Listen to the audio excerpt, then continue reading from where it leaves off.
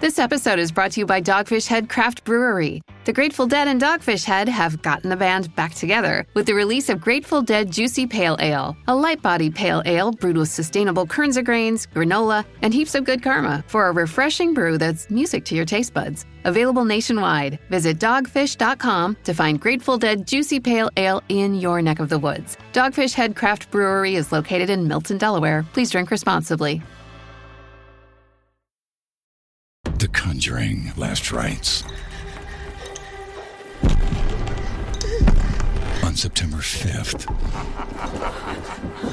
I come down here, I need your help! Hooray! Hooray! Hooray!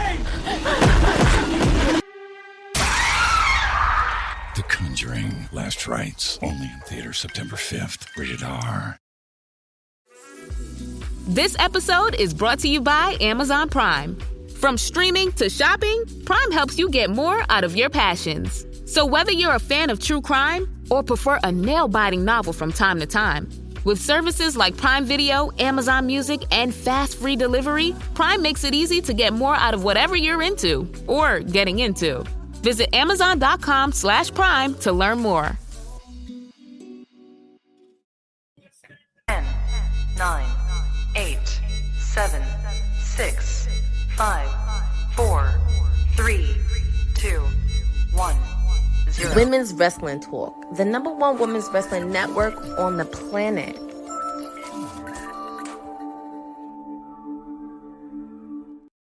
Bonjour, mon amis and busy bees and all the stone cold Courtneys of the world. I can't wait to get into all of this today. We got our Clash in the Paris watch along and post show here today on Women's Wrestling Talk, the #1 women's wrestling network on the planet. Yes, it's your sweetest use, one half of the Kayfabe Tag Team Champions, Queen Bee of WWT in the building, and I will be helping you along with the play-by-play of Clash in Paris. It's about to go down.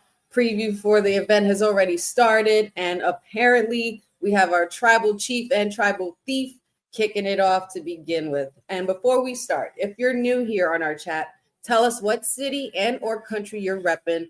Also, if you are new here, our super chats have been enabled, so please continue to support the show. If you can't financially, we can stop the show for donations of $2 or more and give you all the credit you deserve.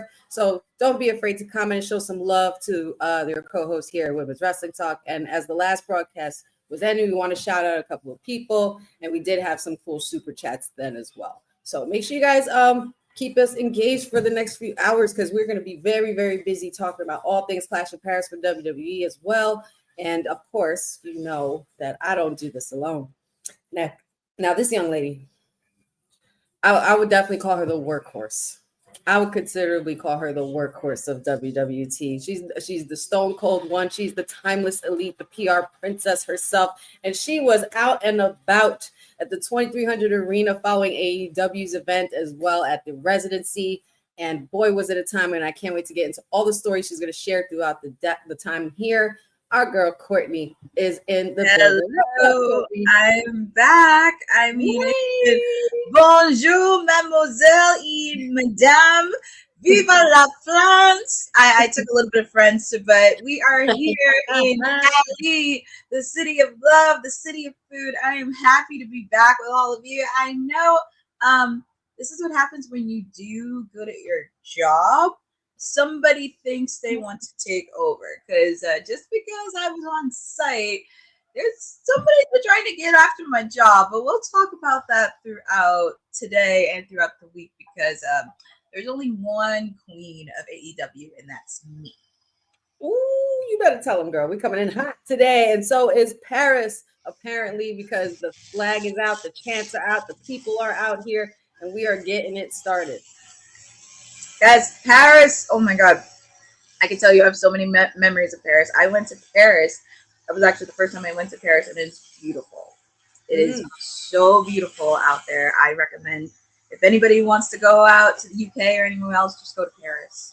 Oh, yeah. I've personally never been, but I've heard good things for sure. It's lots beautiful. of landmarks to go visit and things like that. I would love to make a trip to Paris one day.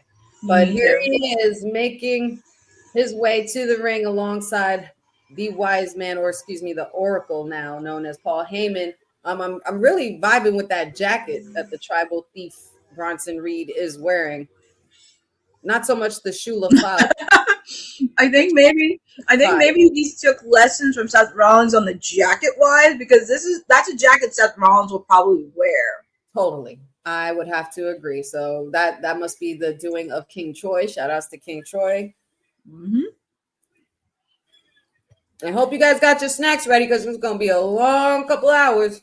It's going to be fun. We have this match. We have the Fatal 4-Way match. We have John Cena versus Logan Paul. We have the Women's Intercontinental Championship match, Nikki Bella versus Becky Lynch. As we mentioned, we have the tag team titles. The Street Profits taking on the Wyatt Six. Mm-hmm. And Donnybrook. Oh, an old-fashioned Donnybrook match, which is what I'm always here for. Since we're about to get started with everything, and I know, Courtney, you were out and about doing your thing at the 2300 Arena for AEW's residency, but you want to give us some quick picks for each match, starting with the one that's about to commence?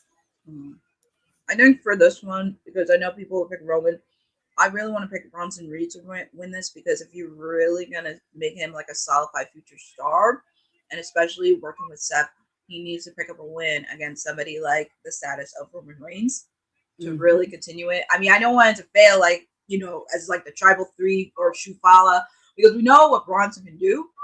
It just needs to continue that and making him a serious contender in the near future, because I don't want to see him as like, you know, a bodyguard or somebody. I want to see more. So I think Bronson Reed, I'm going to pick to win over Roman. I would have to agree. I would definitely have to agree with that. I unfortunately did pick against my tribal chief this week for logical reasons. It breaks my heart, but you know, it's admittedly so. Everything you said about Bronson Reed just now is correct. So I would have to go with Bronson Reed as well. And there he is, the tribal chief here instantly. Tribal chief is in the building, y'all. Clash in Paris is officially beginning. You notice that Tribal Chief has been opening this show a lot, because he's been opening Raw. Like, he opened the last couple of weeks, like this past Monday Night Raw. He kicked off Raw. Yes, he did, and I love it. I love it. Also, a quick pick: Logan Paul, John Cena. Who do you got? I would pick John, but I'm gonna pick Logan Paul in this. And you know, I mean, look, you can call Logan Paul an asshole, you can call him a dickhead all you want. I don't agree with some of the decisions he makes, but you can't deny his wrestling ability.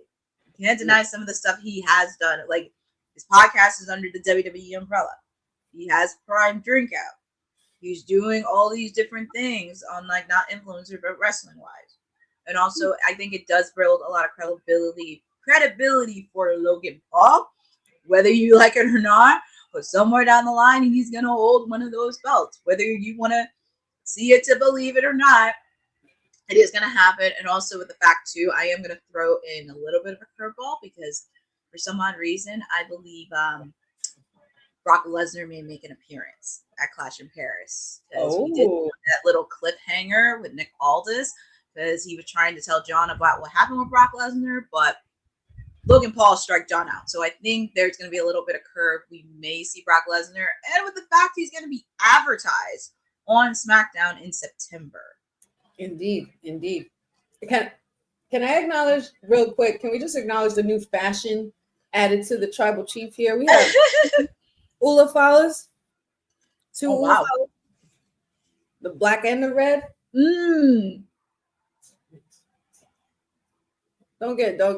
All I know is that the Ula Falas cannot be touched. Especially they look that good. They look, wow. Roman, Lord. Anyway. I got caught up on the tribal chief, and I'm just like, wow, those Ula Falas. And then that's like, okay. It's so overwhelming.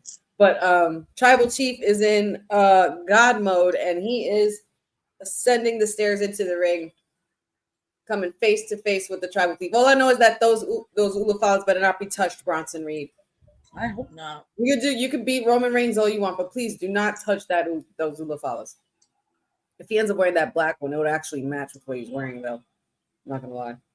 Because that's sacred to his family. Like, It is sacred to his family. But the black ones I'd never seen before. Wow. One's in the air for the tribal chief. I will acknowledge you, even though I've chosen you to lose. It's crazy. In regards to the women's match, Becky versus Nikki. Quick pick. I'm picking Becky to retain. I think Becky, like, honestly, because she really brought a lot more credibility to this. And also with the fact, too, there's just so many layers. I mean, nothing against Nikki at all, but I do think Becky is going to retain some way, somehow. Because, I don't know if anybody's been paying attention, because Bailey looks like it. And Christina and I were talking about this, and a lot of us, this was just me and Christina, because we were talking about this after Raw, the vignettes. We kind of said, if Bailey did something similar to what McFoley did with the three personas, that would be crazy, because you have like a hugger Bailey, and then Bailey during the pandemic, and then you have current Bailey, because you have all these little voices in her head. It's just really interesting on how that's going to execute. So that's what made me think of. I never saw that for Bailey as like a multifaceted character, like different versions of her character. I think that now that you mentioned that actually would be a pretty cool twist. At first, I wasn't getting it. Because I think that was something. And also, like, if it does happen, it has to be Lyra, that the person that she has to go with, because she hasn't had a one-on-one with her. And Lyra is starting to show a little bit concerned. So I think the first person is Lyra. And I know people said Asuka. But if Bailey becomes heel with these three personality personas, I'm just saying. Okay, that's different. I'll keep an open mind then, since you put it that way. Time with Salid. I will acknowledge that. I'm just putting it out there, but that's a pretty good prediction though for what that could turn into. And then who else do we have for tonight? Oh yes, of course, the Street Profits and the Wyatt Six. I love the Street Profits, but I am going to go with Wyatt Six. I just think there's a lot more, because I did see SmackDown and we saw Bo Dallas, not his Uncle Howdy, Bo Dallas, and talking to the Street Profits and Mello Don't Miz, and it's like there's kind of like riddles. And if you saw the Miz's face when the entire Wyatt Six was there, Miz looked like he saw a ghost. Completely froze, as he rightfully should, because don't think we forgot about you, sir. So there's a lot of storytelling to this, and I think for me, it's going to really play out, especially with the SmackDown tag team division, because they're kind of like eyeing every single tag team and saying all these things, like, are you really a tag team partner or a brother? And like kind of seeing through them. That's why he saw, like, between Mello and the Miz, there is something there. But I'm very curious on where this story is going to go. I know you guys talked about it on Friday, and there's so much confusion, but I'm picking the Wyatt Six to retain.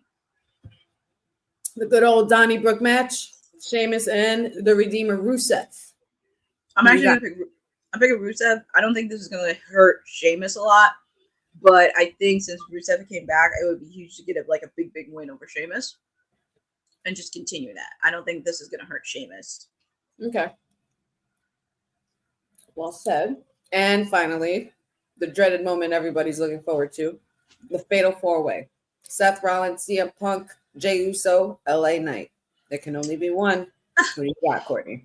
Oh my God. I put pick LA Knight because he's my guy. I love that guy. I just love him so much. I want him to be champion, but I'm going to be honest. And the thing is, Seth doesn't have to be pinned to win. But I'm going to take Seth only because he's going to be on Good Morning Football. And could you imagine him being champion and just gloating about it? I mean, obviously he's going to talk about the Bears, but him gloating about being the champion. Yeah. That would just add so many layers to that character. But I am going to pick Seth, but CM Punk has to take the pinfall. Oh boy, just to add more fuel to that fire. And speaking of fire, it's about to get hot in here.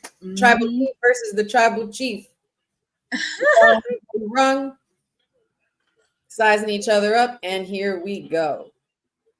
Yeah, they have a lock-in, and I'm just amazed by the crowd. I'm amazed by the crowd in Paris.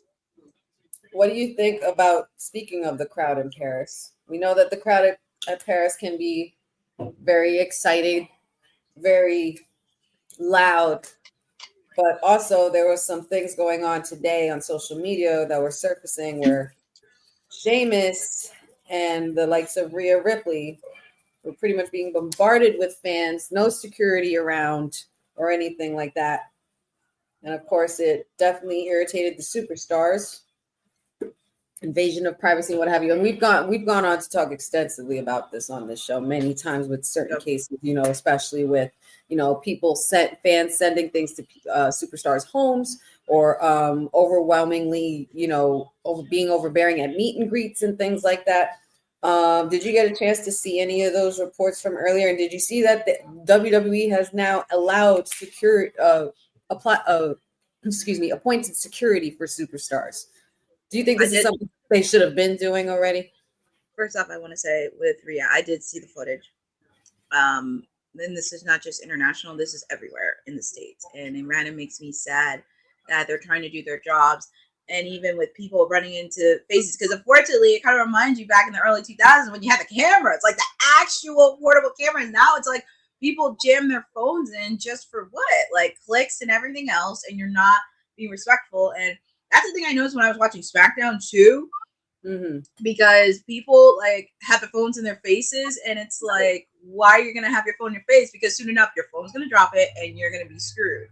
Because that's what I noticed when I was at AEW, and they should have been did this. Like they should have been in this when Roxanne and Dominic had to deal with all these issues that were happening because somebody posed them and sending them death threats and everything.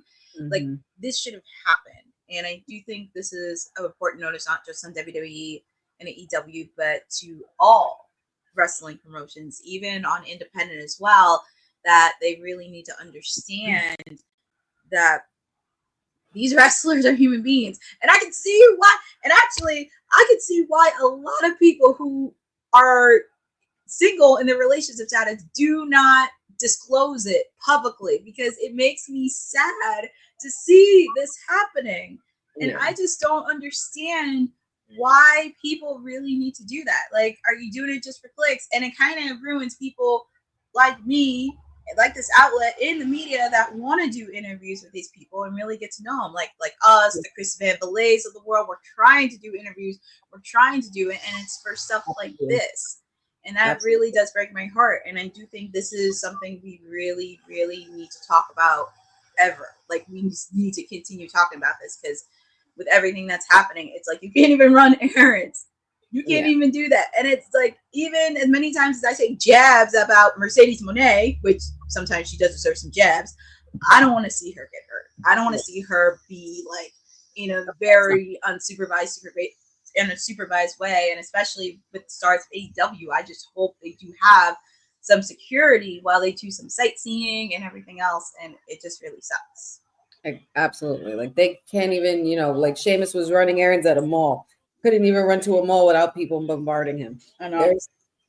But then again, there's certain, and I completely agree with everything you're saying. However, this is definitely solely on the responsibility of WWE and TKO.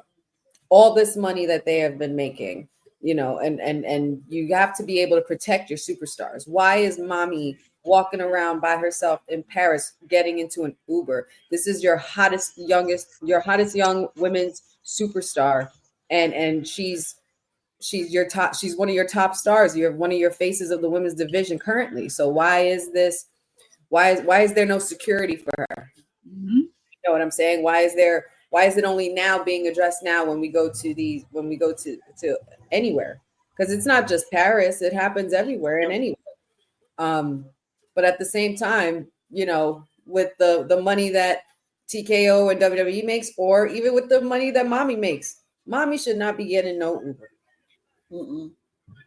And if any, and at the same time, also there's just people that really can't comprehend the emotional maturity of personal space and boundaries. There's just people that just don't think about that. Yeah, that's another layer too. And it really is something that I feel like us as an outlet kind of really need to speak out against stuff like this. Even when I was talking to somebody the other day, when I was doing media scrum for Death Before Dishonor, she kind of agreed with it too, especially not just on the men's side, but also women too. And I do think it's really important that they are human beings. And also, just being normal to them and really get to know them like on a personal level, like seeing what interests that they like. It's just, you would think it would be easy, but unfortunately some people have this parasocial mind in the fantasy that they think they know them, but in actuality you don't know what happens behind closed doors and know them like on a deep personal level. Yeah, and that's something like it needs to be said. And it's not just for the women, it's for the men as well. There's no discriminating on who could, on what security should be protecting who, whatever. All of them at the end of the day. And one person who's not looking so protected right now is our tribal chief, because Bronson Reed is absolutely beating him down to the ground. Yes. Bronson Reed, so much control in this match so far. This is honestly, there was a couple of facts in here too. Shout outs to Bo's, our information officer. 1,200 days since Roman has not been pinned in a one-on-one match. That's crazy. That's a wild stat. That is crazy. And this is only Roman's 5th match this year. Oh, wow. That is crazy. Absolutely crazy. Yeah, 5 matches, a few appearances here and there, but yeah. And he's going to be in another movie. Oh yeah, he's going to be doing Street Fighter very soon. Mm-hmm. We know Cody Rhodes is pretty much done finishing that. Yes. Shout out to everybody in the chat. We see you. We love you. Thanks for joining us. Don't forget to share. Tell your peeps the show is on.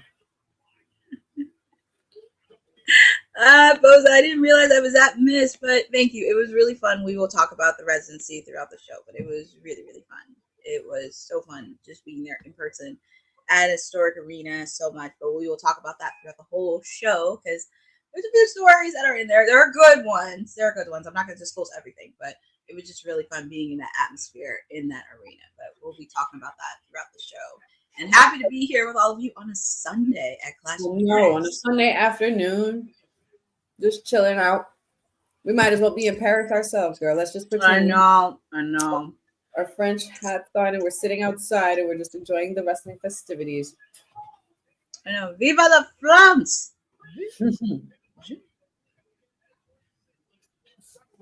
Madames et messieurs, the tribal thief is killing them right now.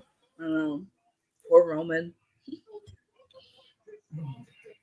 And you notice what shoes he has on because it's a good thing he doesn't want them taken again. Oh, well, yeah.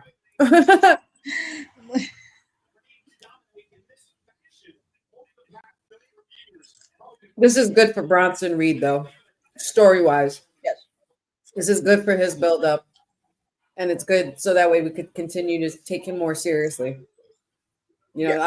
I didn't want the Shula Fala thing to start turning into a whole thing. You know what I mean? No. Funny for the time being, but I don't want to turn him to a gimmick. He's supposed to be dangerous. You know what I mean? He's nothing to mess with. I mean, we know what Bronson Reed can do. I just don't want him to like water down to this because we know what he's capable of, and he needs to have some gold in the future. Basically.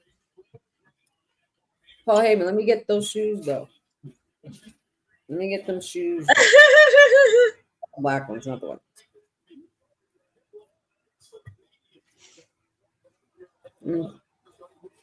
Paris trying to wake the tribal chief out of the potential slumber. Oh my goodness. He's getting there. Seems to be getting up there. Bronson Reed better look out now. Oh. That was a crazy Samoan drop. Oh my God. I have no idea what France is saying, but like what Paris is saying, but I want to know. Yeah, I know. I did take French. I did do it. I just have to brush up on my French a bit because it's been a while since I spoke French.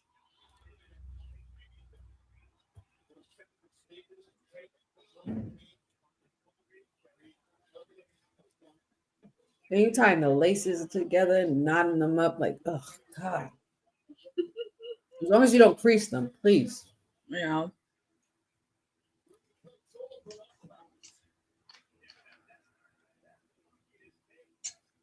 Oh, nice little chop there by Roman Reigns. Mm-hmm. Nasty headbutt there by Bronson Reed. Mm-hmm. Breaking him and breaking the tribal. This is the first time I've seen the tribal chief get beat down like this. I know. Look, this is just so not normal. It's just not a normal thing to see. It's norm. Well, I'm not gonna say normal, but it does make Bronson Reed a little bit stronger. Oh, it does. Absolutely does. We've never, like I said, we've never seen the tribal chief be beaten down this bad. And of course, being under the tutelage of Seth Rollins, Seth has probably, filled him up on game before he even got into this match. Yeah. Also, before I forget, friendly reminder regarding tomorrow on Raw, because Netflix on Raw, it will be 2 p.m. Eastern time. So please remember, it's at 2 p.m. because they're overseas. Great. 2 p.m. Eastern time tomorrow. On Netflix. I can't wait. I wonder where we're going to be at that time. I know. Where are we? I don't know what we're going to look like by the end of this show, but I hope I'm happy. That's all I can hope for. I think Friday did not leave me happy at all. Yes, hopefully we are, but there is going to be a lot because we don't know what's going to happen because very curious on what's going to be for all the matches. But I do smell some shenanigans play out. I do smell something brewing that's going to happen probably during all over. I smell shenanigans all over this PLE. Yeah. Oh my goodness, and the crowd's going wild for Roman. You know what? And I hate to cut you off. Martin is down. Finally, we're gonna do a drive-by, Roman. I smell a drive-by. Woo! Vintage Roman right here. This big dog Roman.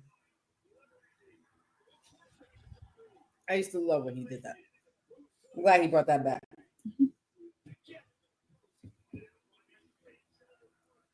It's like big dog Roman Reigns infused with tribal chief Roman Reigns and then mixed in with a more humble Roman Reigns. It's like Roman has completely come full circle and found again, and also is, advocating for family first and things like that. So shout out to the growth of Roman Reigns. God, I remember when he first came out as a big dog, and I was actually at that SummerSlam. Roman Reigns. They're serenading him so much. They've been doing this all night. My God. Oh. 1, 2. Big slam by Reed. Kick out. Senton drop. 1, 2. Kick out.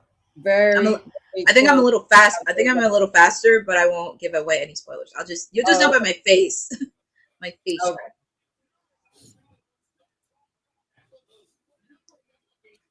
Don't know what it's going to take for Bronson Reed to take down the tribal chief, but please do so. I'm not wrong. The last PLE, I was all the way wrong. Like SummerSlam, I was wrong on a lot of things. I was like, I my prediction all the way off.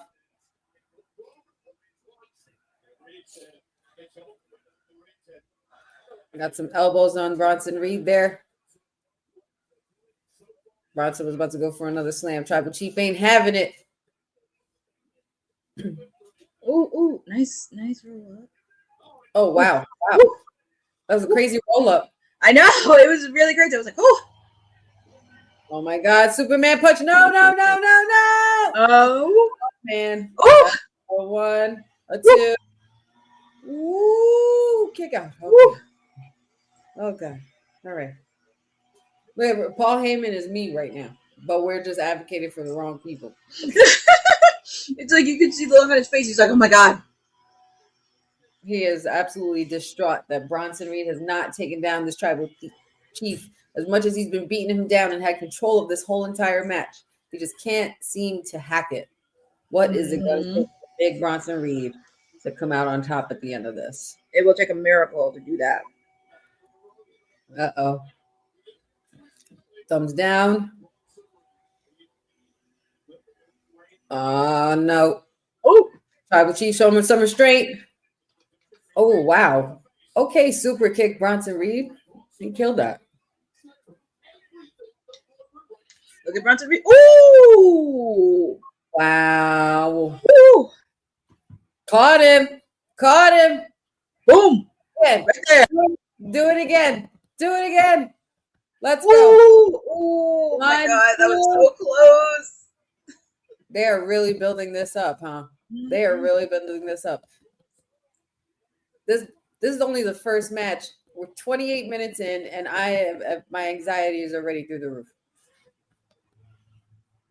This could honestly go either way. This match could go either way, no matter which way you slice it. Roman has a reason to win, and Bronson has a reason to win as well.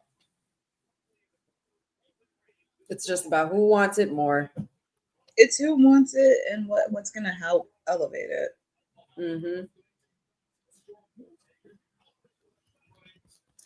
Roman getting up, getting fired up, realizing this, he needs to put him down for once and for all. Put him down for good so he could get to Seth Rollins, because that ultimately will be the goal.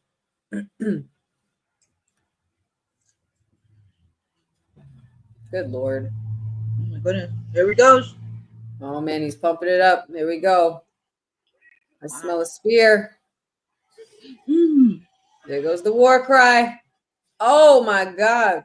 Drop kick to the chest. Bronson Reed completely took out Reigns to the outside. Oh my God. Bronson Reed jump. Oh wow. Suicide dive. That is a big boy to be doing a suicide dive, man. Basically using Seth Rollins tactics against him, because that is definitely something Rollins would do. That's something he would do. Correct.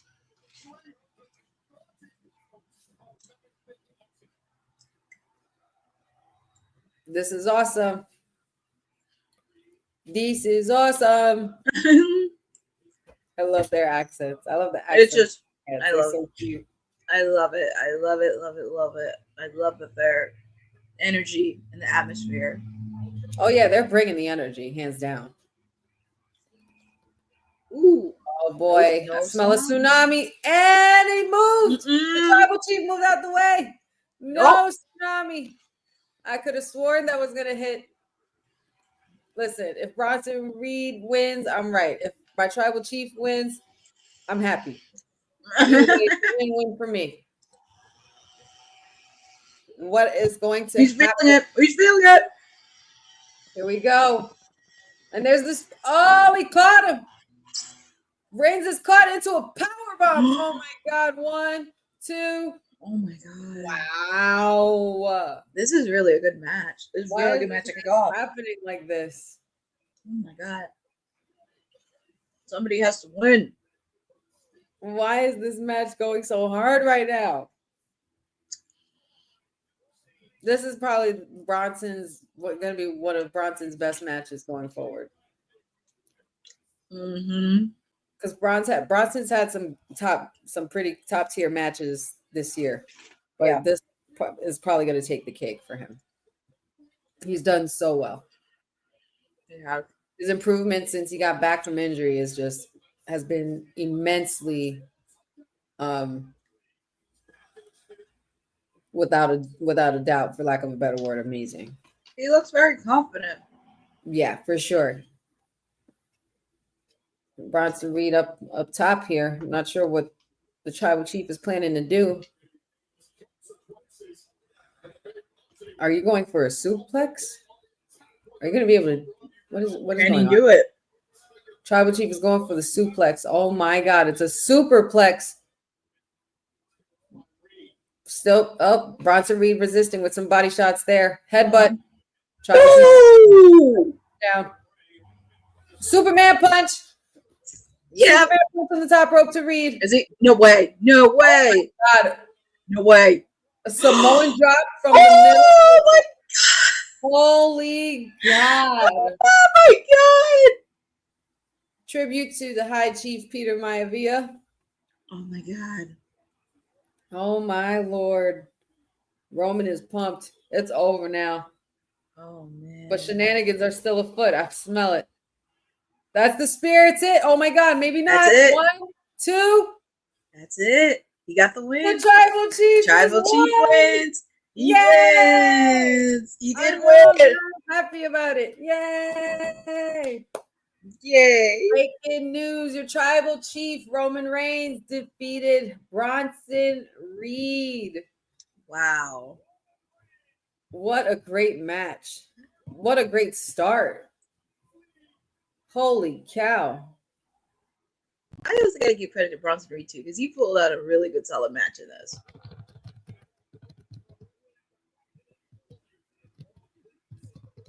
You did. Oh boy, I can imagine Seth will not be happy about this, and I love that. I love that thought. Mm-hmm. Roman The international Roman Reigns. Take that, Oracle.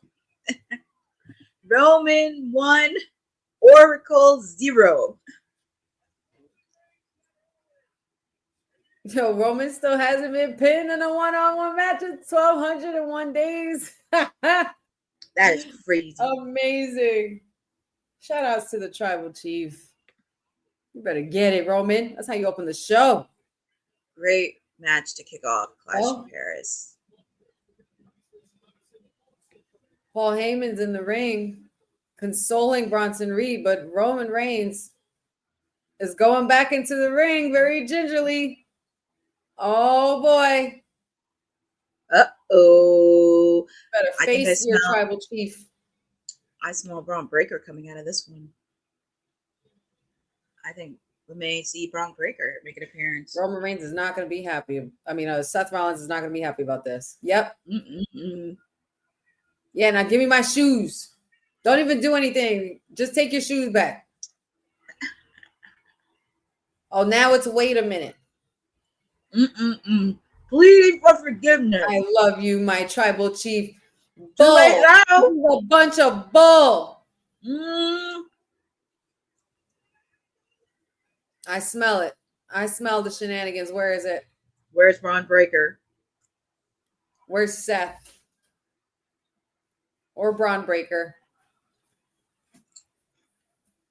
You fucked up.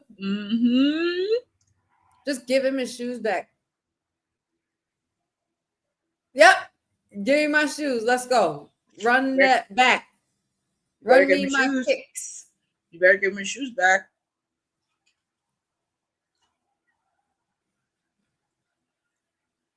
Are they saying what I think they're saying about Paul Heyman right now? I think so. Roman's got his shoes back. Yay, Roman got the shoes back. Yes, no, yes, wait. Yes, P-team. P-team. Yes, yes. We'd love to see it. The torture. Get him. The betrayal. All these years. Loyalty to your family.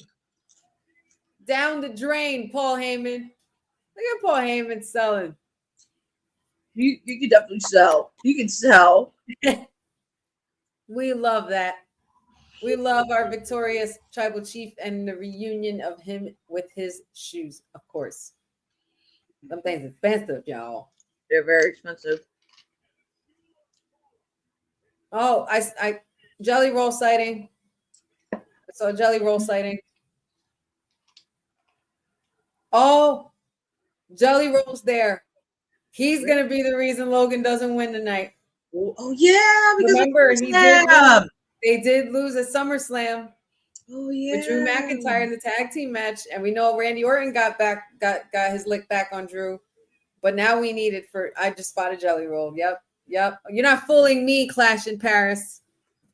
That's why I feel like if Drew, because I just figured that I'm right with that. Because I forgot Drew may come in too, because him and Logan. He just signed his sneakers. Oh my God, he's signing his sneakers and he's gonna give his sneakers. Oh my God.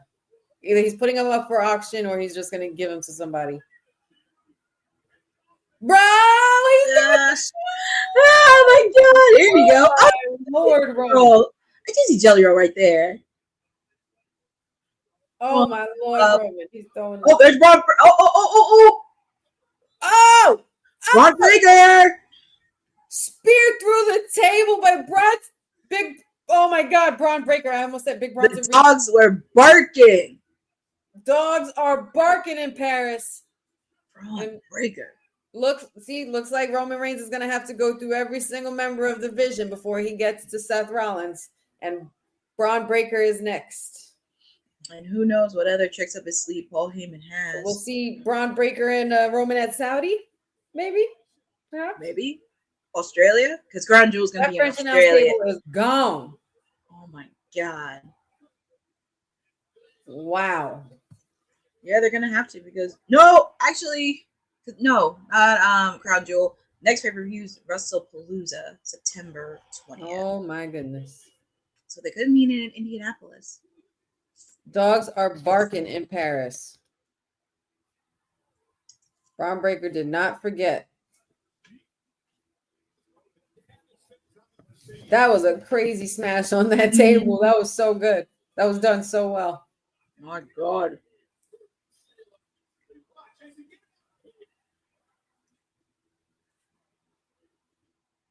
Well, it looks like Seth Rollins' Bronze has taken responsibility and grown up a bit. They got it done by themselves. Yes, Tribal they Chief do. is down, and they are now helping their Oracle. Yeah. So it's a successful night for the Bronze, even though Bronson Reed lost, because they're still the last men standing. But can't say the same it would be for Seth. Can we say the same? Not sure. We will see later on tonight, because that Fatal 4-Way will be the main event. It's gonna end in chaos. He basically broke my Tribal Chief. Somebody help this man. Well, he's being helped out. he's being helped out. Paul Heyman can sell any type of injury, and it would be. Look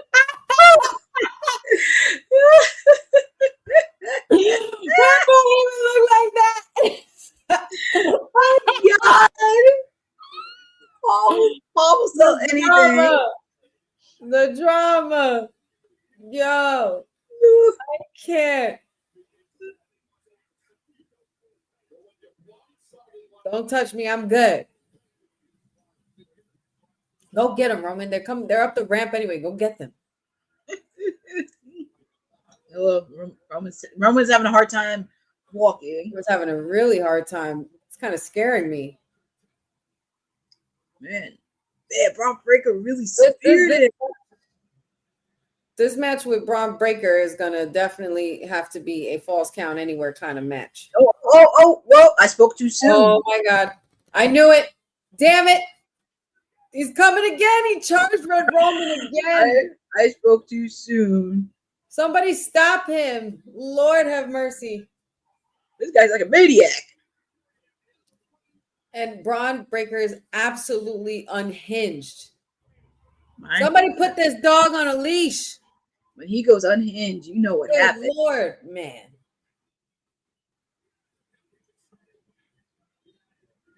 Wow. Raw's going to be interesting tomorrow.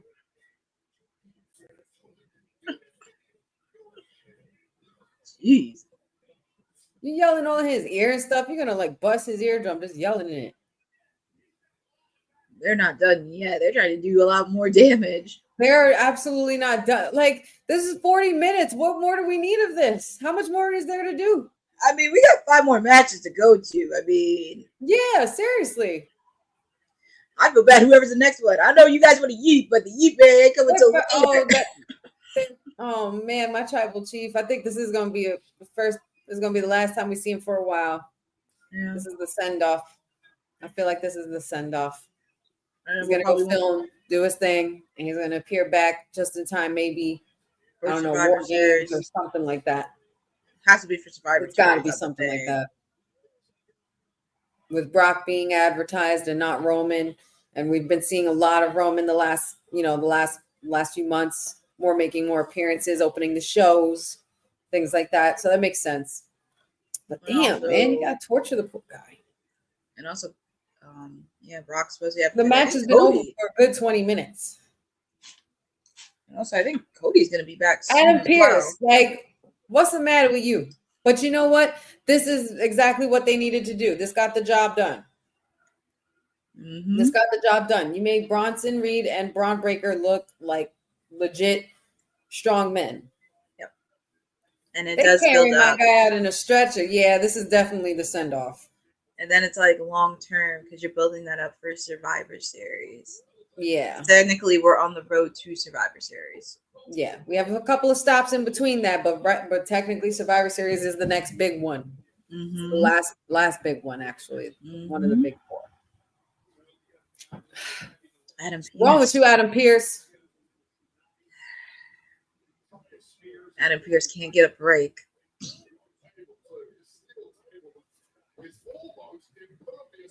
At this point, it ain't even about the World Heavyweight Championship, Bozo. If Seth Rollins and Roman Reigns are going at it again, I don't think Roman's going to give a damn about no World Heavyweight Championship belt. Because this is more than just the belt. This is personal. This is really deep personal. Yeah, this has definitely gone way too personal. And mind you, where's the family? Where's Jimmy? Where's Jay? You have this whole bloodline here. Oh my god. Oh my god, you're gonna freaking tsunami him now? Oh, oh he's strapped? Ridiculous. God. Just send him one last tsunami before he has to send off. I'm so disappointed in this. Of course they're gonna. So they end SmackDown off, and then they started off here to piss me off. Hello, where have you been? It takes you now to get here. I know, right? Like Jay, what the hell? Well, you know, those two are going to interfere in that match later on in the main event. Well, it only took you 30 minutes, 20 minutes to get here. We didn't see you or your brother or Jacob. Come on, man.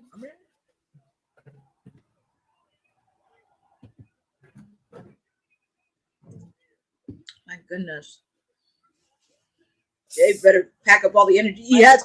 Not Michael Cole calling for the cops. This is chaotic. This has already been going on for an hour now. It's been going chaotic. And it's like, and you speared. You have a whole bloodline family. Where are they at? It can't be just Everybody's Jay. there. It can't be just Jay. And Jay has a match. Well, hopefully Jay's got a match later. Jay's got a main event match later. This is absolutely insane. Oh my god! Why are they're doing too much now? I feel like this is a little too much now. Because it's like, is Jay going to be 100% for the main event?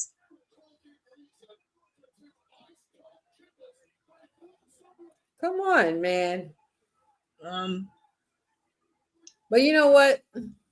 This is what Will predicted would happen. Just completely bury, destroy, and tsunami the hell out of the tribal chief. Man, poor Jay. He's still lying there. This is ridiculous. This is absolute chaos. There's too much going on right now. All because Bronson Reed took matters into his own hands.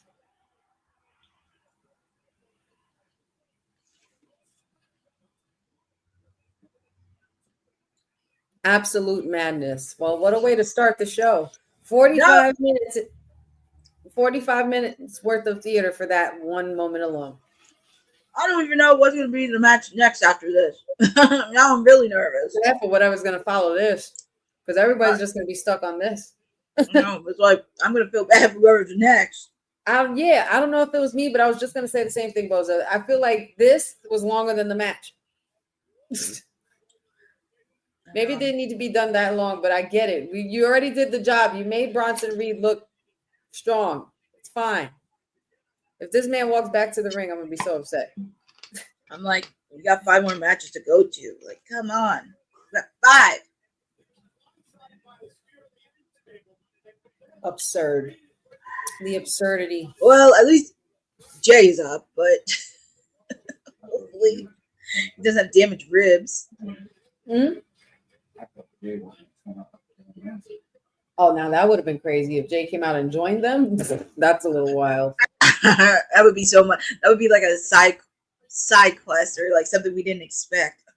But my thing is now, Jay's hurt. He's not really, after that, he doesn't look like he's totally 100%. But I think What that's kind of Seth position is he wants. going to be later on for his match? I think that's might have what Seth So, wanted. you know what it is? I think they planned this already, but they added more to it because something is going down tonight. There's been many reports before the show start that something big is set to happen by the end of tonight. Well, we shall see. It's either in the Fatal 4-Way or Y'all can't even strap him right. They can't even strap the tribal chief down properly. Belt is all messed up.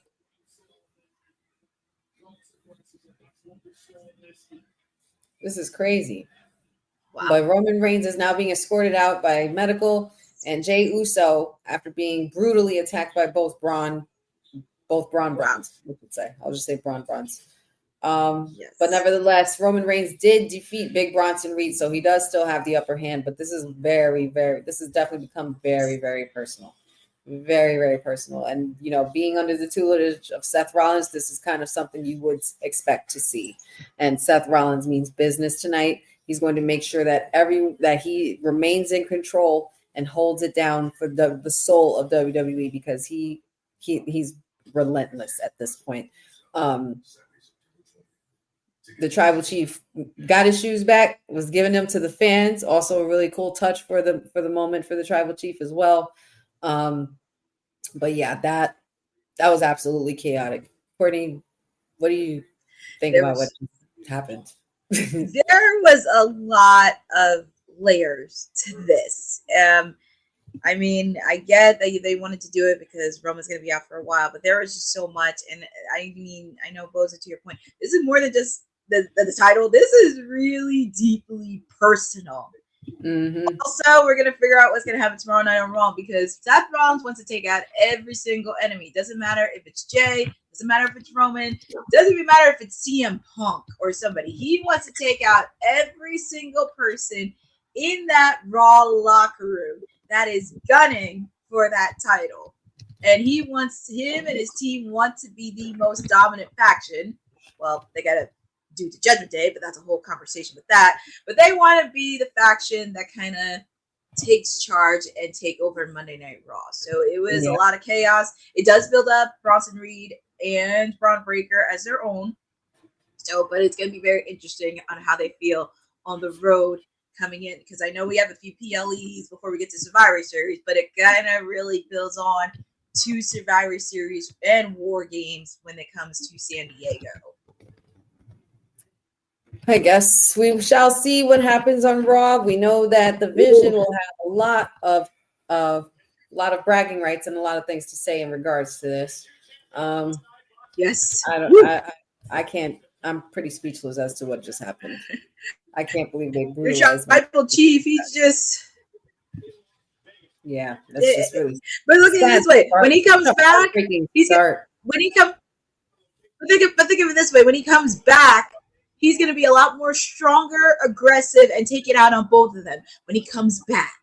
Oh, hands down, without a doubt, hands down. I have no doubt in that of that in my mind. My tribal chief will always bounce back, but those Bron better look out. Oh, hey, Posty! I didn't realize I was Post Malone right next to the Jelly Roll, because he did lose some weight too. Look at Posty. I didn't even recognize him. I didn't even recognize you, and I was like, "Oh my god, that's Post Malone." Oh Jesus! Sexy Red is the theme. I didn't even realize that. I didn't even know it either. Tiesto, I like, but not. Adam Pearce. Sexy Red. Adam Pearce.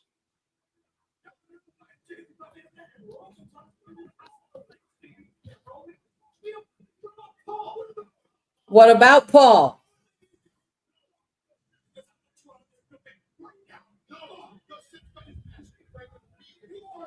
No, you're not. You are out of this building. Bye. Yeah. I feel like Seth has something up his sleeve in the main event. Indefinitely suspended without pay if they don't listen. Wow. You better leave. That's how you do it. Now you start messing with my business. Now I got to mess with your pockets. Pierce growing a backbone spine. Somebody get this man a drink.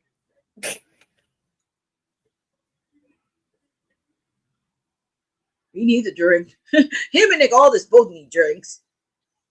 I have never seen Pierce sweat so much. Oh boy. Oh, we got some tag team action. And then just when you thought it couldn't get any crazier, the tag team match is now going to be next. The Street Profits have arrived, and we already know who they are going up against. Oh, look at that. Do you see their outfits that they're wearing?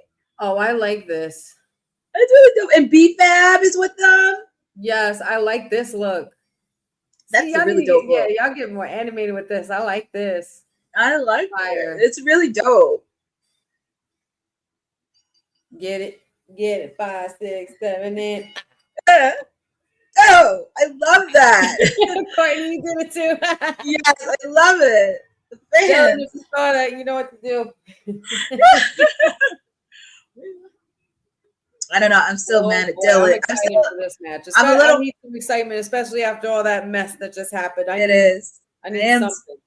I'm still a little peeved at Dylan. Dope. I don't know. I'm still a little peeved they at all Dylan. Look dope. I like this look for them.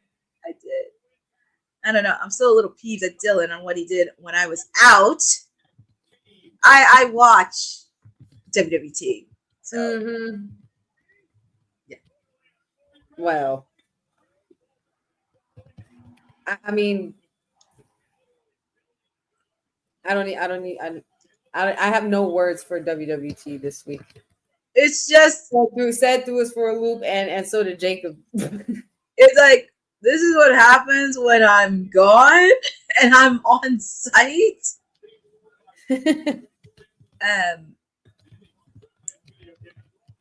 Yeah. All right, y'all. It is about that time. Street Profits versus the Wyatt 6 Tag Team Championship match. Y'all already know who I picked. I think like I said, I am picking the Wyatt 6. I love the Street Profits, but I am picking the Wyatt 6. Because I feel like there's a lot more story to this. But I'm happy to see B-Fab accompanying the Street Profits. Yeah, I love their little I don't know, what is that, like from a video game or something? The look? It looks like from a video game or an anime show. Oh, okay. I knew it looked like something that we were supposed to know. I like that they're doing that. They should do that more often with the tag teams, like just to give them, kind of like when the New Day, the way the New Day does their cosplay thing. When Drew, when it was Damian Priest, for that game. What was it, God of War or something like that? One of those games.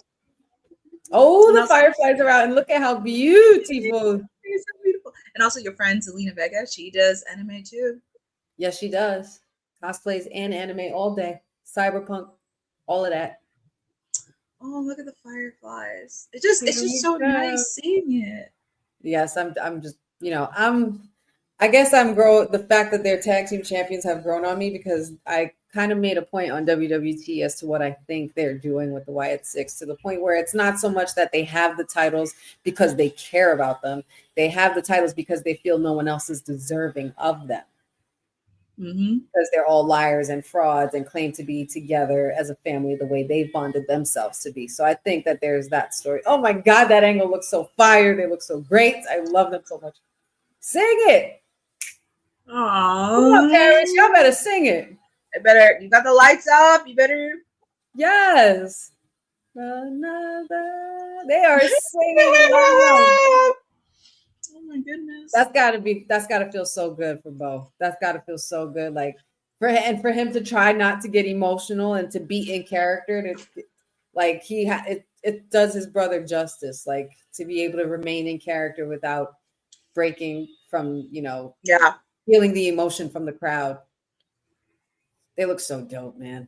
I do love it. Nobody could tell me anything. I mean, I know there's Judgment Day and all these other factions, but nobody's doing what they're doing here. Like Wyatt 6 is unique and one of a kind. Let's go.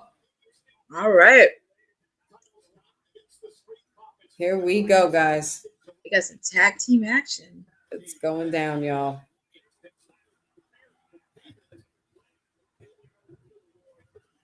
Tag team titles on the line, y'all. Let us know in the chat, guys, who you got. Wyatt Six or Street Profits and why? Let us know. And also, don't forget, got the super chats enabled. Show us some love when you can. Mm-hmm. Bella is wrong. Oh. Montez wanted to start things off, but Angelo Dawkins. Dawkins was saying otherwise, saying I got it. And look at Kohadi's face after what he said on Friday. Very interesting. This is more so about the Street Profits and their bond, and will it stand the test of time against the Wyatt Six? Will the Wyatt Six reveal their true self of the Street Profits? Will they be able to prevail from tonight? Mm-hmm. We will find out. Dawkins with a quick G check right there on Joe Gacy. Mm-hmm. Here comes Dexter Loomis. Let's make it interesting. Come on, Dexter. This is my guy right here. Let's go. All right. A little bit of misconstruity going on here between the Street Profits, which is something you rarely ever see. Very rarely, because they're usually on the same page. And I love that the ladies are at ringside too. Yes. Look at Montez is funny. A real life superhero. I swear to God. But he's also funny too. He's so funny and just. I mean, I love, and this is no disrespect to Chad Boseman, but you wanted like a real life Black Panther too. Like Street Montez Ford would have been totally fitting for that role, especially after all that acrobatic ability that he has. Oh, you see, case in point. I can see him being in a Marvel movie. Any Marvel, anything. Give him anything. Give him anything, because he's definitely like one of the most fascinating superstars on the roster. Yeah, he is. Come on now. Oh. Trying to play mind games with Montez. Lots of history here. A lot of NXT going on in this match right here. All these black and gold veterans here. Maybe not so much Dexter. I love that Dexter slot when he gets out. That was good. Old ladies getting involved. I like this. BFAB trying to keep it together, or tell them to keep it together. Like one of y'all just go in and do what you need to do, because bickering back and forth is not going to help you progress. It is not going to help. It's not going to help at all. It's going to get worse. And Street Profits have been known for a very, very long time to have chemistry, to have amazing chemistry, and be able to work together through anything. We've seen them go through a lot in their careers. And, a lot of people still feel that they haven't gotten the flowers that they deserve in regards to being a part of the tag team division. I feel like that they, longevity wise, if you're clocking everything from their timeline in NXT to now, they have completed a lot of great things that other tag teams really haven't. Or they actually should be in a conversation of one of the greatest tag teams out of that era for sure. And they definitely made the name for themselves in WWE, but it's really very rare that we see them not really meshing well. That's always the tough part, especially with tag teams. We've been used to seeing them work together for so long that, sometimes eventually with things going on, you tend to crash out. I just hope, I don't want that for the Street Profits. I don't wish that for them, but looking like it could happen in that direction if they don't keep it together against the Wyatt Six. And if that happens, like, who's going to fill that void? Who's going to be the tag team to do it? I mean, nothing against DIY, but it's like, what's there? Yeah. I mean, you have DIY, you have Motor City Machine Guns, you have Fraxium, you have, I don't know where Pretty Deadly's been. But where has Pretty Deadly been? Where have they been? Because they were entertaining, and it's like... And Street Profits, and not for nothing, the Wyatt Six has run through every single one of these tag teams. And it took me a while to think about it, because even though I wasn't really all for them winning titles, I had to remember that they beat every single tag team on this roster. So why not give them the titles, But I thought they were going to go more the mystical route, but it seems like they're mixing it up. That's what it seems like. The power of the Wyatt Six is a lot greater than they're showing it to be.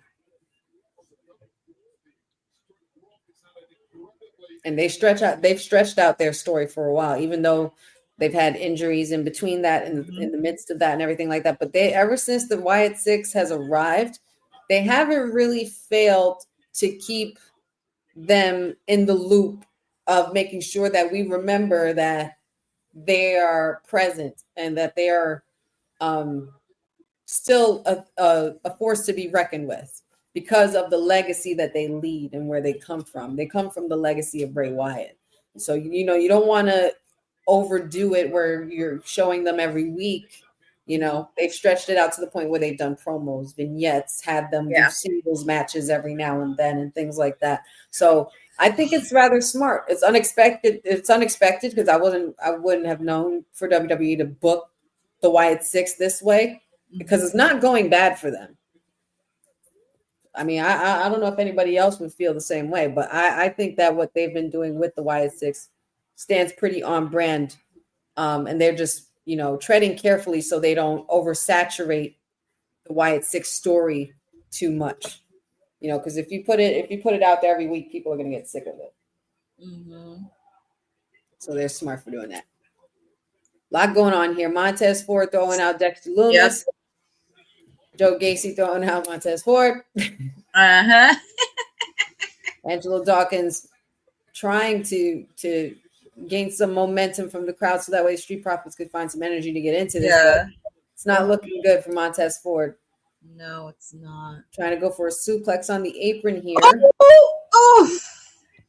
Nice suplex. That's one, of course, the opposite. Joe Gacy. Ouchies. Angelo Dawkins trying to rally up Montez Ford on getting the tag in. BFAB, I just want to commend your makeup artist, or if you do your own makeup yourself, your face part never declined, girl. Yep. She needs oh my goodness, Dawkins. Maybelline needs to give her some makeup. Sometimes I underestimate the ability of Angelo Dawkins as well. Angelo Dawkins could have a lot of potential to be a solo superstar if he really wanted to be, or if they really wanted to push him that way. I know everybody talks about Montez Ford because Montez Ford is the easiest one on the eye, and he has all that charisma. But Dawkins, Dawkins has his moments as well. He's had powerhouse moments. He had many moments. I would never thought he would do on high flying size. And I think for tag team, and this is always something you have to think about. You want to have that versatility, not that in a solo star, but also as a tag team. It's kind of like when you think about the Hardys, because they both, even though they're a tag team, they were able to achieve things separately. Jeff had his own accolades. Matt had his own accolades. Edge and Christian is another one. Like, they were a tag team, but they both had separate accolades, but they still can be versatile. So at least they kind of can be more than just a tag team wrestler. It doesn't have to fall into the burial where we have seen some tag teams that have split and done solo runs where some of them do not turn out that great. Right. But I just hope they don't do it with the Street Profits because, like I said, if you're going to, it is going to be a void because you do have some other teams there, but it's like, where are we going with the SmackDown tag team division? Indeed. I would have to agree with that as well. Dexter with a very close pinfall there, but kick out just before the ref could get to 3 by Dawkins. Uncle Howdy rocking in his chair. I'm sure he's happy with what he's been seeing so far. Oh, Gacy dropped off the ring. Oh, nice slam on there by Montez Ford. 1, 2, kick out by Dexter Lumis. Yep.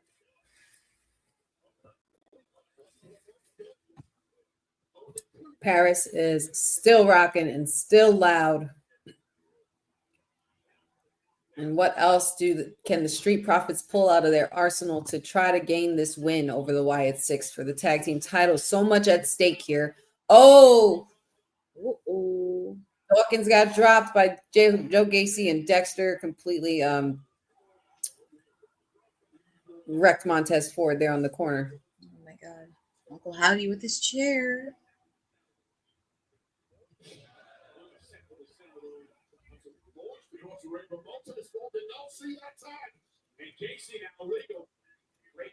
Gacy, the legal man now. Mm-hmm. Trying to go for a suplex on Montez Ford. Nope. But I think different plans here.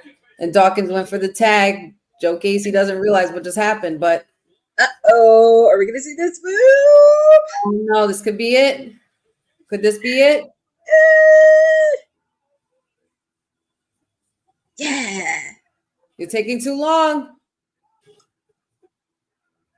Oh my god. Blockbuster 1, 2. Saved by Dexter Loomis. It was saved. 6 still holders of the tag titles as long as that ref did not count to 3. That was very, very close. Very close. Super close. Dexter with a nasty super kick. Dawkins with a chop. Joe Gacy with a roll up. 1, 2. Nope. Ooh. Crazy right hand there by Joe Gacy. Slam by Dawkins. It looks like we're going up top. Angelo Montez Ford from the heavens. Yeah. Missed. I think so. Oh, and he missed. Nobody home. Lights on. No one's home. And here we go. Tagging in Dexter. That was terrible. I think he was supposed to make it look like he kicked him, but it didn't work that well. That was a bad angle. Oh. Oh. Oh my god.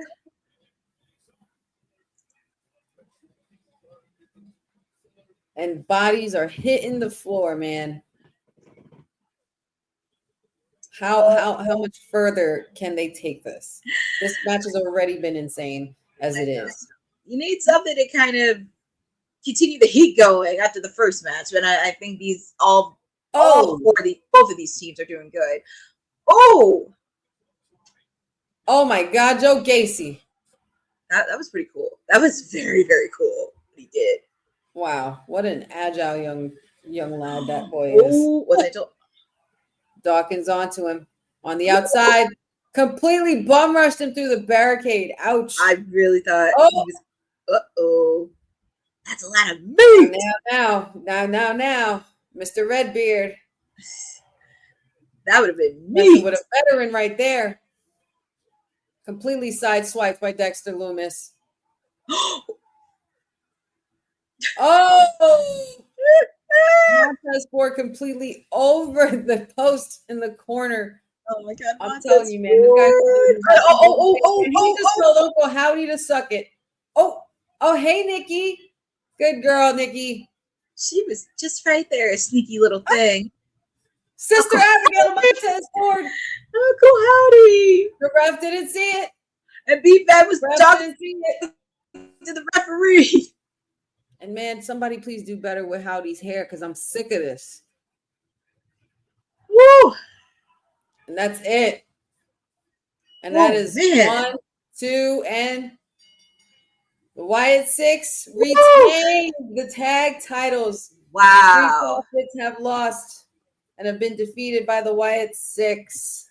Wow. And that is all she wrote. Still champions. Yeah. They are still the champs. Gonna be interesting what's next in that tag team division. Wow, what a crazy match. That was a tag team match right there. Oh my God. But you knew shenanigans were afoot. That is what you see in tag team wrestling. This is a match that I'm happy they finally put a PLE tag team in there. That makes me happy to see, and we need to see more tag team wrestling than PLEs. I love them. I love them so much. Oh, Dexter kissing him on the forehead. You had to show it. Y'all are so cute. That's a group family shot right there. That is. That's a true family right there. I would even say I would say they're giving the bloodline run there for their money.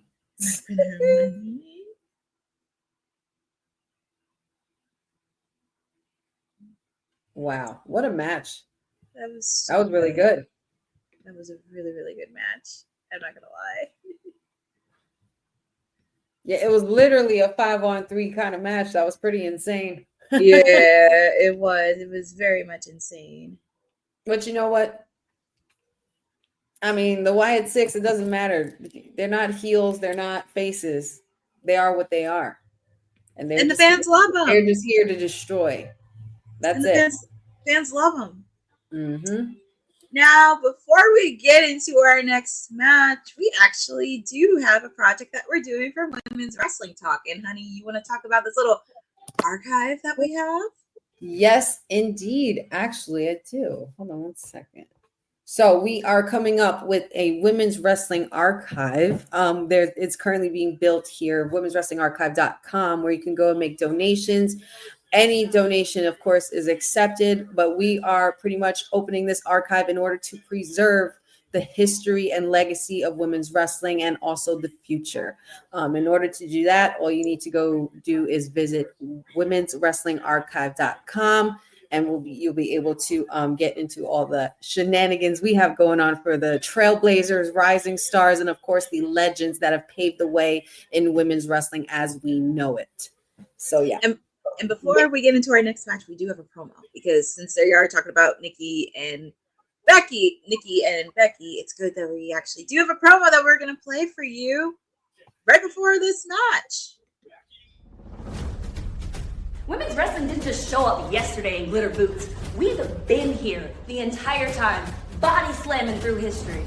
The Women's Wrestling Archive launches January 1st, 2026, and it's going to pave the way for all women's wrestling.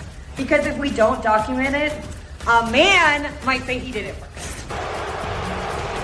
This has been a passion project for a very long time. Head over to the womenswrestlingarchive.com to donate $1, $5, or whatever you can. It all goes a long way. Let's give these women the spotlight that they've always deserved. Her story belongs in history. Help us preserve it today. Join us at womenswrestlingarchive.com. Support the archive. Support women's wrestling. Donate today. I love that. You heard that was cute. That was actually really, really cute. Shout out to all the women a part of that. Shout out to the boss lady.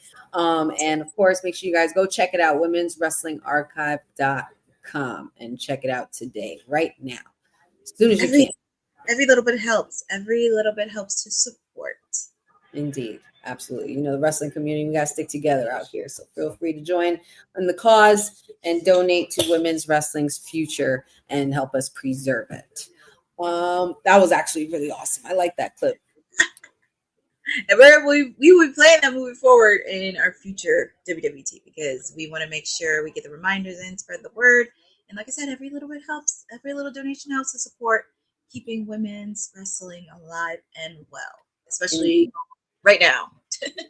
Yes, and we can also always start with that by checking out Clash in Paris, because we now have big time Bex versus Nikki Bella for the Women's Intercontinental Championship matchup going on next.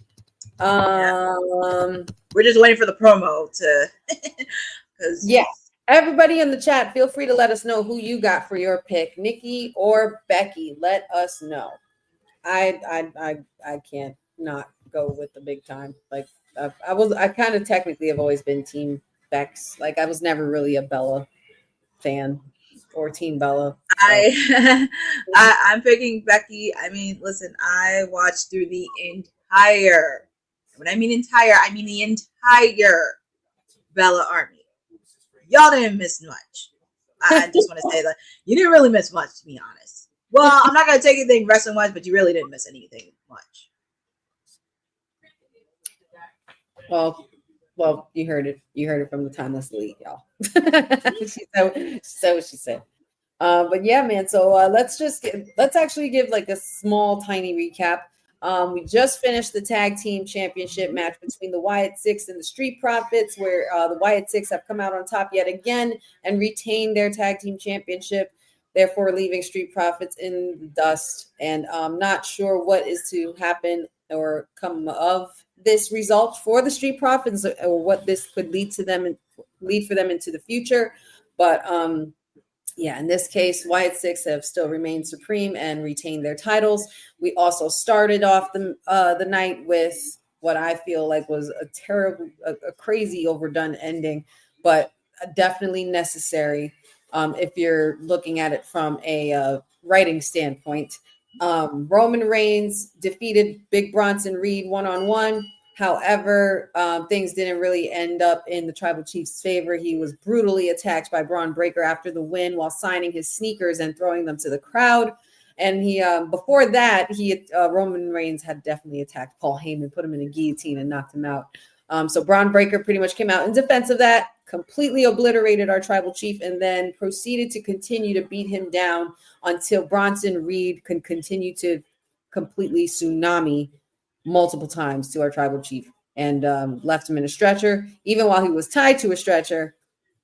And it was just really, really bad scene. Adam Pearce has definitely ejected Big Bronson Reed and Braun Breaker as of this moment, and said if they don't, they will be suspended indefinitely without pay. Or maybe he said that while they're also getting ejected. Not quite sure, but either way, it's not a good look for the Vision. And Seth Rollins is now all alone tonight, leading into the main event. But right now, before we even get to Seth Rollins, we get to the man of the household, and that would be Becky Lynch. Becky there, Nikki Bella. Now, I'm not gonna lie, Nikki Bella looks fantastic. Yes. Considering everything she's been through in the last year, I know it's been really hard for her, but you know what? It doesn't look like it doesn't look like it has affected her. She's in amazing shape. She looks fantastic. Yes. And she looks ready to roll. There was quite a debate in the pre-show between Big E, Wade Barrett, and Michael Cole in regards to, the comments Nikki made about Becky being desperate. Wade Barrett actually in turn, and I want to see what your thoughts are on this, Courtney. Wade Barrett particularly called out Nikki Bella and said that, honestly, the desperate one is the one going after the big time. And being that you have ring rust and you haven't been a champion in quite some time, you're going against a different kind of Becky Lynch. And this is her first match, her first singles match versus Nikki Bella. And considerably so, Wade Barrett went on to say that Becky was literally the woman who brought a lot of the women's division out of that Divas era. And of course, we know that she is one of those 4 women. What do you think about these comments? And do you think Wade Barrett has a point? Is Nikki Bella desperate, or is big time Bex the one that's desperate for attention? I'm not going to say some of the comments he's not wrong in. Some he's not, because like I said, we have seen Nikki wrestle, but it's been a while she's been on the ring, so there is going to be a lot of ring rust in her. And also you have to think, because this women's roster is a lot more different than it was when the Divas Revolution was happening, and that's something to keep in mind as well. I don't think it's desperation. I mean, I get what Nikki has done because she crossed over to mainstream. She brought people over to mainstream to watch wrestling. I can't deny that. I can't deny that she brought a lot of stuff, but this is a different Becky Lynch when you first met her when they started the Divas Revolution. Because when she first started in the Divas Revolution, she was the last kicker. Now she evolved into the man. So this is a different one. And I really thought Nikki was going to call her the C word. Not coward, the other word. But apparently that didn't happen. And so I think with that, Nikki probably wants some singles gold and wants that taste. When she was Divas champion, she was the longest reigning Divas champion until Charlotte won it. She was, until Charlotte beat her for that. But yeah, she really wants to put in the fact she is the longest reigning Divas champion. But I think it's time to get past that and really get some card gold, because this is the Women's Intercontinental Championship match. It's going to be a good match, but she's going to be a little bit rusty. Hopefully her neck doesn't get too flustered, but also with the fact too, this is a different era of women's wrestling and it's really evolved and being popular. Hopefully she doesn't get hurt, because I will say this, I'm not the biggest fan of the Bellas, but I do appreciate everything they've done. I can't take anything away from them. Yes, I appreciate their contributions as far as what they did for WWE as far as bringing them to a commercialized world. and also into the Hollywood horizons from the women's side, and Total Divas to the forefront and everything like that with the reality TV era and stuff like that. However, Nikki Bella, and there's one thing that these two women do have in common. I would say that they are both a lot more driven now than they ever have been before. And there's many reasons as to why they could be that way. But Michael Cole made a really good point, and Big E even made a good point earlier in the pre-show when discussing with Wade Barrett about Nikki Bella. Their children are their motivation. Yes. And we know what, we know as us, for those who have our mothers around and everything like that, we know that they can be a very big motivation to us, and they have little girls to inspire or little boys to inspire from home to be able to still triumph and to contribute to what they love, in order to better themselves and to better their life for their children. So in that case, with Nikki Bella, of course, having her son Mateo, do you think that she's a little bit more driven as far as where she's just solely focused on her now, being that she's, this isn't really the Bella twin thing anymore? This is as much as this is a different Becky, do you also believe that this could also be a very different Nikki Bella? Could we be underestimating her? I do think she's a lot more different now than she was back then because, of course, as you know, it was very polarizing with the fact how at that time they were kind of, I don't want to say handed opportunities because we knew who they were with. I don't want to say it like that, but just the way at that time kind of felt a little bit entitlement, because I'm like, if it wasn't for Trish Stratus, you guys would not be in existence. I just want to put that out there because they have praised Trish because Trish paved the way for them. And at that time, it was kind of a little bit of entitlement, thinking they created the Divas Revolution by themselves, which was not true. But there is growth. There is time for growth. And also with the fact, too, with Nikki, I know she went through a messy divorce. It was very messy. And then, of course, dealing with everything that's happening. But she's a mom, and her son is her motivation, and especially with her sister, because her sister is also a mom as well. That also does provide a lot. And with the fact too, even though like Bex took many jabs from the relationship she had with John to the divorce, and also saying Brie was the better sister marriage wise, so that was also a thing too. But her son has motivated her a lot. She has grown. I mean, she is a person that has done mainstream stuff. She has a podcast with her sister. She's doing all these opportunities. And also with the fact, too, when Evolution was happening and she did this media tour, it just kind of flipped the switch because people were now starting to buy tickets when she did that media tour. So, like it or not, you have to really give it out that there is growth. And also with the fact, too, I'm not going to lie, because I don't know if you saw Raw when it went to Philly. There is a lot of Bella fans in the audience that had the hat on, the shirt on. So you kind of have to give credit where it's due. Yeah, for sure. Nikki Bella definitely deserves her flowers. She is a Hall of Famer as well. I do tend to forget that. So sometimes. But in this case, with all that being said, and I posed this question to the chat at WWT and to the panel as well. Could we end up seeing, even though we say Nikki is growing, has changed and things like that, is there room for a possibility to where Nikki could at least still bring something back that she was very strategic with, and that is the twin magic? Do you think that is a possibility? And do you think Big Time Bex is possibly in over her head to where she thinks she got Nikki Bella, but maybe Nikki Bella has something in the chamber for her? Could there be some twin magic happening tonight? It's about, I would not count that out one bit, but also with the fact too, because when they first started, it just made sense because you couldn't tell which twin is which. And now since they're older, it's like now you could tell which one is twin. I mean, I wouldn't be shocked if I did see some twin magic. I mean, of course, everybody, even on the panel where they were talking about Brie and Nikki wants her sister back in WWE, and of course, there was like a fuss with everything, which that's really odd because Rhea's husband is on the other company and she's working. So that's a little strange, but I don't know. I would not close that.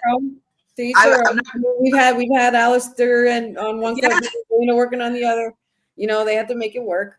But I mean, I'm just curious about the twin magic. I think it's still a possibility. Oh, that was bad. I'm not gonna close the door on it. It could be a possibility we could see some twin magic because that was their MO. It was twin magic. Yeah. So maybe Nikki Bella isn't as unpredictable as she seems, but no, she's letting off more than she can chew. But this match has definitely been getting very, very gritty between these two women. And Nikki Bella was completely like obliterating Becky on the table with her face and everything, smashing her face in. It looks like she has some control over this, but Becky is just giving her a run for her money. She's trying to pretty much respond to everything she's got. Yeah. But I give it this. This match is not bad. This match has not been bad. And Becky's doing her great part. Yeah. So. Oh. Nikki was trying to go for the finisher, but Becky completely reversed that into a nice little slam there. Quick pin. Nope. No dice. Big time Bex. I feel like Becky's calling this match. Becky's good at calling matches. I feel like she is. Well, she's definitely gotten better at calling matches. Before there used to be times where you can hear her saying things to some people, and I was like, "No, Becky, whisper."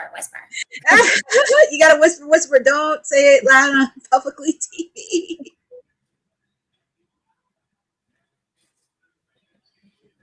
Ooh, that was a little bit of a miscue. Everybody's cheering for Nikki here. Oh, is Bex? Nope. Nikki tried to go for it. Oh, Becky tried to go for it. Hard right by Nikki. A little bit of boost for Miss Nikki. Mm-hmm.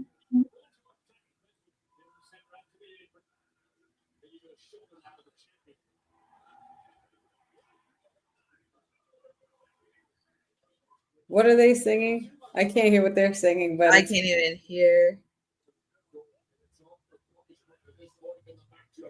Yeah, I can't even hear what the fans are saying. They should be saying women's wrestling because this match is going hard. Crazy Irish headbutts right now. Oh boy. This is a super superplex. Oh my goodness. Covered by Becky. 1, 2. Kick out. Oh, right into the armbar. Mm-hmm. Almost. Oh. Nikki resisting. Hold on to that arm. Oh no. Becky's got it locked in. Mm-hmm. What is Bella gonna do? Hall of Famer is stuck in a bind right here. Oh, reversal. Pin. Nope. Kick out by Becky. That was a good move. Veteran move there by Nikki Bella. Oh! Ooh. We giving STFUs out? We giving out STFUs? We still got permission from John to use that.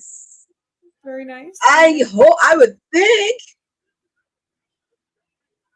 I don't want to make assumptions, but I would think reversals are pretty sick. They're getting technical on us. Come on now, Nikki. I like that. I didn't see Nikki wrestle like this ever. Okay. The reversals and everything. It's growth. Keyword growth. Oh, nasty takedown. 1, 2. Kick out by Becky.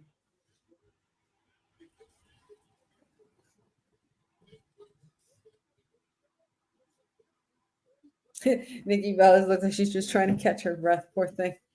I know.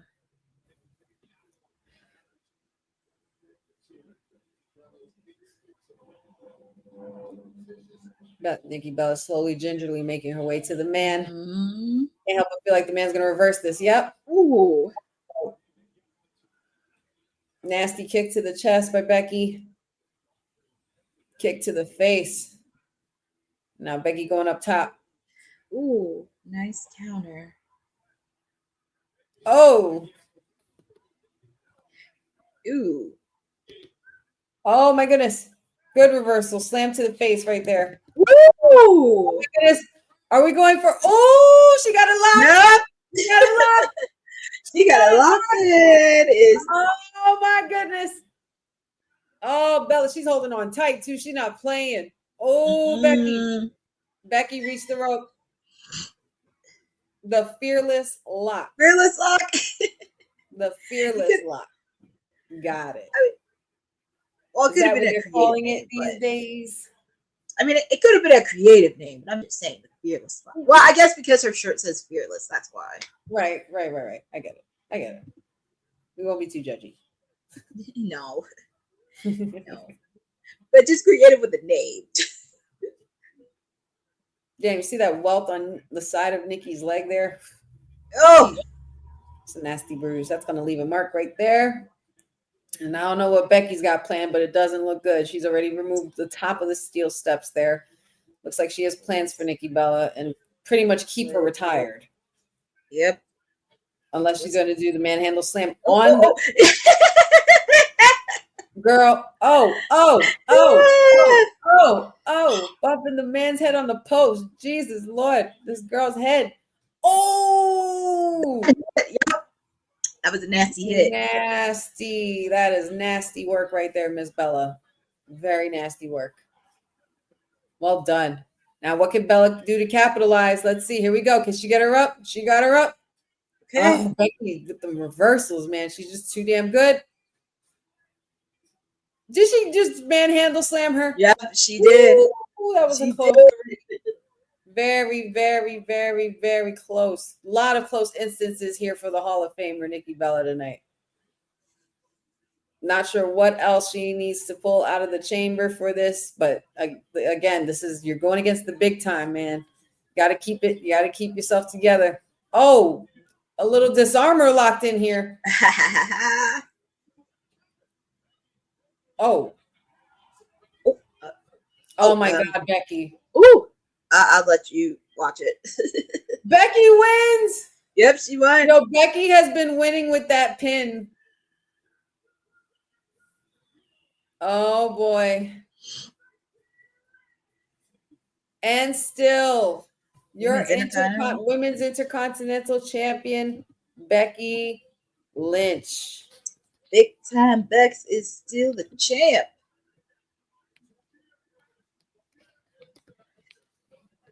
She is still the champ.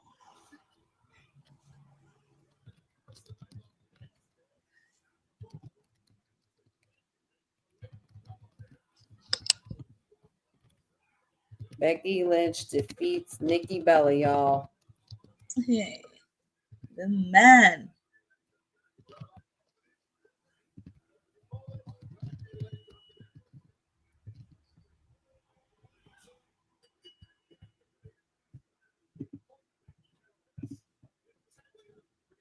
And still IC Women's Champion. Oh my goodness.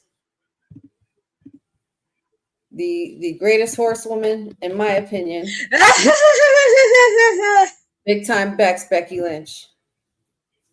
And still. She's still the champ. The man reigns supreme in Paris. Yes. I don't think they ever had any intention of Becky losing. I think they're going to build more on this story with Nikki and Becky. It's probably going to get more personal. Yeah, I think it is. Next time is when she'll bring out the twin magic thing. Because I wonder what Bree's been up to. I'm not sure what she's been up to, but I wonder. I'd be very interested to know what if she's been training at all or has trained. I know she's doing like other things, like outside of like mom stuff. She has her own wine. Right. Her and her sister have a podcast.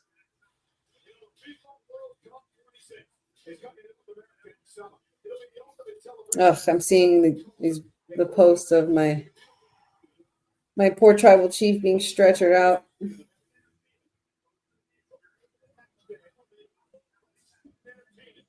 Two heavyweights went to war and one survived. Oh my goodness.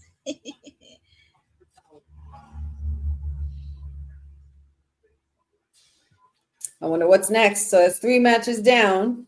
Yep. Three more to go.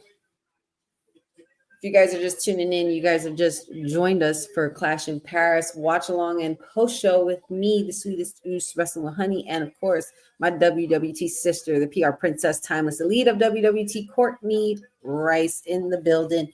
Hope y'all got your snacks. If you guys need to take a quick break, stretch a little bit, go replenish your beverages. Do that because we are gonna go take a quick 40-second break.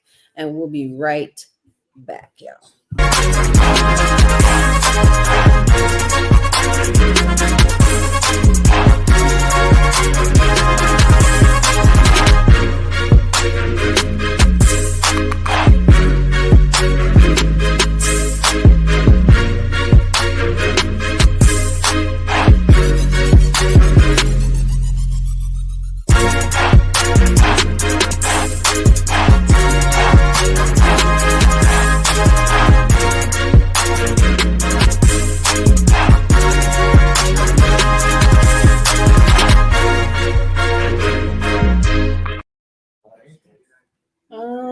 Iced tea will do.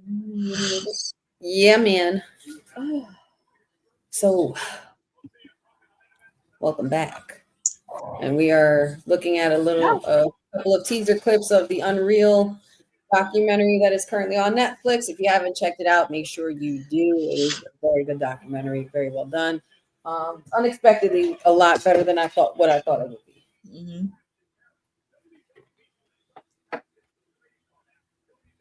Oh boy. Clash in Paris. Oh, they got the little trading cards. Like those. The Topps trading cards. Nice. We just finished the Women's Intercontinental Championship match between Becky Lynch and Nikki Bella. And of course, the man comes out on top. And she defeated Nikki Bella. Mm-hmm. No shenanigans. Did it all herself. And we also had the Wyatt Six successfully retain their tag team titles, as well as Roman Reigns, our tribal chief, defeat Big Bronson Reed, even though there was a lot that went down after that. So 3 more matches and 3 down and 3 more to go. Wonder which one is going to be next. If I had to guess, I'm going to guess the Donnybrook match maybe next. Because you got to save. Like, which one is it? Is the Fatal 4-Way the main event, or is John Cena and Logan Paul the main event? Yeah, I think John Cena, right? The Fatal 4-Way is going to be the main event. You think so? It's going to be the Fatal 4-Way main event. That something big was supposed to happen for the Fatal 4-Way tonight, which is why I think they said they were main eventing it, but I'm just not quite sure how that works. Because John Cena is his farewell tour, and it is Logan Paul, but interesting. Oh, Jey Uso's backstage, still hurting, icing down those ribs from that spear by Braun Breaker and attack with Bronson Reed. Adam Pearce not looking too sure about Jey Uso.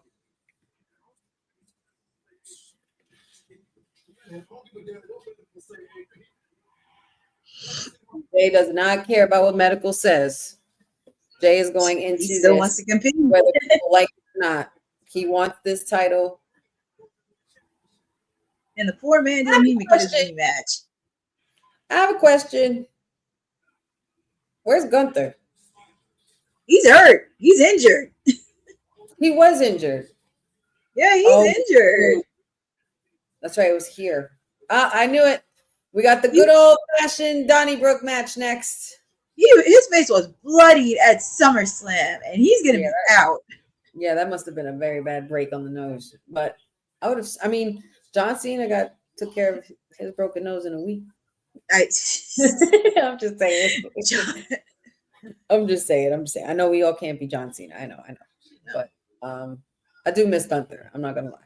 I do miss Gunther. He'll be back. He will be back. He will be stronger and more dangerous than ever. Gunther. Yeah, for sure. I just hope he comes as dominant. He comes as, you know what he should do? He should just show up and rain on Sami Zayn's parade. And take that Just take it. Come back on SmackDown and take that shit from him. Be done with this. Be done with this. Yeah, I can tell not many people were too pleased with him winning. I was not happy with that at all. That was so anticlimactic. Once I saw the Blue Thunder bomb and then the kicks being set up, I was like, "Oh my God, we're really gonna do this? This is what we don't sign Cross's re-sign a contract with Cross for, to give him a consolation prize, to basically prove Cross right that he's." I don't know, Sammy. I don't like the way you're moving these days. I don't like the way you're moving these days. Honestly, Sammy, everybody cheers for Sammy. Listen, I'm about to put y'all on. Everybody cheers for Sammy. Sammy this, Sammy that. Oh, he's the underdog and this, that. Not I.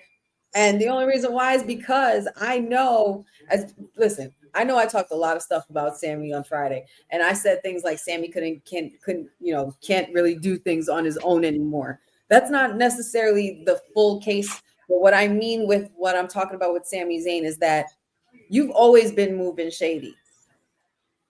You've always talked about being the honorary Uso and being people's best friends and people, showing loyalty to friendship and this and that. But where have your loyalties truly lied all these years, Sammy? Because you've been flip-flopping for as long as I've seen you on this main roster. It's no shade. It's to the point where we've seen you literally ditch your own best friend for the Samoan bloodline, then betray Roman Reigns, who welcomed you into that Samoan bloodline, to then go back to your best friend, who you saw him get beat shit by the bloodline at that time, those years ago. For some reason, people don't remember that. And then also the back and forth with Kevin, the back and forth with Cody, the back and forth with CM Punk and Jey Uso. You've always been very wishy-washy, Mr. Zayn. So now you've reached the point that finally, not only can you change timelines and destroy people's 666-day streaks and U.S. title reigns, so you think you could just waltz up in here and just do whatever you want. And Mr. Conspiracy Theorist. Oh my goodness. I'm not gonna forget the conspiracy theorist when he was Intercontinental Champion. Like I've always caught on to Sami Zayn's ways, okay? And like Sami Zayn, you sat there and watched your friend get owned by Cody Rhodes and slammed into a table and everything. You just watched it happen. So where have your loyalties really truly been? You basically are showing Cross that he's right because you are a fraud and you have been a liar this whole time. And if anything, you getting this U.S. title that definitely proves Cross is right, and you're never going to become a world champion. He should take a playbook like his daddy Mick Foley did. Yeah, no kidding. Mick Foley. I said I'm revoking. I'm not revoking. I'm bringing back Mick Foley Jr. Just do the playbook like your daddy Mick Foley did when he was champion. Just do what he did.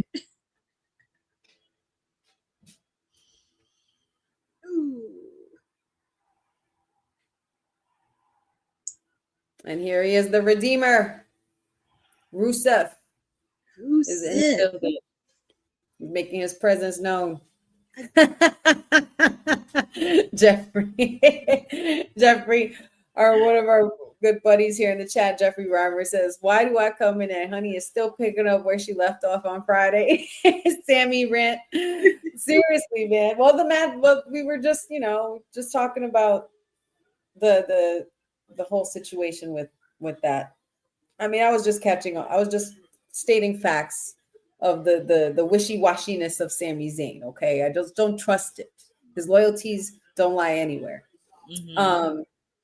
Boza says, speaking of Cross, he and Scarlett Bordeaux did an interview with Denise Salcido over the weekend and a convo in Nashville. They hated how we fans thought them being let go was BS. It's not that it's BS. It's just that we didn't want it to happen. You know what I mean? That's kind of not what we wanted. Like, we kept saying we want Cross and y'all not giving it to us. But maybe in this case, it's up to Cross to give us Cross. Now that he's going on to bigger things. Yes, bigger and better things. Apparently, he's about to shut down all of these indie shows. It's not even funny. It really isn't. Like he's becoming like the hottest free agent. Like he and really also, is. And also with the fact It too, is safe to come in. It's safe to come in, Jeffrey. I'm done with my rant. But I'm just saying, I'm on to Sammy. That's all. and also speaking of Karrion Kross, he is going to be making some appearances in Jersey in the Independent. So feel free to check out those dates because they are plugging in.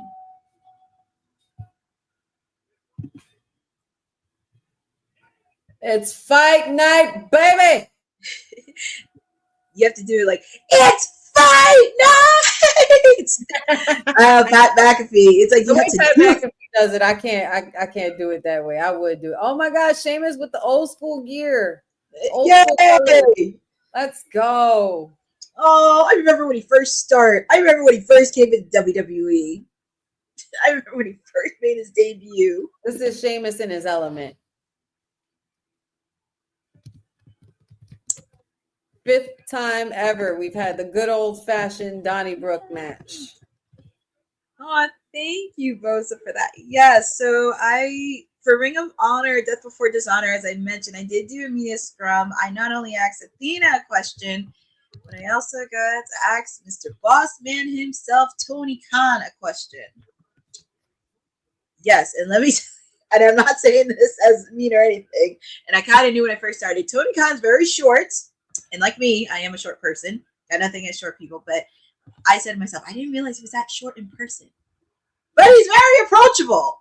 He's very approachable, and that's what I like about him. I mean, I know people say a lot of things, but he's very approachable, and he just likes to talk wrestling. I think Tony is just a diehard fan of wrestling. He just has a lot of money and just throws it. You know, Just nothing against Tony. It's just he's very approachable. It's just sometimes it's like, what decision did you make? Yeah, like did you have to? But it was great. He did answer the questions in pretty much what you were getting, and he really was straight up about it. It wasn't like he held anything. It just the way he said it. But I was very happy with that. That should be posted later in the week. So. But yeah, we got a Donnybrook street fight happening. Oh, yes. We love a good old Donnybrook match. Honestly, I saw a match similar to this in person at Extreme Rules Philly when it was Sheamus along with the was it Brawling Brutes? Yes. With the Brawling Brutes with Pete Dunne, formerly known as Butch, and oh my God, why is his name escaped me? He was he showed he was on NXT and became heel, and he would chase you and everything like that. Why am I losing his name? Ridge Holland. There you go, Ridge Holland. Ridge Holland, Pete Dunne, and Sheamus versus Imperium and Gunther at Extreme Rules Philly. That was quite the match. Sheamus so far looking like he's gaining control very easily. I mean, he is in his element. This is his realm. This is his kind of match. This is his style. The good old-fashioned Donnybrook. Rusev and Sheamus do have a lot of history, though. They do. And also, not far from Ireland, though. Not far from Irish. No, they're not.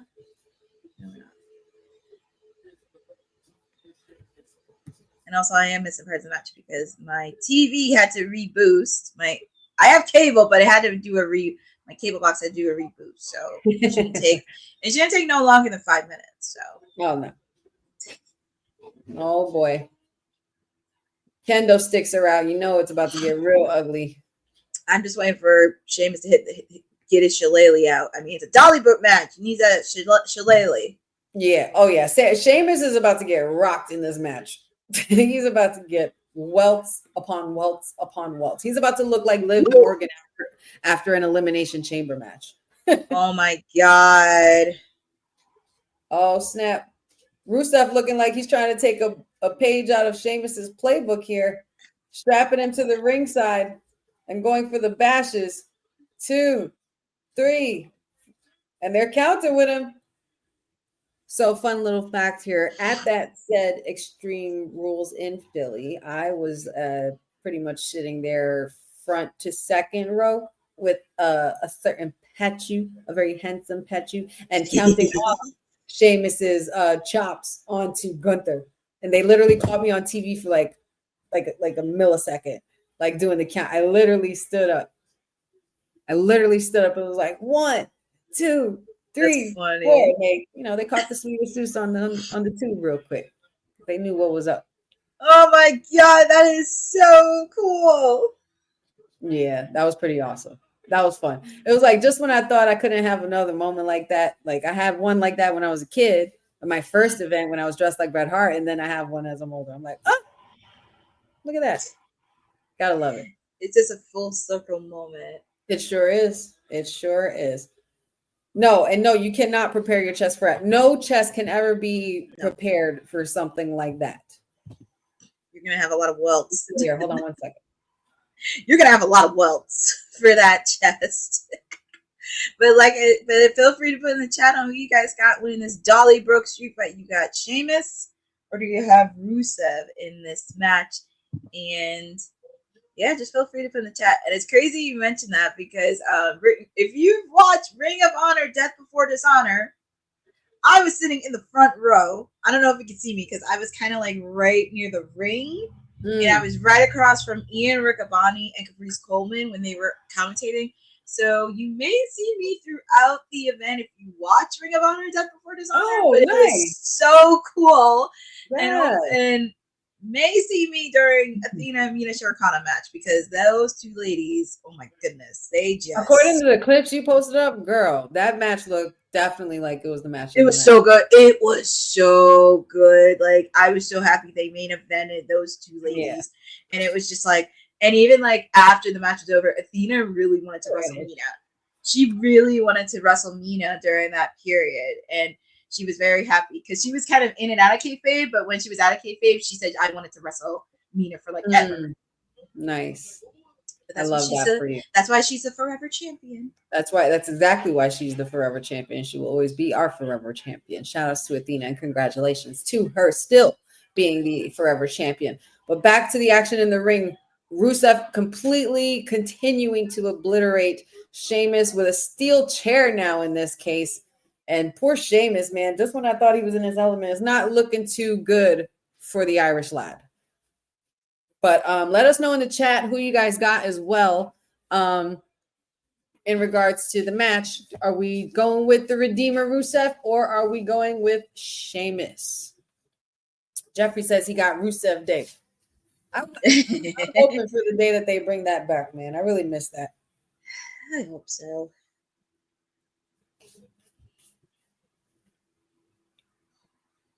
Pizza. Ooh. We're having a Pachu pizza party while watching Clash in Paris.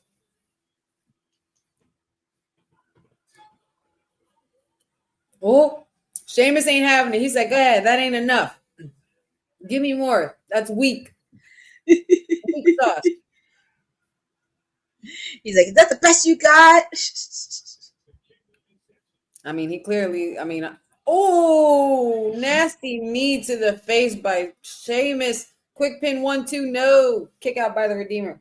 Yeah, I think I'm like quicker than you are, but I'm not going to say anything because I want you to experience it. Okay. So I think I'm a little faster. No worries. I'm just trying to lead. Like, I'm just trying to give play-by-play and lead. So if I'm a little ahead or behind or whatever it is, just go with it, I guess. Okay. I'm trying not to give spoilers any ahead of time because if you see my face, it's like, okay. I do like the setup that they made. It's like a dolly bird. It made you think of Ireland, like you're at a bar and people are fighting. Up and there goes Sheamus. 1, 2, 3, 4, 5. See, basically when he was doing this, that's when they caught me counting. Okay.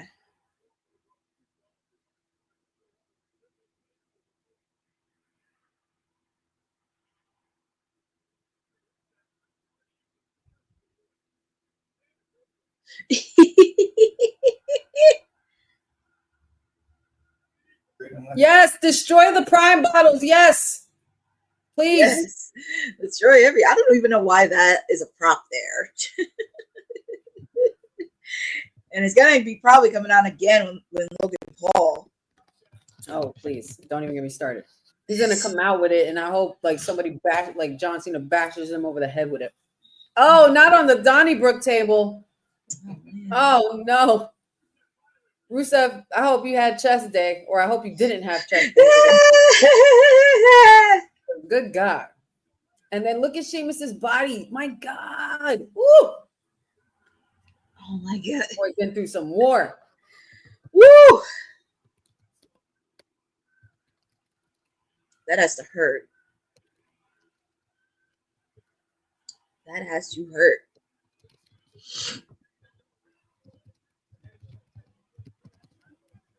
There goes the shillelagh. Mm-mm-mm. There it goes, Courtney. Mm-mm-mm.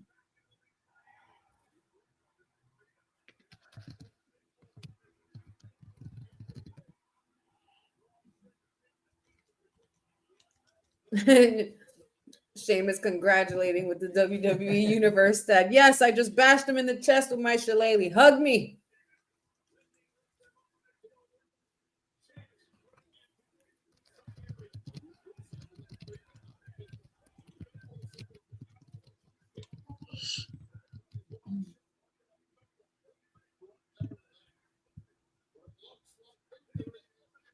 Oh my God, Sheamus with a Celtic Warrior. 1, 2. Ooh, quick kick out by Rusev. As you can tell, I'm a little bit higher. I'm a little bit faster, so I'm trying to get Honey up to speed on this. As Will, I don't know why, but Will, as Will always says, I have the fancy smancy Wi-Fi. That's what he always says. I have the fancy smancy Wi-Fi myself and TK have when we do these things. Because we can't help ourselves. Fancy schmancy Wi-Fi. I have pretty fancy schmancy Wi-Fi. It's just slow. It's just like a second delayed. But then again, well, I guess it also depends on like the carrier and everything like that too. Yeah, but and the TVs and the streams. How many people are streaming? Oh my God! Sheamus was going for what do you think, you crazy Irishman? You don't want to mess with Irish people. You don't want to mess with angry Irish people. Absolutely not. Shout out! Oh my God! Shame! Oh my God! Rusev missed it. Rusev ain't having it. Rusev's like, I'm done. You saw how he fell in the bathtub. I know. He's like, I'm done. Like, I'm so done. Just wait a minute. This is something we don't usually see Sheamus do. What are you doing? Sheamus hit the top rope. Sheamus, what are you doing? Oh, Sheamus ate some steals. He ate some steals. Oh, what's God. Rusev gonna do here? Oh, that sounds like Bianca's crack of the whip on her braid. My God, that sounded crazy. Oof. Oh, I felt that. I heard that all the way over here. My volume isn't even that high. Woo! I can't even imagine being in the arena. Oh my God. And what's he gonna do? Jeffrey's calling the shillelagh the I love that. That's crazy. That is crazy. So now from every time Sheamus uses the shillelagh. Oh my God, what's Rusev gonna do here? That means he's taking the superstar to Club Shay Shay. Oh my God. What are you doing? What are you doing, Rusev? Rusev is out of his mind, y'all. I don't know what Courtney is seeing, but I'm already seeing the start of it. Rusev brought the Donnybrook table closer to the steel steps and moved the top of the steps. What are you doing? It's oof. Oh my God! You know why? You know why? On my face. He needs some milk. Oh my God! Someone help this man! Oh my God! He's so done. Oh my goodness! This has to be. Oh my God! Sheamus completely smashed through the Donnybrook table. Oh my God! How is he strong as hell? Man, Rusev, He is strong as hell. You can't put nothing past him. Oh man, looks like Rusev about to crush. Not looking good for the Irish lad. Oh man. Sheamus, don't you tap, man. Come on, don't tap. Don't do this. Don't do this. Oh, both men are down. Rousing Sheamus, and he's up. How did you get up? Oh, yeah, that's how you do it. Yes, Jeffrey, this is a fun match. This is what I expect in a good old-fashioned Donnybrook match. This is what I expect. Absolutely. This is a straight up bar fight right here, man. I love it. You could always rely on Sheamus to give you a banger after banger after banger after banger, damn it. And of course, if it's with someone that he has great chemistry with, that's a friend of his or good, like if he worked, like, you know what I mean? We know the history behind Rusev and Sheamus and how long they've worked together. So this is fun for them. But oh God, that ice bath will be real good later. Oh my God, what is Sheamus said? I'm a little ahead, but oh my goodness. Why do I feel like something's going down with these barrels? What is going on with these barrels? I can sense it. I don't know why, but the barrels remind me so much. Like whenever you played Donkey Kong Country when you were a kid, and the barrels, and like Donkey Kong would through those barrels. Those better be empty. I hope so. I would think. Oh my God. And then there's two tables set up. Oh God. Oh my God. Rusev crushing on the barrels. Stop playing with me. That is nasty work, Rusev. What are they doing here? Right there. What are they doing here? God, that is look at that. Look at the WWE Universe. Look at that crowd. No way. What a scene. Way. This is the fight that doesn't end. It's a fight that's not going to end. On our friend. What's Sheamus doing here? Oh my goodness. I don't know what to expect. Oh, I know Courtney. Oh man, somebody's going through that table. I know it. Somebody's going through that table. Oh my God, it's Sheamus. Oh my God. Oh my God, Sheamus. Y'all gonna need an ice bath, some Epsom salt and lavender. Oh my Jesus. You're gonna need deep. He's gonna do it. You're gonna need deep tissue massage after this match. Oh my God! Oh, they're dead. They're dead. They're done. They're dead. This match is over. They're dead. Oh my God! Oh yeah, you see the Slim Jim table. Cool. Look at Post Malone reaction. I love Post Malone's reaction. Oh my God, him and Jelly Roll going crazy. Oh my God, holy shit! You know what this reminds me of? This reminds me of the Miz and Shane McMahon match. Oh yeah, in the street. What wasn't it a street fight they had or something like that? And they were Fall Town Anywhere. Yep. When Shane was general manager. Oh my God. Sick. But also going back a little bit further, I'm gonna say Shane McMahon versus Steve Blackman from SummerSlam. Very reminiscent of also, even without it being a hardcore match, this is kind of a hardcore match on its own. It's giving me very reminiscent of that same energy that Bad Bunny and Damian Priest had as well. So this match is awesome. It is straight through. I mean, aside from the fact that you completely obliterated my tribal chief and did it in an overly done kind of way, this night has been flowing pretty well. And this is really strong PLE. Oh God, Rusev got the Shay got Shay. He's gonna take Mr. Club Shay. I'm not gonna lie, this is probably gonna be my sleeper match of the night pick. This is gonna be my sleeper match. I would say match of the night, but I want to see how the last two matches, but this is my sleeper. This is the hardest hitting match of the night, easily. Yeah. Easily. And I knew this would be. 1, 2. Oh my God. Her hand was like this to the ring, dude. Her hand was like that. Fingers tips. She was so close. Oh my Lord. Everybody's still in shock. This match is nuts. Bro kick right to the face by Sheamus, and still Rusev kicks out. Wow. What a match. And this match ain't even over. I know, you got 2 more matches left. None of this night is over. 2 matches left. 2. If this is as hard hitting as it gets throughout the middle of it, what the hell is supposed to happen later tonight? Mm-hmm.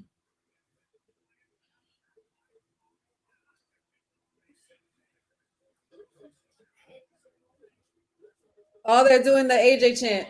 Ooh. Oh, kick to the face, knee to the face. None of these boys are giving up, man. None of these boys are giving up. Oh, easy. That could have been really bad. Oh my god. Oh no. Oh no, Rusev. No. Oh. Desperate calls for desperate measures. The nail in the coffin. 1, 2. Oh my god, and he still kicks out. What the hell? This is Shay right across the back. Someone's got to win. Y'all need an ice bath. Epsom salt, lavender. I just let honey. He's chant. That's the Paris chant. I just let honey watch with AJ and Cody. I just let you watch the ending. Oh, the Rusev crush with the shillelagh. Oh. Mm-hmm.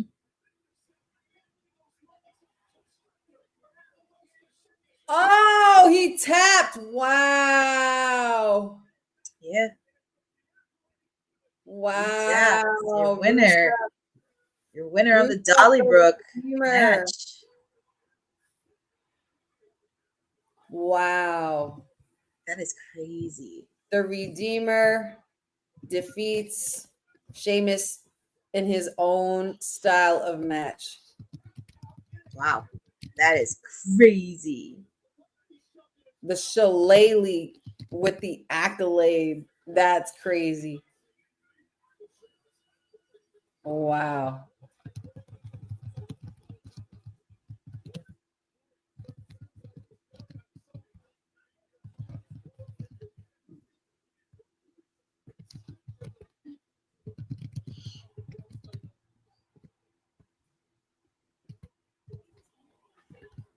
That's crazy. That was a hell of a match. It was that's probably one of my favorite matches tonight so far. It was a really fun match. It did everything it needed to do. That was definitely one of my favorite matches so far. That was so fun. I enjoyed it. That match is exactly what it needed to be. Did what it needed to do. Because they basically made that match so good to the point where it's like, oh, you're not gonna have a piss break match this PLE. No, I don't think anybody was gonna have a bathroom break match. I don't think you were gonna get anything, but it's just you gotta make sure it was quality good match. Oh boy. So it looks like we're gonna have a WrestlePalooza. Don't forget, Saturday, September 20th in Indianapolis, and it's gonna be on ESPN as well. The first I would say the first PLE event under the partnership of WWE and ESPN. Yes, it'll be the first one. Not sure if we're doing a watch along for that, but I know where I'll be that day. Well, there's another pay-per-view that's going to be on Amazon Prime. It's just I may be doing a watch along for that too. Yeah, WrestlePalooza versus Toronto. WrestlePalooza versus Toronto's All Out for AEW. Oh, yes. That's pretty exciting stuff right there, man. And just I will say this: y'all got you promotions got wrestling on it. You got us fans in a chokehold. You do. You definitely got us in a chokehold because it's just non-stop. Like it is. Wrestling is now considerably 24/7. It will be because we already got our first match on the card for All Out in Toronto. It will be I'm going to call them Edgy Christian because their mama called him Edgy Christian, taking on FTR in Toronto. Oh, with all of this, we are on our way to the road to Royal Rumble Europe in 2026. There's a couple of dates overseas where the WWE is heading on the road to the Rumble. And this is going to be very, very interesting. Look at these dates in England, Poland, Northern Ireland, Germany. Who's there? Who's that? Georgie Farmer from the Wednesday season 2, part 2.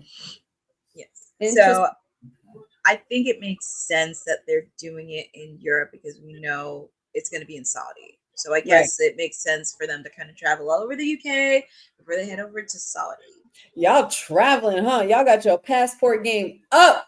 I know. WWE. They are literally going to be everywhere under the sun. Is that James Gunn? Where? Is that James Gunn? Sitting in the front row on the left. Right, producer and creator of Peacemaker. I'm almost positive. That could be. I'm almost positive that's James Gunn. And also, Peacemaker's out right now, so make sure to go check it out.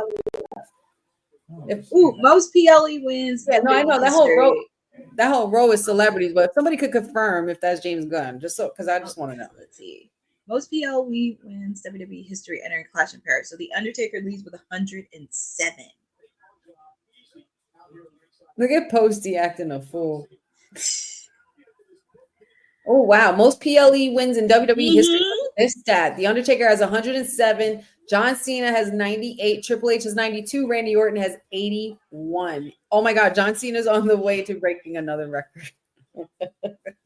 Oh, word. New York Times has dubbed Michael Cole one of the most impact sports personalities. Oh, boy. Here we go.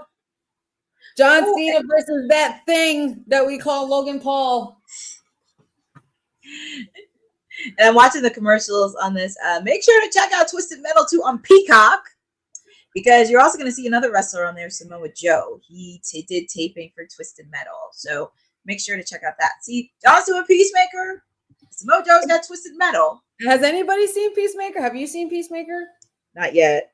Oh, my God. It's great so far. I saw commercials of it. It's crazy. It's gonna get nuts. I couldn't believe that the DC universe went there with this, and so I was excited. I was actually talking about it with Will, and Dion from Kayfabe podcast, and we were just, I'm just in shock with what they've decided to do. But it's going great. If you haven't checked it out, make sure you do. And that's speaking of Peacemaker. Let's see if John Cena can keep the peace in Paris with Logan Paul across from him in the ring. So, yes. I'm really nervous about this match. I'm not gonna lie. Woo! There's gonna be a lot of chaos. There's gonna be a lot of shenanigans. Do not be shocked if Logan Paul tries to get in Jelly Roll's face. No, I wouldn't be surprised if Jelly Roll interferes and helps John Cena win. Now that he's in front row, I feel like that's what's gonna happen because Randy Orton got his lick back on Drew from SummerSlam. Mm-hmm. So it's only right that Logan Paul gets his receipt. And also, it have to be in a smart way. And the ref, maybe the ref will be knocked out, or the ref won't see it. So that's what I'm thinking will happen. And like I said, I would not be shocked if Brock did make an appearance with the fact he's supposed to be advertised for SmackDown in September. Interesting. Boy, because he's advertised for the next, I think, for 2 episodes of SmackDown. Let me know who you guys got. Let us know. Do you got John Cena, the 17 and unseen last real champion, 17-time champion, or Logan Paul? let us know in the chat. This is like Logan Paul. It's basically like all right. If it has anybody here, of course, I'm assuming a lot of us nerdy folk here have watched Game of Thrones. It's kind of like John Cena is Daenerys, and he's Daenerys, first of her name, mother of dragons, breaker of chains, and things like that, right? And then you have Logan Paul, who I wouldn't say is as noble as Jon Snow, but he's just Jon Snow. He's a bastard. I like that's a really nice reference to it. I can't help myself. That's funny. Boza, that's a great way of putting it. I like the way you put that. Logan Paul is an ass on the pimple of pro wrestling. Oh my god, that's great. Honey, okay. Boza also says that thing says he's the reason WWE is on ESPN and Netflix. How about ESPN though? I mean, he's supposed to say things like that. He's just doing what a heel does, and he's making us hate him. You know, he's doing the right thing. You know, he's doing his job, and he's doing what good heels do. So, I mean, I'm gonna go ahead and just take that line with a grain of salt and just ignore him because anything that comes out of his mouth is crap. So, and speaking of crap, there he is. Yeah. Patchy, a lot of people, including Patchy, swear that he is going to win tonight. And I don't lie. I like his theme song. And also with the fact too, I don't. And also with the fact too, that's a love. And also, caught me. And also with the fact too, he just got married 2 weeks ago. Yes, he did. He did just get married. He also welcomed a baby this year. Yes, you know, he did. He's having a growing year. I will tell you that. Oh my goodness! If you look at the sideline, I need to know what you're seeing. Oh my god! They had signs that said Logan Paul parasite. Yes, they had it, and they had it in all different languages. I was like, oh my god. They have Logan Paul as a parasite in all languages. You got, man, the heat is real, man. The heat is all over the world with this man, and unfortunately, that's what makes it great for him. Yeah, I mean, it does. He's bringing in a lot of heat. Don't even go there, buddy. Don't even go there. There's no love here for him here. No love. Maybe for the theme song, but not for him. Whoever produced it was genius because it's catchy, it's a good tune, and it's cocky. Mm-hmm. But that's just it's not no Jey Uso theme song. It's not no Tribal Chief. It's not even American Nightmares theme song. Okay, because I will happily sing along to or Seth. Yeah, I will happily sing along to Kingdom, no problem. Mayor, yes, Mayor does love him. The mayor loves him. Mayor loves this thing. This parasite. Loves him much as a CEO. I'm just saying. Oh, that's a good question.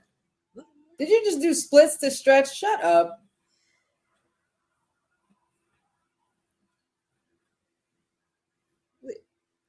Alrighty. We're just waiting on the goat. Just waiting on the goat. We're just waiting on the goat.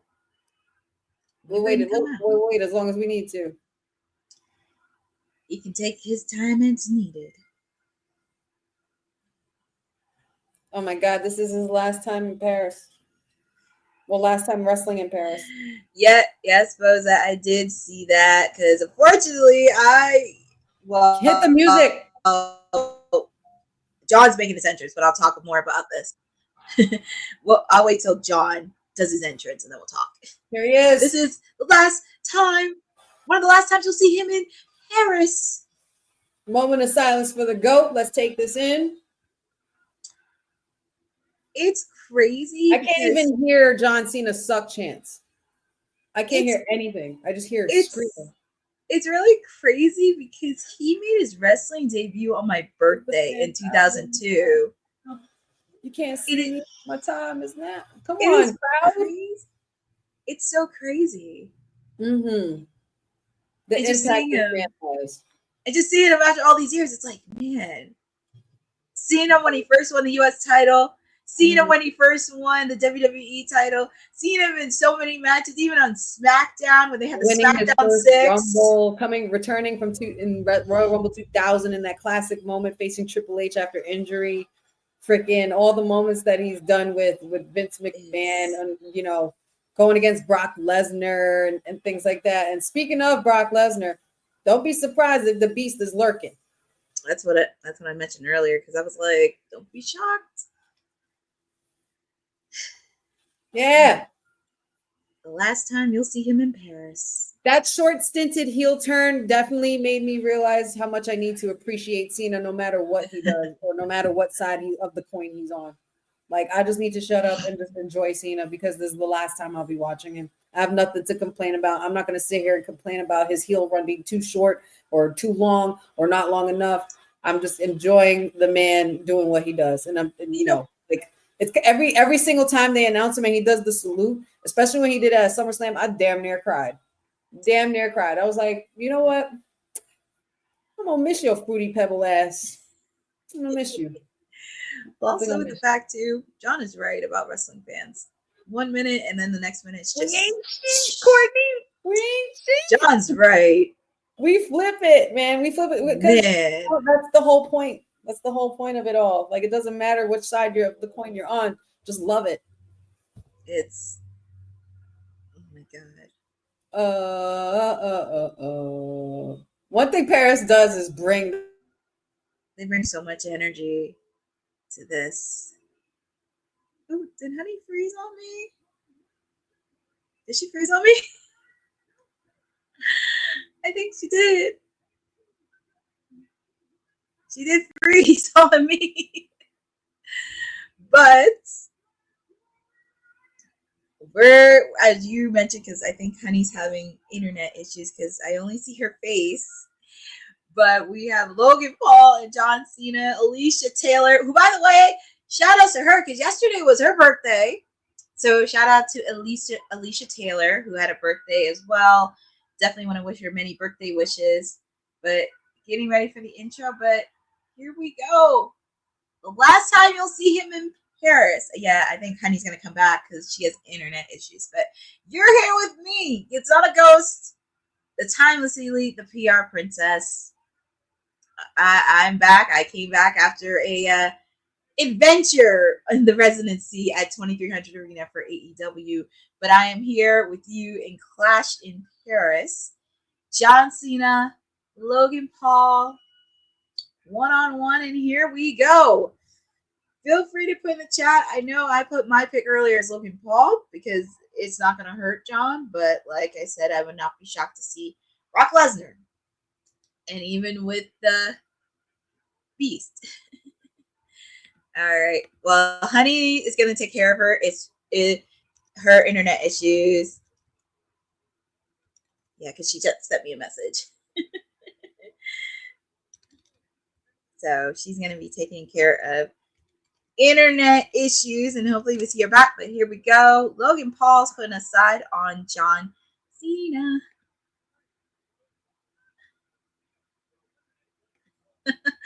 Yeah, but apparently I did not realize I was getting replaced or fired because I don't know who said thinks he is, because I am the queen of AEW, because you damn sure ain't taking my watch along spot.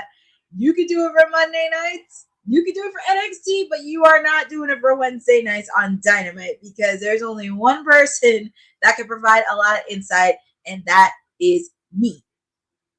Yeah, well, Rosa, he could try all he wants, but I'm still doing watch-alongs every Wednesday. That's not the case. So, you know, he can really make the claim of CEO Wednesdays or whatever, but it's still my day. It is my watch-along. And I'm not letting anybody take it. And the only way that could be taken is if Tony Khan offers me a job. That's it. But other than that, it is timeless to Elite Wednesday. Not this bullshit CEO Wednesdays, because I'm going to tell you something. Since I've been doing my watch-alongs, a lot of people got me into AEW. So, he can try all he wants to, but he ain't taking it. Maybe I should ask TK if I can take over Monday Night Raw. But we'll get there with that. But anyways, we have John Cena and Logan Paul. And it looks like Logan Paul's just putting some antics in there, trying to do the heel tactics that he's doing. He's talking a lot of trash. But Logan Paul's getting the upper hand of John. It's on the top rope. But he does draw a lot of heat. Like, the people in Paris are drawing up so much heat.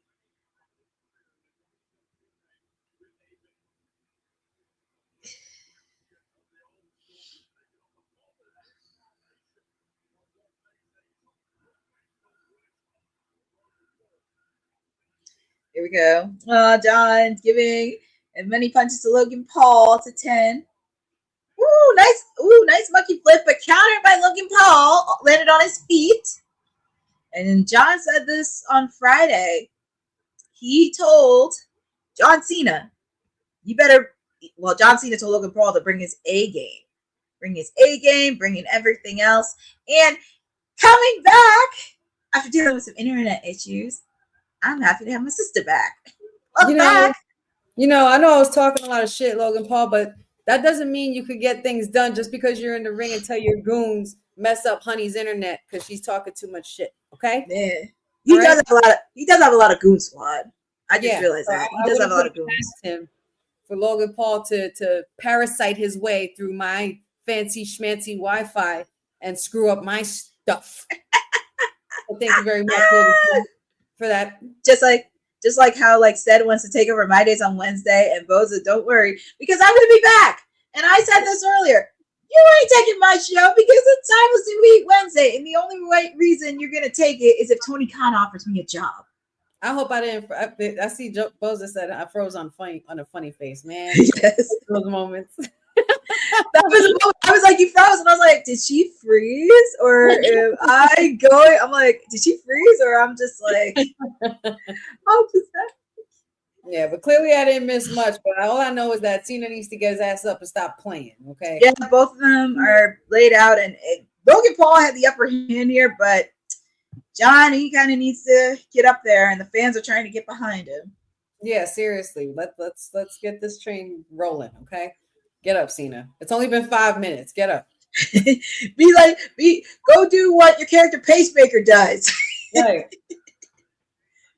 Right. Get your ass up. Get up, Peacemaker. Do you really want to taste it? By that inner hidden superpower. Now I really got to watch Pacemaker. Now I have to watch it. Pacemaker is really good, man. It's really good. The first season is actually really good. But when you get to the second season, you're like, oh my God.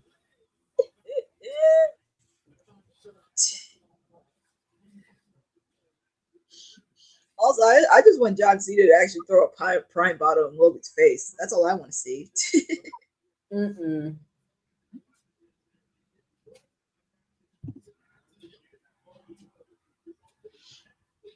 Okay.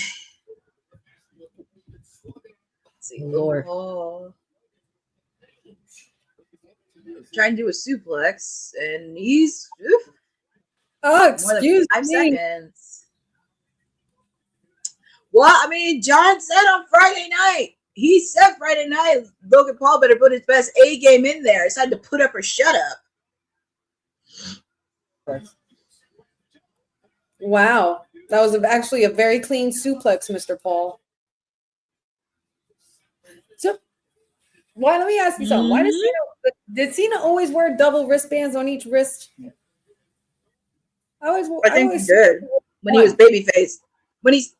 I think when he started being a babyface and with Super Cena, that's when he started wearing the. Got you. Oh my god! Look at the fans. I'm just like. It's just the energy. I feel like this is the most I've seen in people in a sea of John Cena's shirts. I love when they do this. Look at them absolutely losing their shit. Oh my God.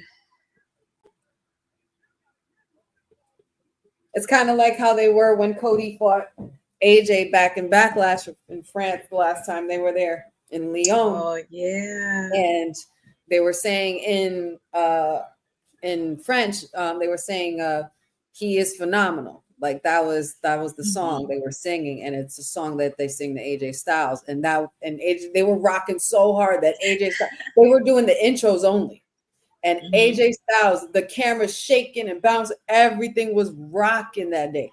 They were going crazy with Styles that night against Coach. That was pretty much insane. I remember that. It was oh my god, the whole crowd was going records, not just for that, but everything.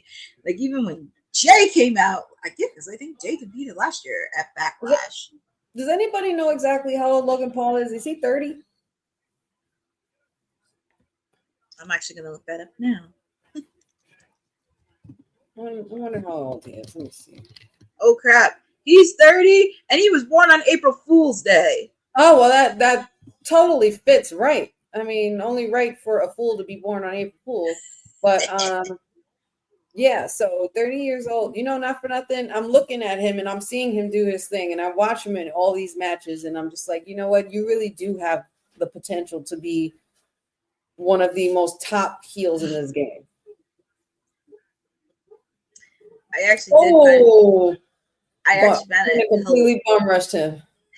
I actually found it hilarious on Friday from SmackDown when John and Logan Paul did a promo, and John was saying like, "Oh, there's a list of the top 20 social influencers in the world." He said your boys were in it, but not you.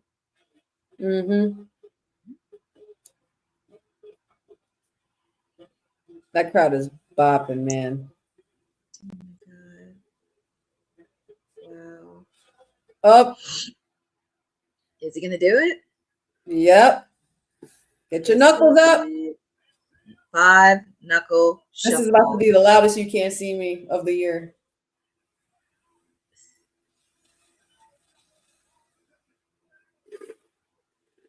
My God, that was loud as hell. It was. Ooh. Let's go. Oh man. Kick his ass, John. Ooh. Ooh. But yeah, but as much as I, have all these intense. Jeffrey, why is it? Jeffrey, why is he taking a shot at Hangman? Like, don't be taking any of Hangman's moves. Yeah, that was very much a Hangman move. But this man improves every time he steps into the ring, and it makes me so upset. But I enjoy watching the growth and the improvement. I just really hope that Cena's not right. I hope that I hope that not only does he not ruin wrestling, but I hope that wrestling doesn't ruin him.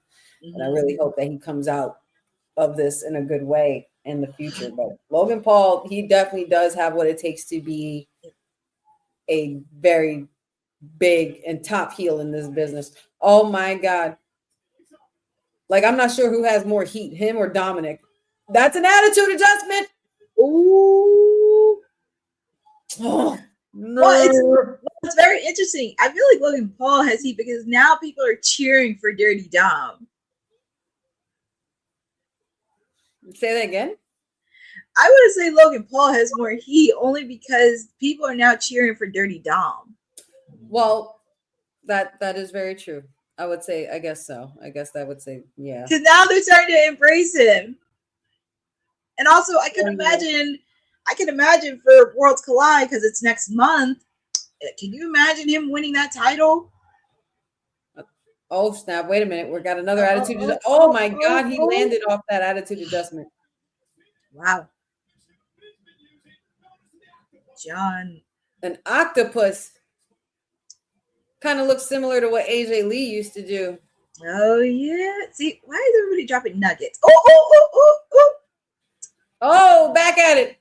Give him another one. Do it again, Cena. Oh, my God. No. Attitude adjustment. Let's go. Excuse me. STF. You. Yes. STF. Widow. Yeah, the Black Widow. Thank you, Bozo. Yeah, he said Cole actually said STFU. I heard that too, Jeffrey. That's a SmackDown. No, that's a Raw throwback. And they mentioned Cesaro. I heard that name too. I heard that. That's funny. Yeah, get your ass in the middle of this ring. Ooh. Cena's definitely calling this match. Oh, okay, Cena. As he should be. I haven't seen him do nothing like that.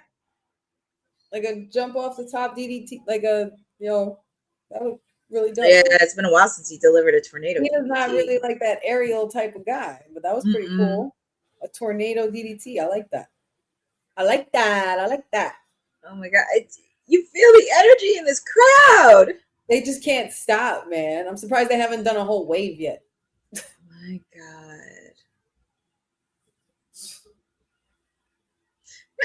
That's a beautiful sight. That's a money shot right there. US, y'all need to step y'all game up, man. We need to step our game up out here. Yeah, man. Like, that's what I'm saying. Screw MetLife. I'm about to go. Me and Pat, about to get our passports and go to Paris for this energy, man. I mean, not that the energy in MetLife wasn't good, but like, you know what I mean? It's like it might as well be a damn soccer game. I mean, heck. I mean, yeah, everybody in the US. I mean, 2300 was energy crazy. And that was 2300. There was, you know what it is? Also, it's also the arena and where you are. Yeah, it was the arena brings something out of you because there's so much history in there. There was just so much energy. Like the first night, I'm just like, we were all going nuts. And I was just like, wow, the crowd just kept really going and going. And also, it was kind of hilarious too, because if anybody was from Texas, they would boo you because it was Eagles country and the Eagles don't like the Cowboys. And I thought that was really hilarious. That is pretty funny.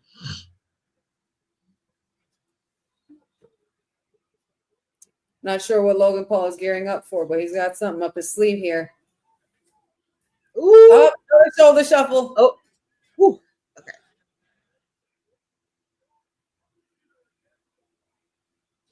Ooh. Yo, Logan Paul, bro. I mean, he has been looking pretty solid in this match. Like it or not, he's been pretty solid. He really has, and it's making me mad because I'm looking like a hypocrite out in these streets. Oh, it's like the same down effect is happening to me with Logan Paul, but it's happening in a different way. It's happening quicker than I would think. Like I would hope to have so much resentment and hate towards this man for at least 5 to 10 more years. But he's making me like him so fast because he's improving and doing so well. Like he didn't look like himself doing that. He actually looked like a superhero kind of character. Whatever. Damn it, Logan Paul. Will's gonna get on you. It took me forever to like The Miz. It took me forever to like John Cena. It should take me forever to like Logan Paul, and it's not. Will's gonna slowly, gradually, but you know what? I'm not gonna say it though. I won't say it. I respect it. I'm gonna say I enjoy watching it, and I respect it. That's all. I will leave it at that. I'm gonna say this. Will is gonna get on you on kayfabe this week. I don't care. I don't care. All the weeks that I've been on with them, and they've because the last time I didn't want to say his name. I said Drew McIntyre and this guy that he's teaming. You said that guy. What's his name, honey? Logan Paul. I can say his name. That's no problem. I acknowledge his work ethic in the ring. I can't stand him outside the ring still. But as a wrestler, this mofo's growing on me, and I can't take it. I don't like it one bit. Because not for nothing, if I was him, I'd be doing the same shit. And I know that for a fact. Well, there's nothing wrong with that. Hush, Jeffrey. I know what you're thinking, Jeffrey. I see your laughing emojis. You hush. Oh boy. What are they saying? I still haven't figured out what they're saying. Yeah, Dad. It has to be in French, but I don't know. I can't even translate it. Oh man, this match. Why is every match like a 5-star? This boy, Cena definitely got hair in, man. You know what? I feel bad because it's like, damn, man. We have this whole anti-bullying stuff and everything like that. Nobody likes to be bullied. And John Cena caved in because y'all were talking shit about his bald spot. And I was guilty of it too. But it was like, it just does something to you when you see it. You're like, damn, yo, Cena getting old. It's crazy. but you look great, Cena. Nonetheless, you look great. Keep doing your thing. That is wild. Hair transplants are an amazing thing. If that's what happens. Allegedly. I don't know. I wasn't in the room. I'm not with this man. I'm not a fly on the wall anywhere in his vicinity. But I'm just saying, there's a lot more up there than there was earlier in the year. Yes. Nice slam right there. Cena, let's go. Come on, Super Cena. 1, 2. I thought that was 3. I thought that was 3. No, not yet. Yeah, not yet. Thank you, Courtney. Not yet.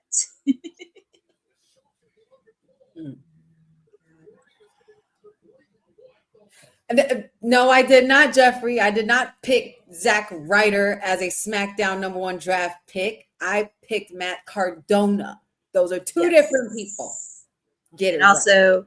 And I am still very happy with my pick. I have no regrets. And also with the fact too, Matt Cardona says Zack Ryder is dead. He is dead. Zack Ryder don't even exist. That's what he said. His mouth himself. And look at Matt Cardona now, going up against the hottest free agent. You know what I mean? Still making an impact, still running the indie scene. No, it's not. Zack Ryder was an extension. Oh my God. Zack Ryder was an extension of Matt Cardona. Matt Cardona is Matt Cardona. And even if he was to return to WWE, if he ever made a move to come here, he's not coming as no Zack Ryder. Maria. You guys got to go ahead and visit Kayfabe Podcast, man. A while back, we did a draft, a fantasy draft for the draft that never happened with WWE. So we did one ourselves, the Councilman, Dion, and myself. Make sure you guys go around and search the archives for that. Does someone have a broken nose? Yep. Is Logan Paul busted open? Logan Paul is busted open. And I think he's human. No. No, he's trying to do the Yo, why are you dropping? Oh no, you not. This is where it backfires on you, Logan. This is where it backfires. Because you're about to do this. Y'all gonna do it with him, Paris? Yep. Are they gonna say it with him? I don't think so. I can't stand him. He's milking it too. Oh. Cena's probably telling him to milk that shit too. Oh man. Yep, he's up. Let's go. One is done. We out of here. No, time to go home. That's it. Oh my goodness. 1, 2. Oh my. I'm about to. Both men are down. Both men are down. I felt Lily was about to fall. I almost had. Oh my God! You don't want to wake Lily. Please don't wake Lily. No, nobody wants to wake Lily. Okay. No, please. Let her sleep. Why are you holding it like that? I just needed to throw something because I'm mad that he kicked out. Oh my God. Oh, Jesus. Yeah, Maria, make sure you guys check out that episode. That was a really fun episode. And I did draft Matt Cardona as a #1 draft pick over many others that I could have drafted. Drafted him as #1. Listen, I stand by my pick. Wow, that was wild. Come on, Cena. Oh my God. Was that a pop? Mm-hmm. Well, out of pop-ups, it was a code red. Code red, whatever you want to call it. I've never seen Cena do nothing like that before. I can tell you he probably trained for that too. And I can tell you he probably wanted to do that move for a while. Nice. All right, Cena. He's pulling out all of his bags of tricks. Yo, we still have one more match. We got the main event. And it's the Fatal 4-Way. Yeah, that's exactly what it's called, Jeffrey. Well done. Code Cena. A code Cena. That's definitely what it was. Oh my God. Or we could call it the Peacemaker. Oh, that would be good. Oh no. I'm trying to go for another attitude adjustment. Logan Paul grabbed the ropes. Oh my God. No. You're not gonna lose by knockout, Cena. No, that's what I thought. Don't do that. Don't do that. That would be kind of lame. The ending would be very lame. If he did Code Red before, I hadn't seen it until now. I think this is one of the first few times I've seen him do a Code Red. This match is crazy. I see you, Cena. He's definitely calling this match. Cena's busted open too. Oh boy.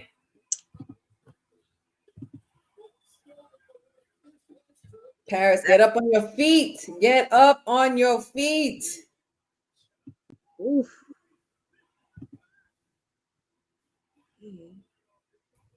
Oh, snap. Somebody's going up to fly. Yep, he's ready to fly. All we need is Brock Lesnar's music to hit when Logan Paul is starting to feel too full of himself. Mm-hmm. Oh, you're going to all four corners?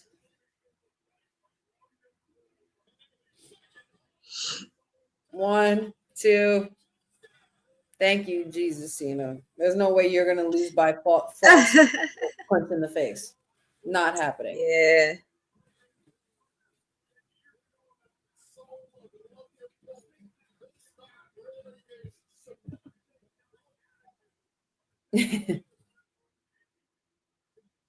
You hush patch. I would put Honey's roster up. Super Cena's alive and well. Oh, Patchy, you stop. He said, hold on, I'm gonna let you finish. He's like, you gotta let me finish. I didn't finish the sentence. That's funny. That's cute. Like you can't see me. Oh my God. No way. Shuffle that he couldn't even land on his face. It landed on the I'm gonna shut up. This is your favorite wrestler. God. Come on, be done with it. Slam him. Oh, AJ Styles. He did callback. That was a callback right there. Oh my God. Yo, is Cena tributing all the wrestlers? All the wrestlers he faced throughout the years. Yeah. Holy shit. Like he's doing all of these. Now they're doing AJ's chant.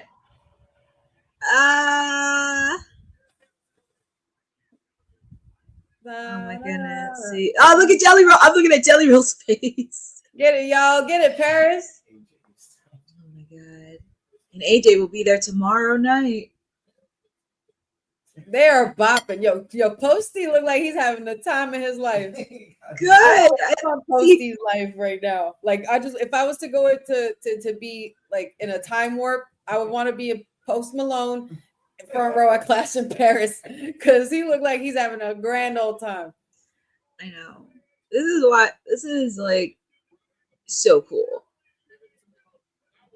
I don't know how you don't put this at the main event though. That's pretty crazy. This is his final match in Paris. Like, well, that's true. And you know, Cena's very selfless. We know that. Oh my God. Mm-hmm. Let's just hope he's not too selfless to put over Logan Paul. Get him. Oh, that was a tribute to Mark Henry. Oh my God. I love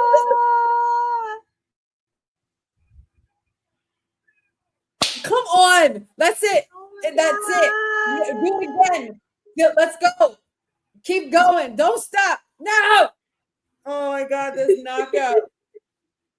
That's why I'm not telling you what happened. I want you to experience it. Please be done with this. Please. 1, 2. Thank you, Jesus. Thank you, Lord. That's why I didn't want to say anything. But that is John, Lord work right there. Happy Sunday. Oh, happy day. Happy day. Happy Sunday.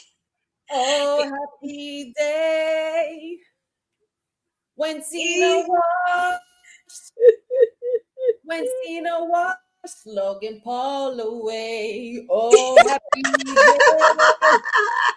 That was some super Cena magic. Oh my God. I told every single one of you that Logan Paul was not winning. I don't want to hear it anymore.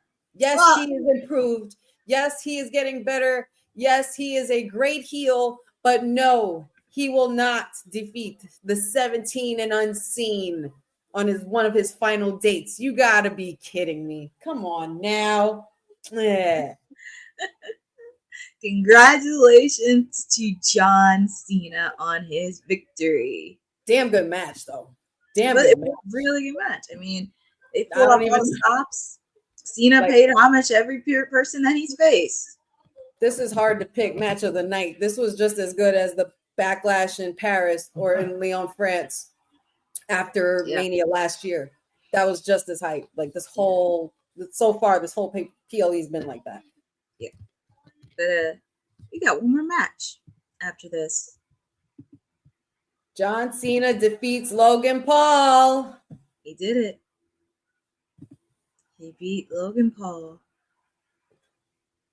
Yes, thank you very much. And it's hard to believe tomorrow is September.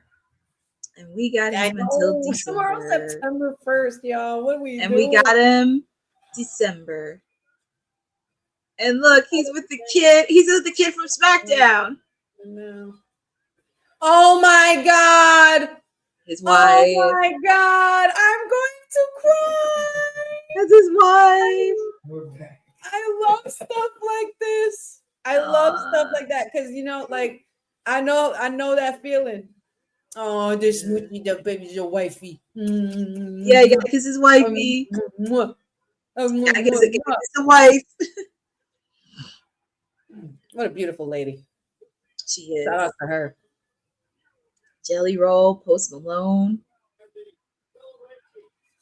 Okay, well, we didn't get Jelly Roll shenanigans because we didn't need it. Cena did it on his own. And that's a good thing.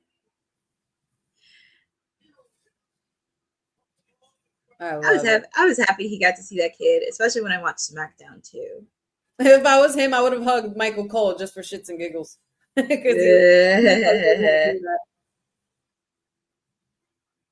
One more time, Cena. One more time. And then shut off the music. Shut off the music when he's walking out. They should do that for him from now on, ever since SummerSlam, because that's what he requested. Like when he was like, shut off the music, even after he got jumped by Brock, he wanted to walk out that way. But maybe, oh wait, I just said Brock. Is he going to appear? Is he going to appear? Because there's that. No, Brock. No Brock. He may appear on SmackDown this week. Maybe. I wouldn't put it past him to be there. He is advertised to be there the next couple weeks in the month, so we'll see. But yay. I'm so happy. Now that is definitely consolation for them overdoing the dismantling of my tribal chief earlier. Logan Paul getting his ass beat by Super Cena totally makes up for all of that for me. Just think. Yes. All right, y'all. Now just when we thought this was crazy, it's only going to get crazier because now we have a fatal 4-way match for a title. Jey Uso is somewhat hurt. LA Knight is ready to go in prime. Seth Rollins has not been seen all night, and his crew is currently ejected from being near the arena. And then you got CM Punk. then you have CM Punk. I'm like much pissed off at Seth Rollins for all of this. So I think pretty much all night CM Punk is going to see red. It's going to be really bad, but that's going to be the thing that kind of backfires on him, and he's going to, as much as he's going to be hell bent on winning, he's going to make himself lose due to the fact that he's so angry with Seth Rollins and so pissed off. Like I think it's going to get the better of him because CM Punk is at his last straw. Yep. So, but everybody let us know who you got next for the Fatal 4-Way. We got CM Punk, LA Knight, Jey Uso, and Seth freaking Rollins, the current World Heavyweight Champion, who will be defending. Ooh, look at this. Tomorrow. Yeah, tomorrow on Raw. 2 p.m. PT on Netflix. We have Intercontinental Championship action between our boy, the Dirty One, Dirty Dom, versus the Phenomenal One, AJ Styles. Oh, Paris is gonna have fun tomorrow because they're definitely gonna do that phenomenal chant the whole It's match. gonna be very fun. They're gonna be so loud, and then they're also gonna cheer and boo Dirty Dom. It's going to be immensely loud in there. I'm not sure if we're getting a Monday night watch along tomorrow. Apparently, it looks like my watch along may be under siege. Under siege, because I don't know if we're gonna get any watch alongs for Monday night. I may have to ask TK if me and Christina can do Monday Night Raw, because Timeless Elite Wednesday's under siege. But the piracy. Christina, if you're watching, I mean, you and I could do a watch along for Monday Night Raw. Oh, talking about ladies taking over. I mean, at this point, because it's like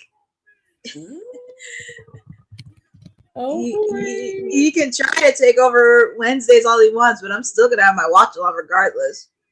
She said she don't give a damn what you say. Said I don't really care, because honestly, she has vetoed. It's my show.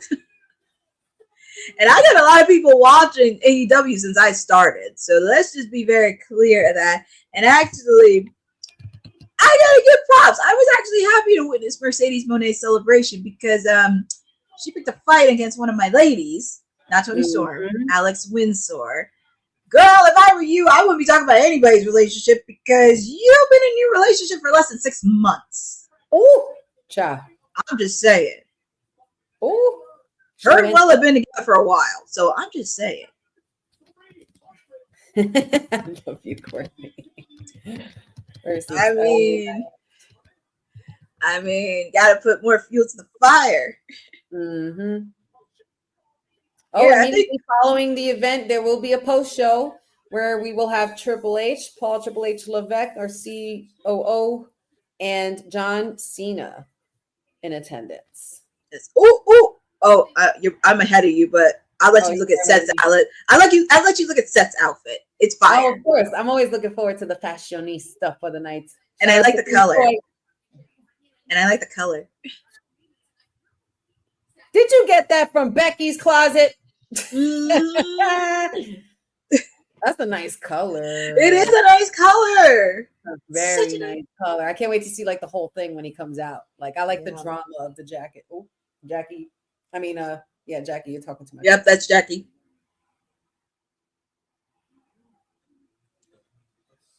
Ooh.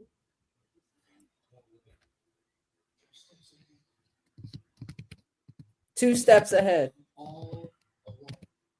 Remember, he did say a couple of weeks ago he got plan B. We all know Seth Rollins always has the plan B for something.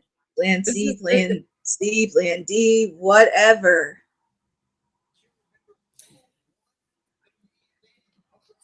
That man's got tricks up his sleeve. Man, listen. All I know is give me somebody else in the Vision. I think there's another member in the Vision that we don't know about, and he just hasn't showed up yet. Or imagine if it's a woman. Woo! Very curious which one. You honestly thought Jay was going to turn earlier. Like he thought that was a possibility where Jay could have turned on Roman Reigns and joined the Vision, but I don't see that because that's family. Yeah. And Jey Uso has been like the good-hearted one of the whole family, like all this whole time. Oh, Seth is pumped tonight. Mm-hmm. Call him Gaga Rollins. That's what I'm calling him, Gaga Rollins, because that's Lady Gaga. Oh my god! The shades and everything. Those shades are fire. They are. The blue's just the color. The entire color's on fire. Mm-hmm. Shout out to King Troy. You know what to do. I love it. Seth just stepped out of the mothership. Somebody said. But yeah, if the Vision shows up, they're fired, and that's a wrap on that. So I hope Seth Rollins is ready and prepared. So I mean, that has to mean that somebody else is coming. That has to mean that, because if the Vision isn't going to be around to help Seth, then who is going to? And that has to be the Vision member that we do not know who it is yet. And if you're asking me if there's a new person in this Vision faction, I know who I would put. I know who I would put. I would put who? I would put Maria. You and me are right here, baby girl. Austin Theory. Yeah, because we haven't seen Austin Theory. Austin Theory has been nowhere to be found. And he has been lost in the sauce. His own boy abandoned him. Big G is now hanging with the New Day, Mr. Grayson Waller. And what are we doing with Theory? Theory, I feel like he's probably been in the back or in the gym, just cooking up and building up shit. And I feel like he is going to come and be a big part of this faction. He's going to be their Randy Orton of their version of the Evolution. I can see how Austin Theory. It just makes sense. It just makes a lot of sense. I feel like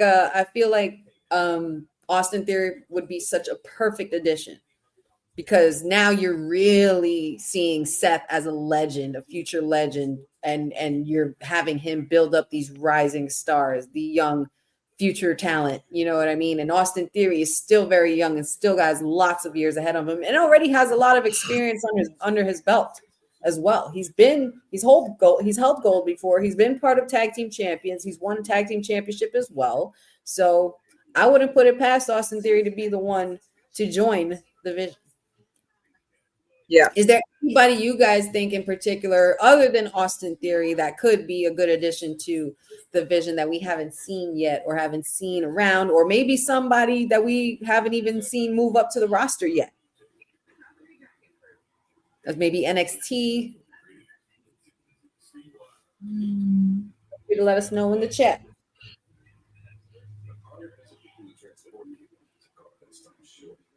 Oh, what a freaking PLE, man.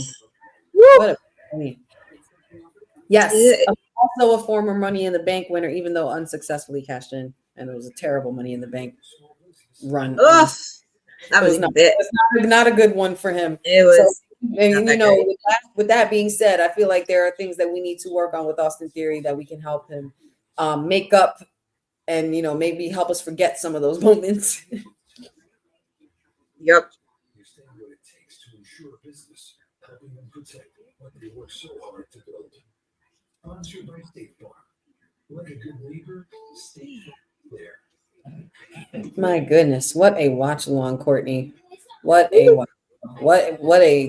PLE this has been, and we are down to the very last one.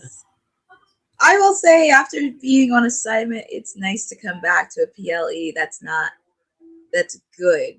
Yes. And every single match wasn't bad. I agree. I definitely agree. And they needed to kick up the energy after SummerSlam. Like, SummerSlam was pretty big, and they had some pretty big moments. So it's like, you got to follow that up with something good. And Paris, I think, was the perfect place to follow them up with, because there for some reason over there in Paris, there's an energy that is so unmatched when they go, you know, they don't get wrestling as often as we do. So there's like a different kind of appreciation for it. I really feel like that's something that we need to work on as fans in the US side, you know, not to compete or anything, but because the superstars feed off of that shit.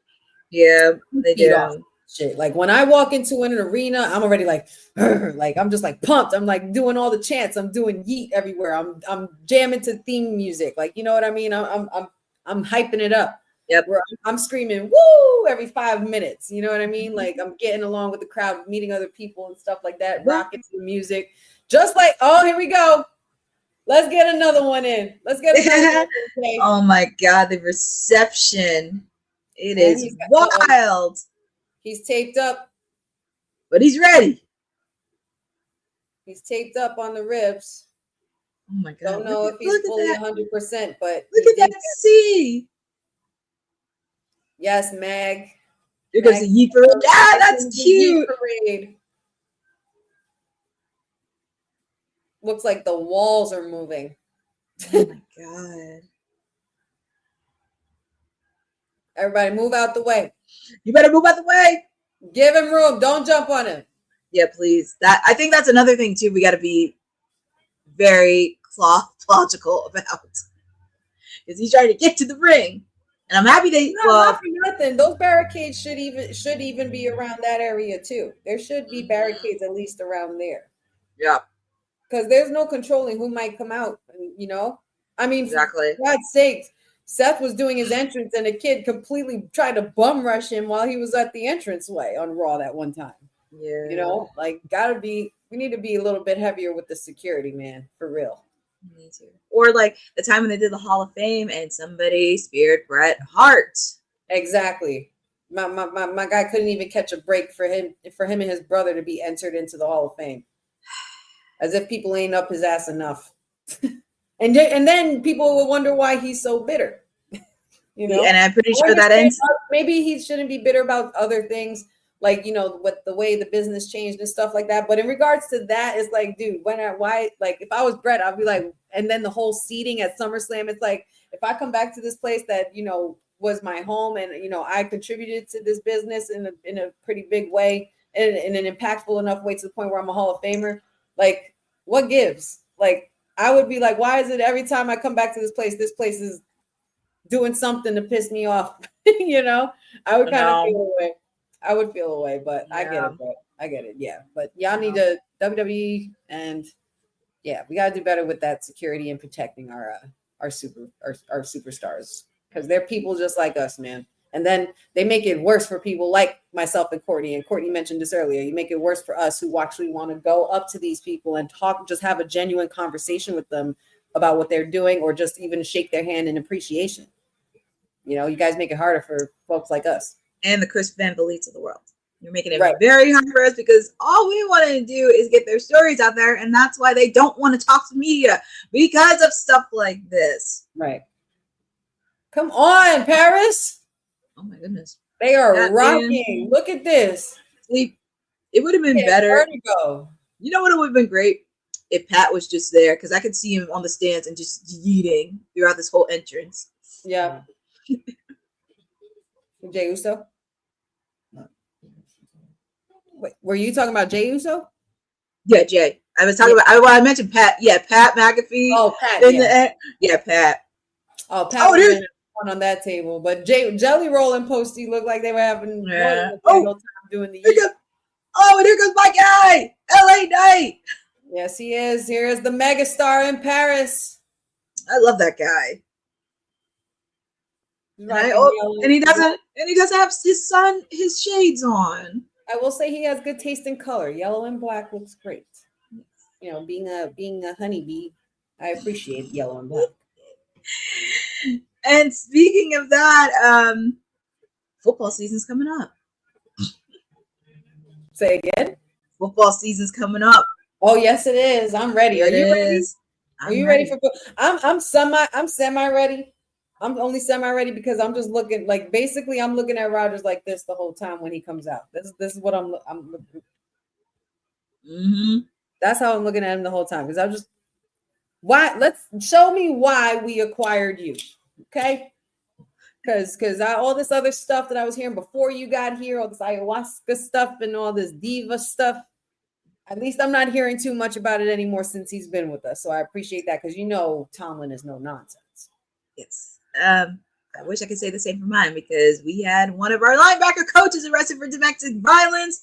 We had to deal with a lot of crap. Yeah, there was a lot of crap. And I'm like, but he got removed immediately, like administrative leave, which is good because I'm happy the Dolphins are doing their work. Wow, I'm like, look, I can't deal with this crap. I already dealt with it. Tyreek Hill being arrested last season, and then some of our team members. I'm not dealing with this crap this year. I just want to make sure we're drama free with everything else. I want us to at least get to the playoffs and have a playoff game because we got some big wins, and I would love nothing more because Seth said a lot of shit about my team because we played the Commanders in Spain.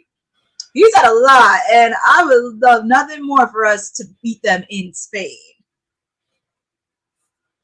But I'm ready for football season. I am ready. Oh, yeah. And here comes CM Punk. One more Sunday without football. And at least we get this. CM Punk is here. Paris is loud and singing along.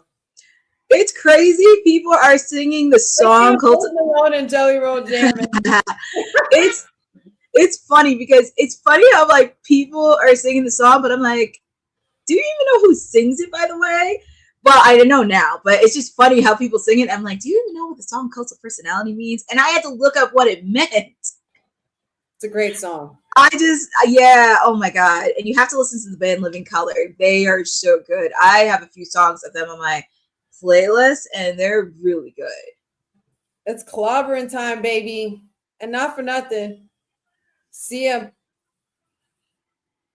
#1 straight edge worldwide personified. Not for nothing. Phil looks very different tonight. Phil looks like a madman. He means business. Phil didn't even brush his hair back. He means business. He means business. He is not playing. He is sick of Seth's shit, and he's gonna whip somebody's ass to make sure he gets that title back, man. He's ready. He's not taking nothing. The cult of personality. Still you love me. Sing it, Posty. 1 and 1 makes 3. Oh, I'm the cult of personality. Yeah, so he looks like a madman. Bill is ready to fight. We're just waiting on one more. We're waiting on the champ. Oh, Phil, don't get caught up with LA Knight, man. Focus. Y'all need to focus. Seth, Jay's hurt. Jay's like in the corner, like, look, I'm just in the corner. Jay's trying to get through this match. Punk, well, Jay also super kicked the shit out of Punk to end Raw. Yeah. Yo, they're still singing. That's crazy. He won't have to follow me. Can't set me free. Jelly Roll and Post Malone. Paris. See, why we gotta do the same thing here, man. Like, well, here comes the champ. Man of the hour. The headliner, the champ.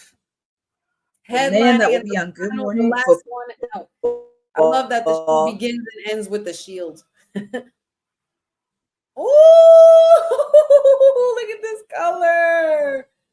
Yes, Seth. Ooh, that's a nice color. Seth, you're so cookie. Oh, he's so fly. This boy is so fly. I don't care what nobody says. Oh my God. I'm not gonna lie. Boy fly. Shout out to King Troy. I love it. Oh, that color is sick. The color, the pink on there, it was very reminiscent of the old school. It's given it's like a Seth. The look is giving me like a modified Seth's version of a modified Macho Man. Yep. You know, you're starting to see that. Paris is burning, literally. And you could tell like a lot of people were very influenced by Macho Man. Still to this day. Shout out to WWE for the set as well. I didn't comment on that earlier. The set is gorgeous. I love the Eiffel Tower set. It's beautiful. It's beautiful. I'm glad that they did that. They should actually do that everywhere. They even if they're on other locations, they should do something based on wherever the location is. And that's dope. The Eiffel Tower is such a good touch because it's such a classic monument. That's really dope. Come on, Seth, you freaking diva. I can't. I love it. Oh my God. Also give shout out to Alicia Taylor because yesterday was her birthday. So gotta give a shout out to her. Gotta give a shout out to Alicia Taylor. Madam Taylor looking fly as always. I love her punk edginess, like her look. Oh, it's so hardcore. So different, so unique, original. Yes, and so her. Woo! Whoa. Whoa. This crowd is rocking, man. Shout outs to Paris. Y'all did it up tonight. UK, like the entire regardless of how this ends, it was a great PLE all in all, regardless. I don't think there was anything at fault. I think the one thing, well, we'll talk about this in post show, but I think the one thing was like they kept the aftermath of Bronson and Roman a little bit longer than it should have. But other than that,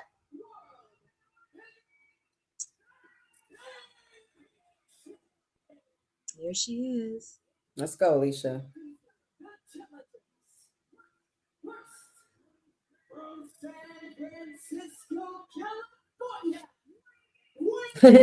I love that he always fist bumps Alicia Taylor. Yes, always.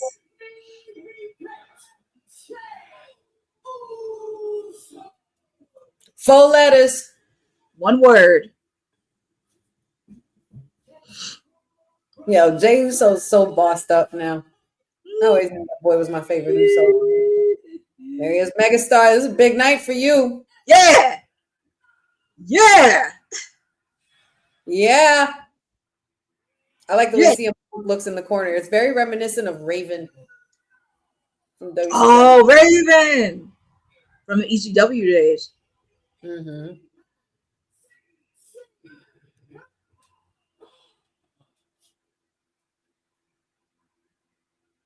Let's go, Phil. I don't know, man. I love all of these four guys, but I really think Seth is definitely taking it, man. Seth got some shit going on. Shenanigans for real. That is classic. Jared Leto bag, man. I'm telling you, like this fashion Met Gala Jared Leto bag. I love it. Oh my god. Very rare occasion. That is crazy. There's my winner. That's my pick right there. Every single man in this ring has every single reason to hate Seth Rollins because Jay Uso's history with Seth, of course, comes rooted through Roman and betraying Roman, and Roman is his family. Seth Rollins has costed LA Knight a lot of moments where he could have capitalized to be able to win a championship, and he's always been in his way with the vision. And then, of course, there's the hatred, the long-lasting hatred that will probably last forever with the beautiful relationship of CM Punk and Seth Rollins as well. So Seth, even though Seth doesn't have the vision around in the building due to what happened earlier, and he has all these three men here, I can't help but think that Seth definitely has protection from somewhere else because it's obvious that the odds are stacked against him. Mm-hmm. And because it's so obvious, that's why I feel like he's going to capitalize and he's going to win. Punk just super kicked Jey Uso. Get him out. A little payback from last Raw. Yeah, he doesn't forget. Punk does not forget on things like that. That's one thing Punk will never do. And of course, with Punk never forgetting, he has not forgotten what Seth Rollins has done to him. And in this case, what he needs to do is forget about Seth Rollins for the moment and remember that there's a problem brewing between him and LA Knight. And I like this rivalry between these two. It's given very much like Triple H and The Rock. You know, like when Triple H and The Rock used to go at it all the time. Like I could see a little long standing up until where they go back and forth for quite a while. Because I can see that. I like that no man back, like neither of them back down, and they both. I can see that as well, and also with the fact too, and they can definitely create something that's definitely long term effect. Because I can tell these two have been wanting to go war without each other. Yeah, chance or an effect. You know, it's funny you said Triple H and The Rock. I was gonna say Stone Cold and Triple H. It kind of reminds me that of that too. Either one. But like either one. But oh my God, Stone Cold and Triple H. That was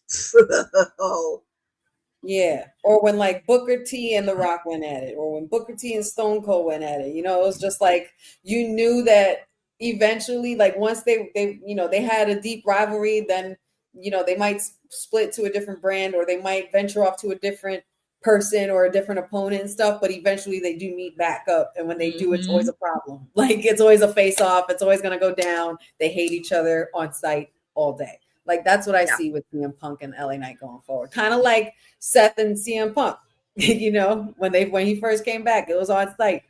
They were both sick of each other. The brawl that they had, and they're not done either because they're not done with that story either. Nope, I'm not. Alrighty. Well, Phil had LA Knight in the corner, but then of course Seth capitalizes and throws him right into knock that prime bottle over, please. He knocked over that prime bottle. Ooh, nice move by Seth.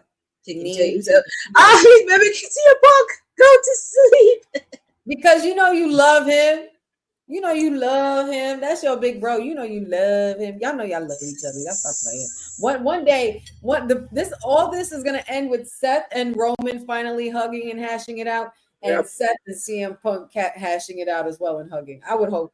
Yeah, that would be really cool to see. Yeet versus Yeah. A nod back to what the mayor said last time when these two were competing for the world title. And he was like, I want to get Yeet versus Yeah in a main event. And well, you got it. Jey Uso still moving really well. Samoan drop by the main eventer there. And still not looking good, moving gingerly on those ribs. But he's still moving. If Jay was smart, he would have backup too and have his brother there. I know. But I know Jimmy's been assisting with Jacob Sami Zayn. And all that stuff. Oh man. He who shall not be named. Yeah. Mick Foley Jr.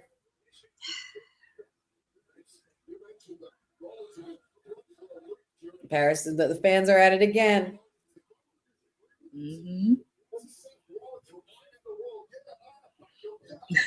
Seth saying, I don't need nobody. that's what you say. That is a double negative, sir. He said, I don't need nobody, sir. That's a double negative, which means you do need somebody. No, I don't believe it. He said, I don't need nobody, but I got him, and he's in the back, or he's gonna come from the crowd, and you're not even gonna see it coming. Oh shit. Seth getting cornered by all three men. He's like, target on your back. Paul him, and Paul ain't gonna help you. His ass. This is always fun. You love to see the villain get beat up every now and then, but he's not. Gotta get their just desserts. He's literally everybody's Joker, Seth. Seth is everybody's Joker. Yeah, I got to think about it because he has taking turns stomping him out. Yeah, because when you think about it, Paul Heyman's the Penguin. He has his goons. He just needs a Harley Quinn, to do the puzzle.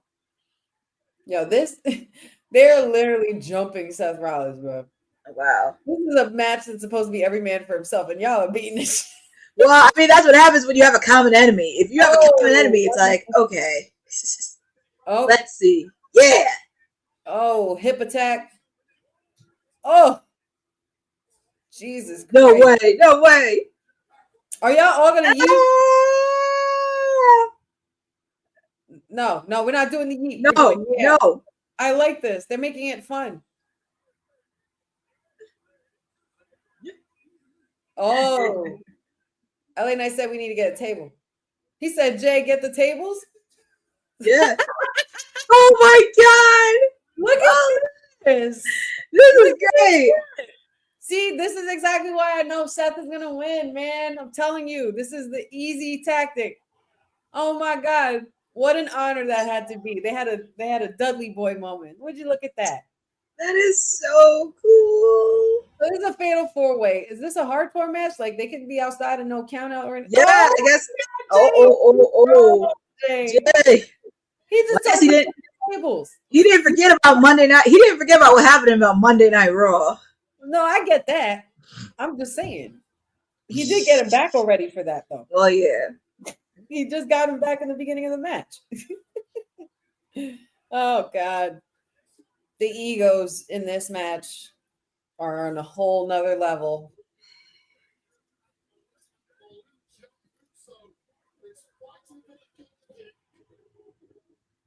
Oh man, now we're going into the crowd and shit. Oh boy.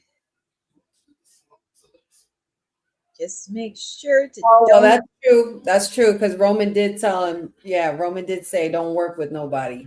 Only focus on what you need to do." You know what? That's big cousin shit right there. That's facts. You know this. He was a former champion. Oh, here comes LA Knight. LA Knight coming in the crowd now. Paris is getting all the treatment. Yep.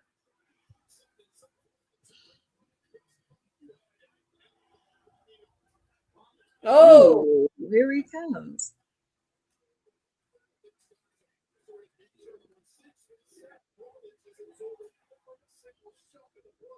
completely tossing Seth Rollins over the barricade like nothing.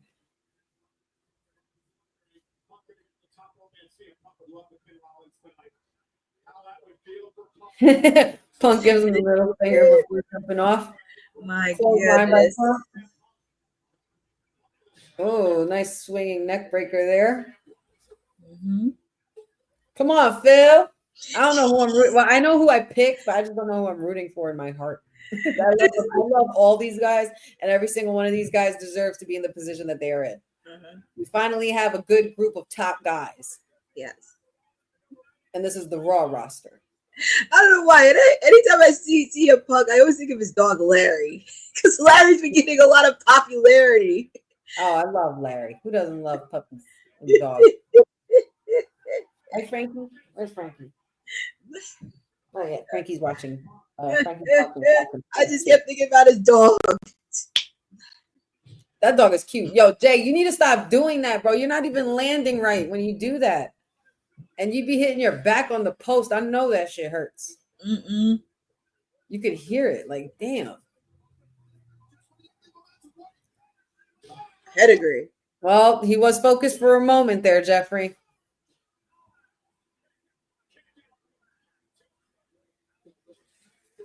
Yeah, a little nod of that shining wizard. I saw that. From AJ. Bodies are everywhere. One table is still standing outside. Yep. Who is going through that? Who is going through that table? Somebody's getting tossed into that table.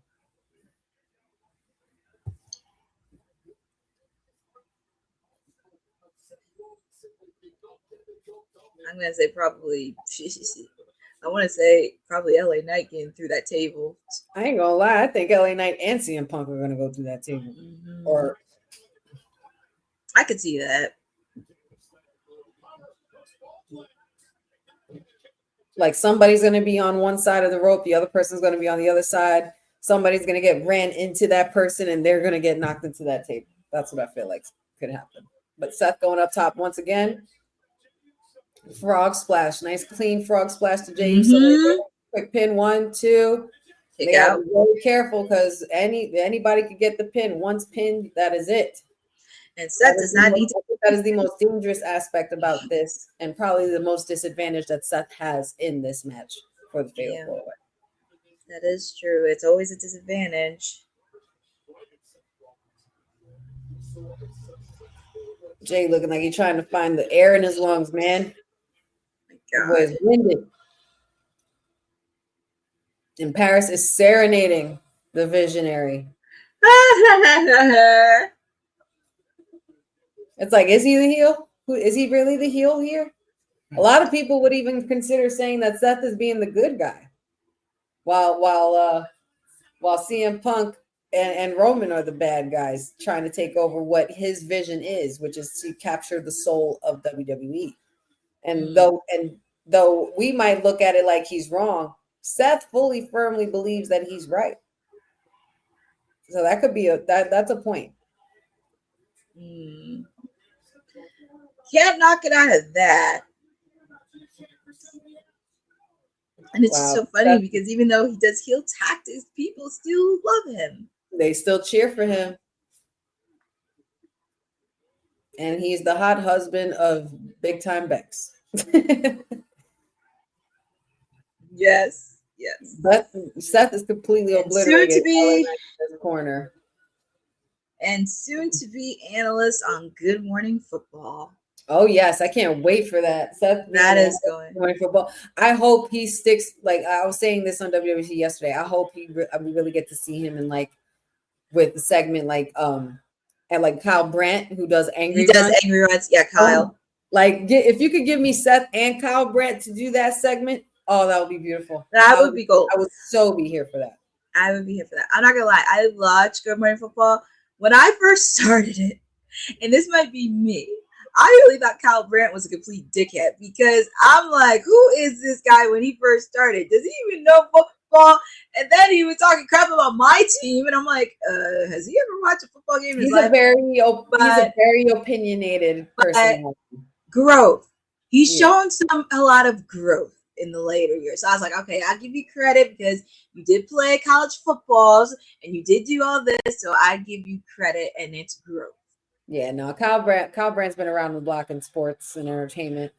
So I think I think adding Seth Rollins to the fold of Good Morning Football would be such a good fit. But shout out to Kyle Brandt and Angry Rose. I'm looking forward to that shit. I can't wait to see it. All right. We got a lot going on here. So Seth had LA Knight, and then he was about to do something. Jay super kicked LA Knight. And Jay's looking like his ribs. It looks like he's having breathing issues. Yep. Jay not looking too good. This is the first time I think I've seen Jay in shorts. Really? This is the first time I've seen Jay in shorts. Jay always wears long pants. That is true. And he has full leg tats. Oh my God. Like the old school traditional Samoan style. Like some of them have like their whole hip, their whole hips done, like they're tatted up and everything. Oh my God, LA Knight, when he does that shit, that's crazy. Oh my God. Suplex and powerbomb. Wow. 1, 2, kick 3. out. No 3 there. Punk. He's trying to pin Jay. He's trying to pin. He wants to get out of here. That's outside. CM Punk's like, where the hell is this son of a bitch?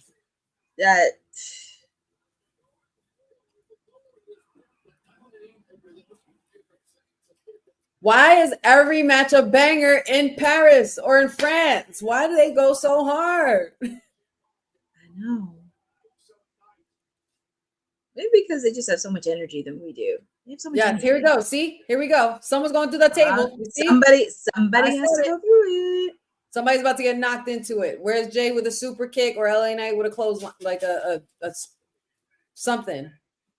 Here comes LA Knight. I saw it clear as day, y'all. I just said this 2-3 minutes ago. Oh my God. Mm-hmm. Both of these boys is getting knocked into this table. Oh my God. Here it comes. Okay. Oh, Punk is going to get knocked into it. LA Knight, are you going to do it? Oh, that was terrible. It didn't even break. It broke, but it didn't break all the way. Ow, he was standing right on his hand. Ouch. Nope, missed the stop. Ooh. We got a BFT. 1, 2. Jey Uso for the save. Ooh, my heart was pumping for a second there. That was crazy. I was like, ooh. Phil didn't even get to didn't have enough time to land on the table right.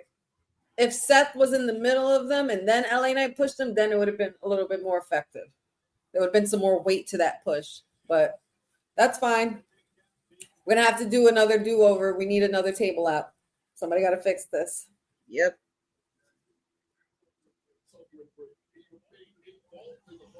This match is crazy. This is a really good match.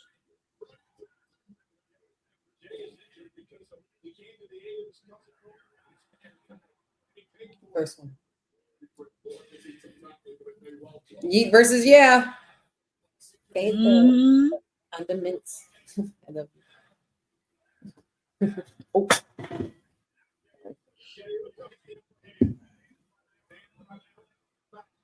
Yeet. Ooh.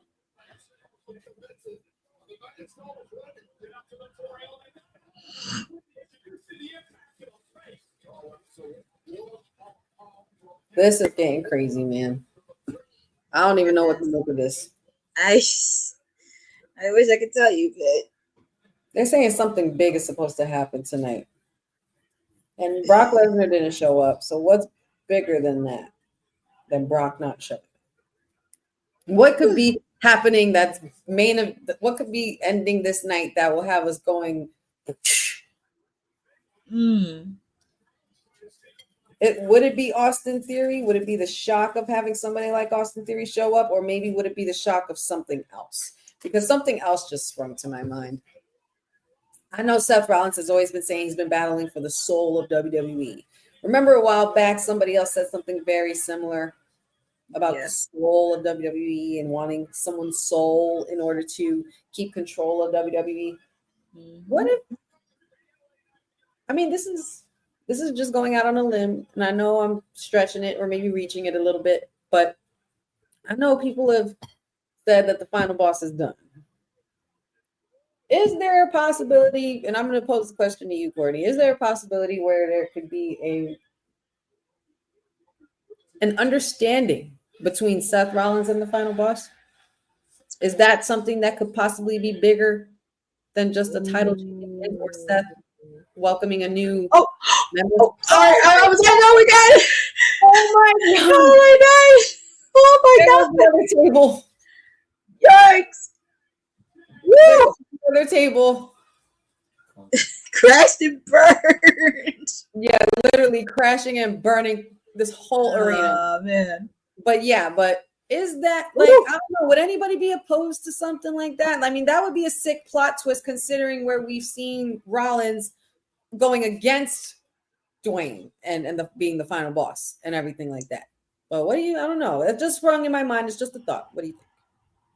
That's actually interesting because with the fact of the heel turn with John, it didn't go as planned and everything else. There's still some unfinished business between the final boss and Roman that we haven't even closed on, especially after WrestleMania. And we did see him at Bad Blood, and then after that, it was just like, I feel like there is still something there. And Seth, as he always has a plan, B, C, D, E, and whatever. And for that, sorry. No, that's fine. Hold 1 second, but really quick, just to keep people updated. Jey Uso went for the spear. Seth stopped it. Kind of very similar to how he used to do the Roman Reigns all the time. Yeah, but it would be interesting.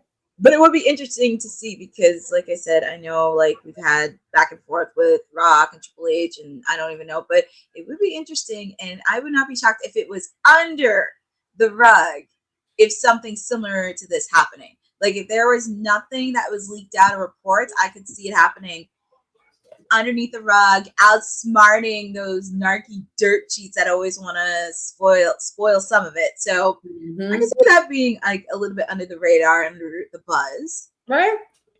And isn't he in Italy? I believe Dwayne is in Italy.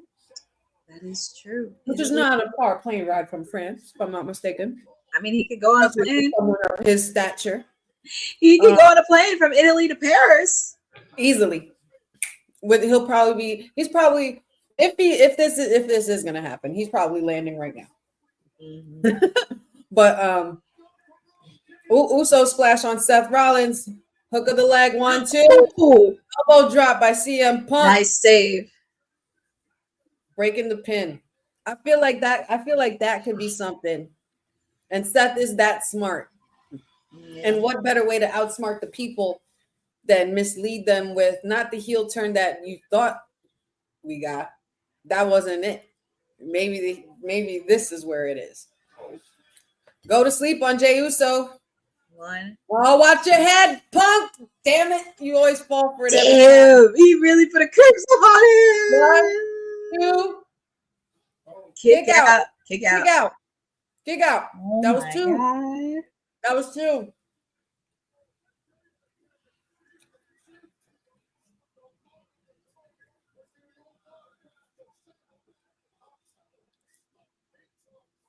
Send me that now so I can send it to her.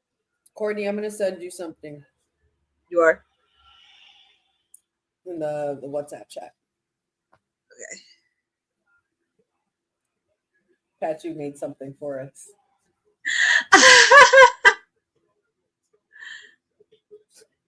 It's going to be funny.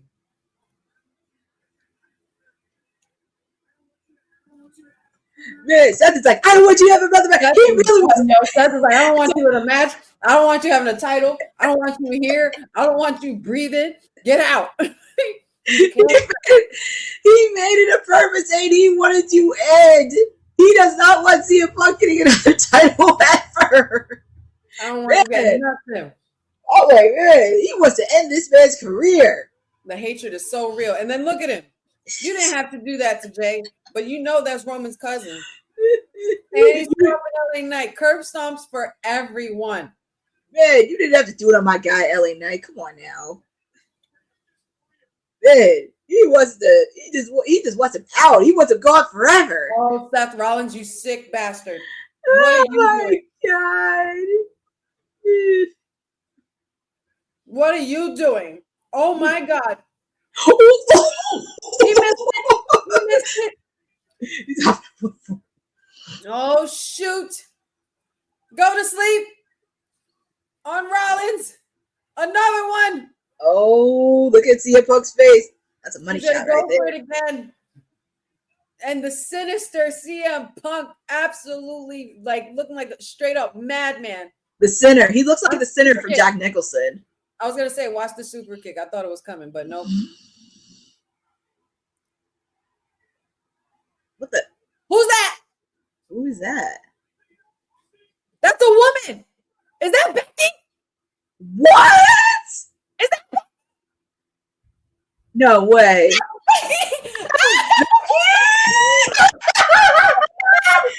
Becky! Wait. Oh my God. What? Are they bringing AJ in? Stop playing with me. If it's not AJ, Becky Lynch. And you were saying this too. Plan B for Becky, bitches. Period. How do you feel about that? I said it earlier. Maybe it's a woman to join. Yo. I love this. You know this means AJ's coming. You know this means AJ's this coming. This has to back. make sense. You know this means AJ's coming back. Y'all know this is it. If her music hits right now, I'm gonna lose my shit. My camera might go off. I'm sorry. I mean, it's a logical way, but how wrestling couple right now on this roster. Let's go. Oh my God, Becky! And y'all not messing. The fourth man. The fourth man. Get it?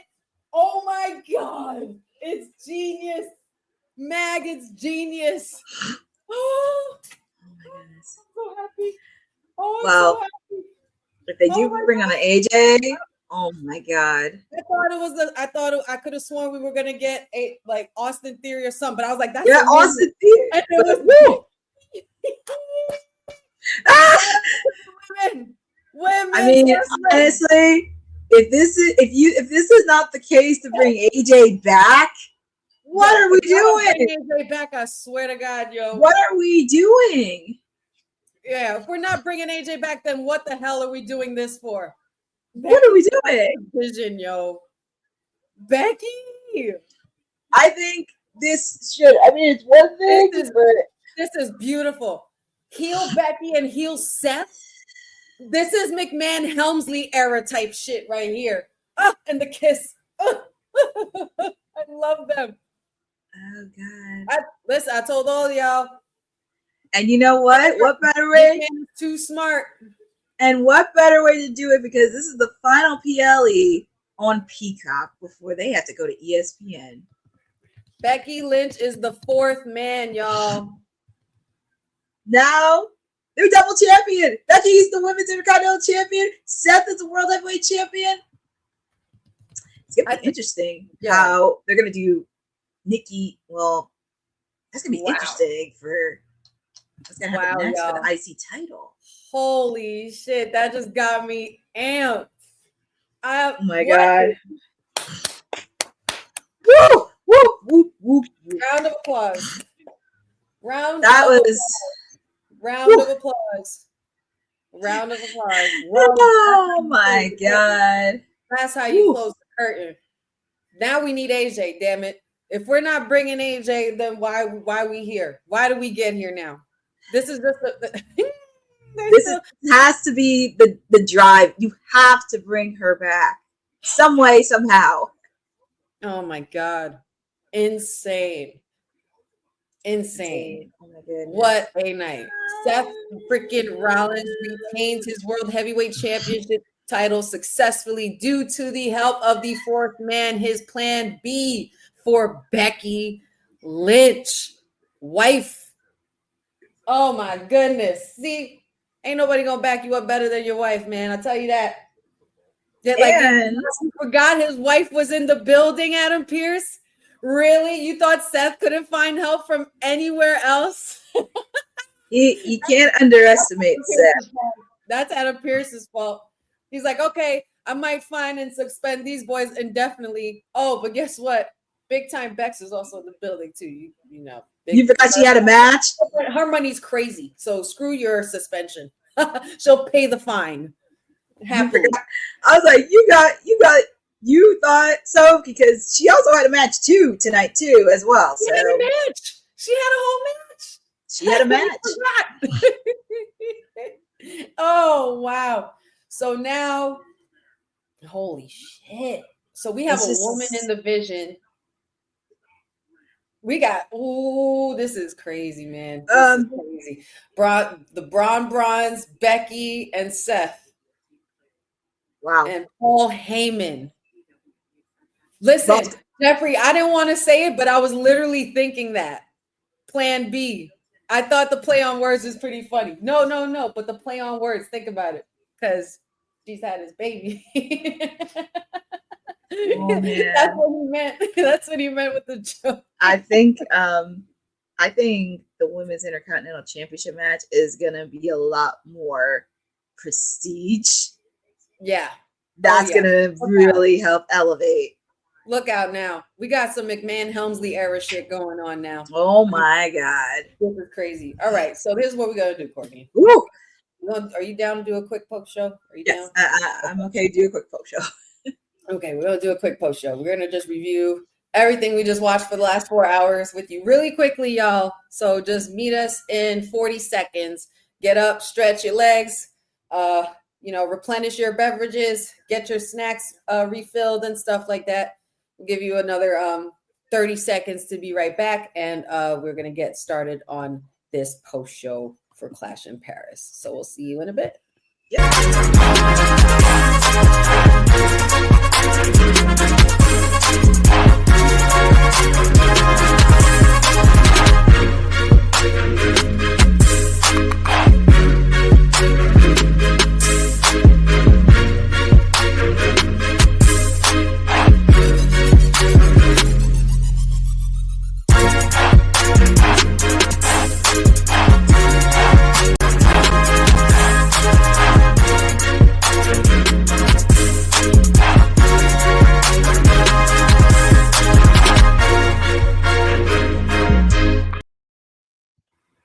And we are back.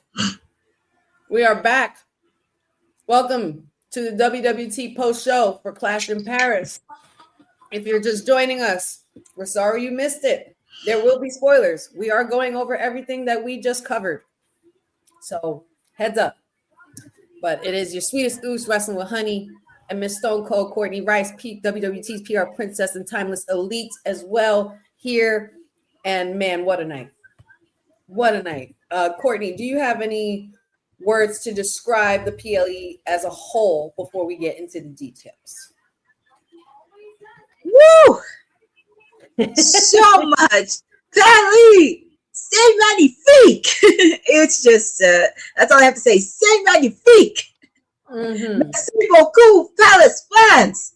I will say overall, it was a really great experience.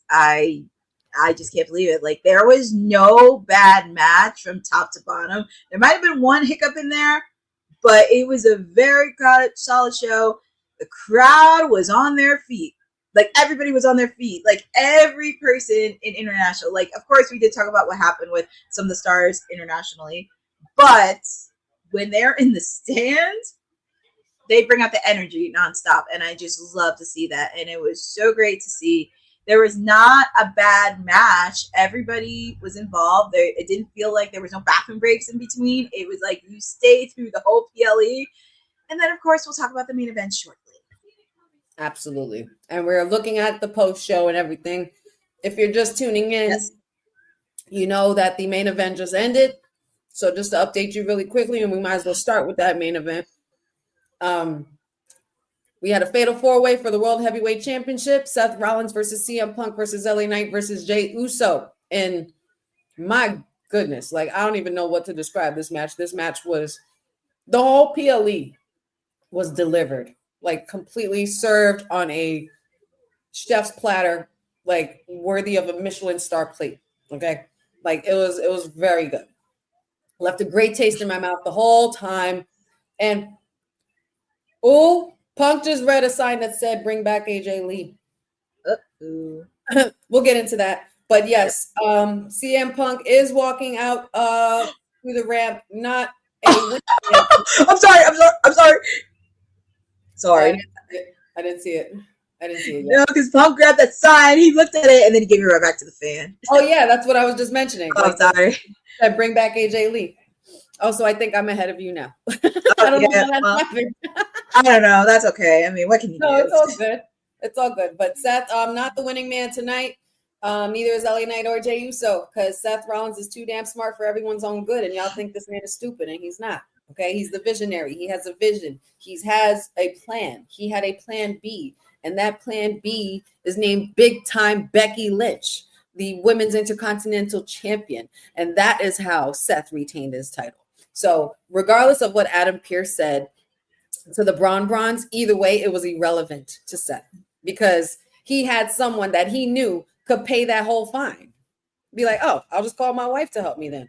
You wanna threaten me by not having my crew in the building anymore? Okay, I'll just call the wife. You could always rely on your wife to make sure that things are, good in the household, to make sure that things are all set, even in business. And there you go. Big time Bex. It gets no bigger than that. Plan B was in effect and it worked very, very well. This is funny. That's hilarious. That's funny. Yes. Stop. You sent them all to me? Okay. But yeah, it was a very, very good match. These men put out all the stops. They basically, there was so much hatred in this ring. All these men have been through so much with each other in the last few months and things like that, and even in a couple of decades.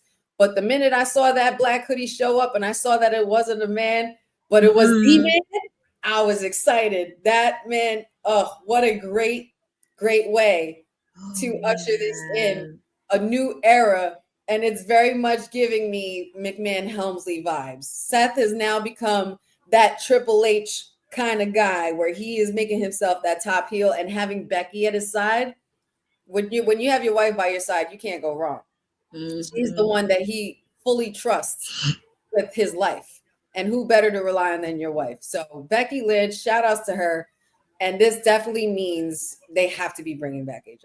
You got to bring back AJ after all of this. There's no way with all of this back and forth going on and all this poking that they've been doing. There's no way that you're not going to bring back AJ Lee. They didn't bring back AJ Lee for Drew McIntyre when he had the bracelet and when he crapped on Larry and all this stuff. But you best believe you put your hands on my husband. Oh, I'm putting my hands on you. So I really, really hope and pray they bring back our girl and let's light it up. Oh, so sweet. That would be a sweet treat right there. That was the main highlight of the night for the main event. Jey Uso, LA Knight, y'all performed. Y'all did your thing. It was beautiful. Punk did great as well. I really had no doubt in my mind that Seth was going to win. No, none whatsoever. He's way too smart. And when you say Plan B and you've been under the tutelage of Triple H, that means something else is coming. I initially thought it was going to be a different person, as we talked about in the watch along earlier, but I'm happy with this. What would you rate this match, Courtney, out of 10? 10 out of 10. I don't have any notes for this because honestly, and I kind of said this too, and I picked Seth to retain because I was like, this man has a plan. I don't see him walking away. I see him grabbing that belt, and something is bound to happen. And just seeing Becky come out, I'm like, holy shit, I can't believe it. And it was just crazy. And like I said, it's going to bring relevancy to the women's IC title. Because, yes, our favorite Jersey girl, even though she lives in Chicago, she is from Jersey, AJ, it would make sense for her to come in because, of course, she hasn't wrestled in a while. So, of course, she's going to have a little bit of rust going into the ring and training. But this would be a good segue because what other females could you see? Because with the fact, too, Lyra's not challenging for the belt anymore until it's off Becky. So what other female could you do that? And Becky already beat Nikki Bella. So it would make sense for her to step with AJ. Man, I don't know. I don't know when it's going to happen. I don't know where. I don't know how. But please just let it happen. Boza, I see what you're saying here. You're saying Roxanne, assuming that they might do that, but I don't know if they're going to take that, because that's more like their relationship off camera. Yeah, that Roxanne would do something like that. But I don't see Roxanne cutting in on CM Punk's business. Because not for nothing, I love Roxanne. She's the prodigy. She got her own shit to handle right now. With the Judgment Day. A lot going on with the Judgment Day. And I think she's doing fine right where she's at. Because AJ and Becky, it's no shade to Roxanne. This is grown women's business. No prodigies here. This is grown women business now. Because you laid hands on husband. Now we got a problem. And also with the fact, too, Roxanne's going to be dealing with Liv Morgan when she comes back. Indeed. So she's going to have a lot on her plate to deal with then. So AJ Lee shouldn't even create that other problem for herself. That's all I will say. But aside from that main event, that monstrous main event, let's also get into the events beforehand. John Cena, the never seen 17 and the last real champion, the GOAT, on his retirement year, on one of his last few dates left, has defeated Logan Paul. And I am so happy to say this with the biggest smile on my face, because otherwise it would be with a tear in my eye. But I'm just happy about it, And yeah, Logan Paul, you performed. You did your thing. You are improving every single time. I respect it. I enjoy watching it. I'm just still not hip to it, bro. I'm still not hip to it. But you're doing your damn thing. Keep doing it. Because being able to go toe to toe with one of the greatest of all time is not an easy feat. Cena can literally go and ride the wave of a match till the wheels fall off. Okay, he will work you, and that is exactly what he did to Logan, and pretty much showed you're good. He gave him the rub. He gave him the Super Cena rub, and he said, "You're good. You're good in my book, kid. You got that." And John Cena one last time took his bow out in Paris, France for Clash of Champions. And Clash in Paris. And he is here for the post show as well. What do we think of this match, Courtney? And what rating do you give it out of 10? I give it a 9 out of 10. I feel like this match really did everything it could. And also with the fact too, and I mentioned this many times, John told Logan Paul he got to bring his A game, because you're not facing off against anybody. You're not facing off against Ray. You're not facing off against Kevin Owens. You're not facing off against Randy. You're facing off against the GOAT. Yes. So he says, I expect you to bring your A game. And he did. He definitely did do that. And also, I did like the moves with John and calling back to almost not every single opponent he faced, but like certain opponents. Like you mentioned about Mark Henry. He did the Styles Clash. He did a Code Red. Also doing all these moves, even throwing back to when he was on SmackDown in his early years. It was just crazy. And really happy that Logan Paul put on a match. They both put on a clinic, and also it just was a feel-good moment because it's the last time you'll see John in Paris. We have to let that moment sink in, and also having a moment with his wife, also interacting with the child that apparently was sad that John turned heel earlier this year, but made amends on SmackDown. So it was just that feel-good moment to really have. But I give it a 9 out of 10.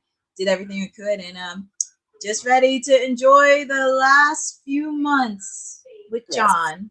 Yes, indeed. I think one of my favorite things about this match was the tributes that John Cena was giving with all the finishers and moves that he was doing. Like he did AJ Styles Clash.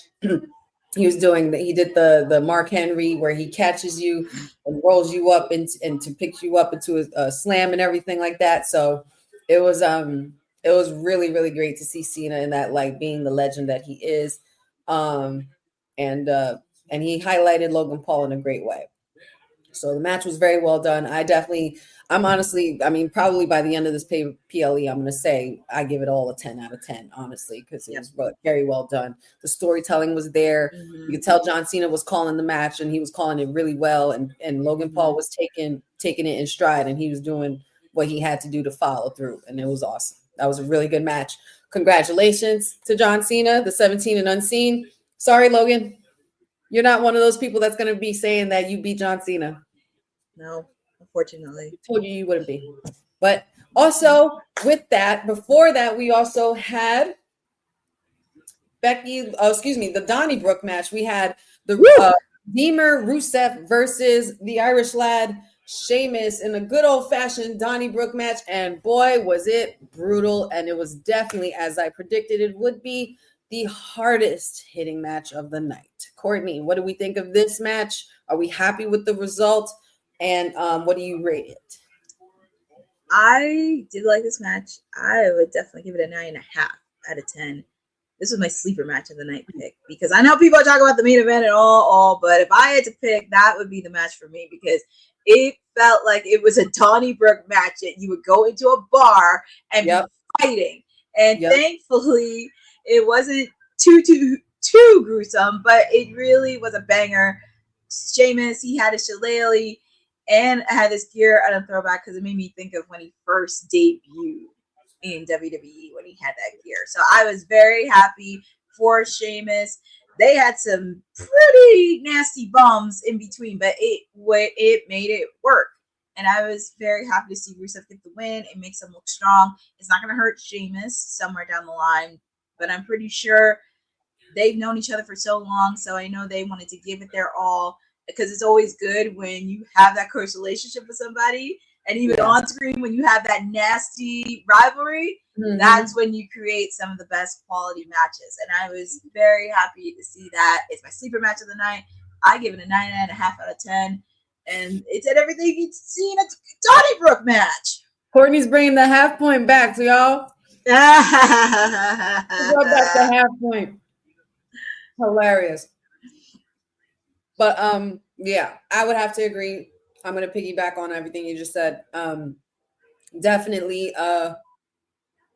They're singing to John Cena. They're singing something really at the post show. But I'm going to piggyback on everything you just said. I think that match did exactly what it needed to do. It was the banger match. It was the hard hitting match of the night. It's basically the bar you don't want to walk into. Like you basically see chaos and then you walk right out. So they created that environment throughout that match. It was hard hitting. It was brutal. And for the way it was finished for Sheamus, for Sheamus to not come out on top, even though Rusev completely battered him using the shillelagh on the accolade, which was pretty wild. I think Rusev is basically put his foot down and showing us that he's not here to play games this time around. And it is still Rusev Day around here. So congratulations to Rusev on the win. Shout outs to Sheamus. Put in a good fight. That is your element. That is your match. But you were not the better man today. But we do wish you well. And we hope you have a lot of ice and Epsom salt and lavender handy for your bath because you're going to need it. Then we also had women's one-on-one Intercontinental Championship match. Miss Becky Lynch sitting here acting like she didn't have two things to do tonight. But okay, I see how you work, Miss Thing. And Becky Lynch had gone on and underwent a really good match with Nikki Bella, the Hall of Famer. Unfortunately, Nikki was not the winner for tonight. The man on top, Becky Lynch did retain her Intercontinental Championship. What do we think of that match, and how do you rate it, Courtney? I give the match 8 out of 10. I mean, it did everything it could be, and both of these ladies delivered. I mean, of course, Nikki was going to be a little bit rusty in the match. We kind of knew since it's one-on-one, and I was very happy to see Nikki not get too hurt in this match. Like, at least they were kind of following each other, but Becky... Part of me was like that too. Part of me was I was a little bit concerned, but Becky, like, you know, she held her own 2 feet, and her and Nikki were on it for the ride, but it delivered every single point. Now, I know we talked about AJ, but this is also going to be very interesting too, because I feel like if you saw the look on Nikki's face, there's still something in there between her and Becky. Yeah, she's not. I know with AJ, like, yes, but there's also still something with Nikki as well. And I feel like something is about to happen with these two. Something has to give. And I feel like there's going to be a lot more to those two ladies. And we shall see what happens. But I feel like there's just something that needs to be addressed before we get to Miss AJ Lee. We do have to address that, because I just think there's just... Yeah, they got unfinished business, those two ladies. They have unfinished business. You could tell after the match, Nikki looked very disappointed. The look on her face, she looked very heartbroken. So, yeah, it's going to be very interesting on how this is going to play out. Yeah, I would have to agree with that as well. Nikki did look great. Nikki did hold her own. She's proved that she still got it. Not as rusty as a lot of people. I'm sure a lot of people thought she would be. But that linchpin is a thing of beauty. I really like the way that Becky's been able to, you know, catch them off guard with that and still walk away with the win. You know, it goes to show you the growth in Becky and how much her in-ring development has smartened up over the years since she's joined the WWE period. So congrats to Becky, pulling double duty as well. But I'm just gonna tell you this, Becky, I love you, but you in danger, girl. You in danger, girl. And also, to answer your question in regards to intergender, this is always very tricky when it comes to this, because it's like we have seen some shots of intergender. Do not be shocked if it's a mixed tag team match. Yeah, I would not be shocked if it's a mix. I mean, I know there have been a little bit of things we've seen in intergender on the weekly shows, but of course, I would not be shocked if it was just a mixed tag team match. With this match, though, I feel like they could get away with what Rhea and Damian were able to get away with. You know what I mean? Like this one, for it especially. Becky, you put your hands on Punk, so you deserve some hands put on you, and it doesn't have to be Punk, but just let AJ retaliate. In that case, if AJ messes around and puts Seth Rollins in the Black Widow, I will absolutely lose my shit. That would be something so cool to see. You know, AJ Lee, period. Anyway, but yeah, shout outs to the man. Yes. And hoping Nikki Bella recovers well, and hopefully she can bounce back from this. She did have the look like she's not finished. So interesting to see what we get to going forward with her. Yeah. And then, of course, we had our tag team match. Yes, we did. Wyatt 6. Our tag team champions have retained their titles. And if you ask me, they did it in a rather heelish way. You know, but I think that Wyatt 6 has basically put themselves in a position where they're not heel or face. They're not even in between. They're more so like unconventional superstars, to the point where it's like we're just the favorite. Doesn't matter if you like us or hate us. Doesn't matter if we have heat or, you know, if we're white hot. It doesn't matter. People are going to understand that we are here for a bigger purpose. And the Wyatt 6 definitely showed that to the Street Profits. The Street Profits definitely made their case as to why they were the number one contenders. We always know that Street Profits have always been able to bring it whenever it came to the ring. So there was going to be no disappointing in that aspect. But in regards to How much smarter? It's why it's 6, man. It's why it's 6. They're on a whole nother level. They're thinking way ahead before anybody else.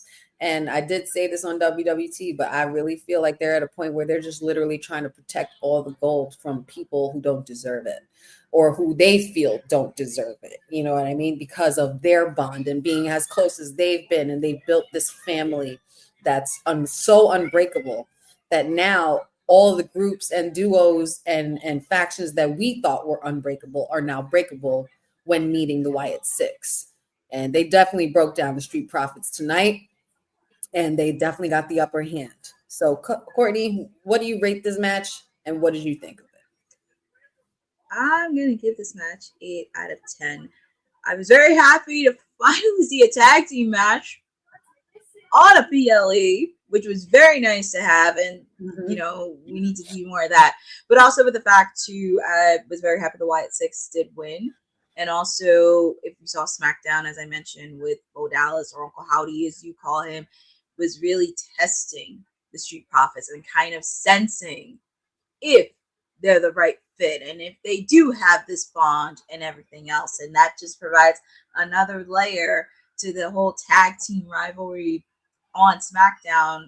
And also with the fact, too, I thought at least we had an interaction between B-Fab and Nikki Cross, but I think that is bound to happen sooner than you think.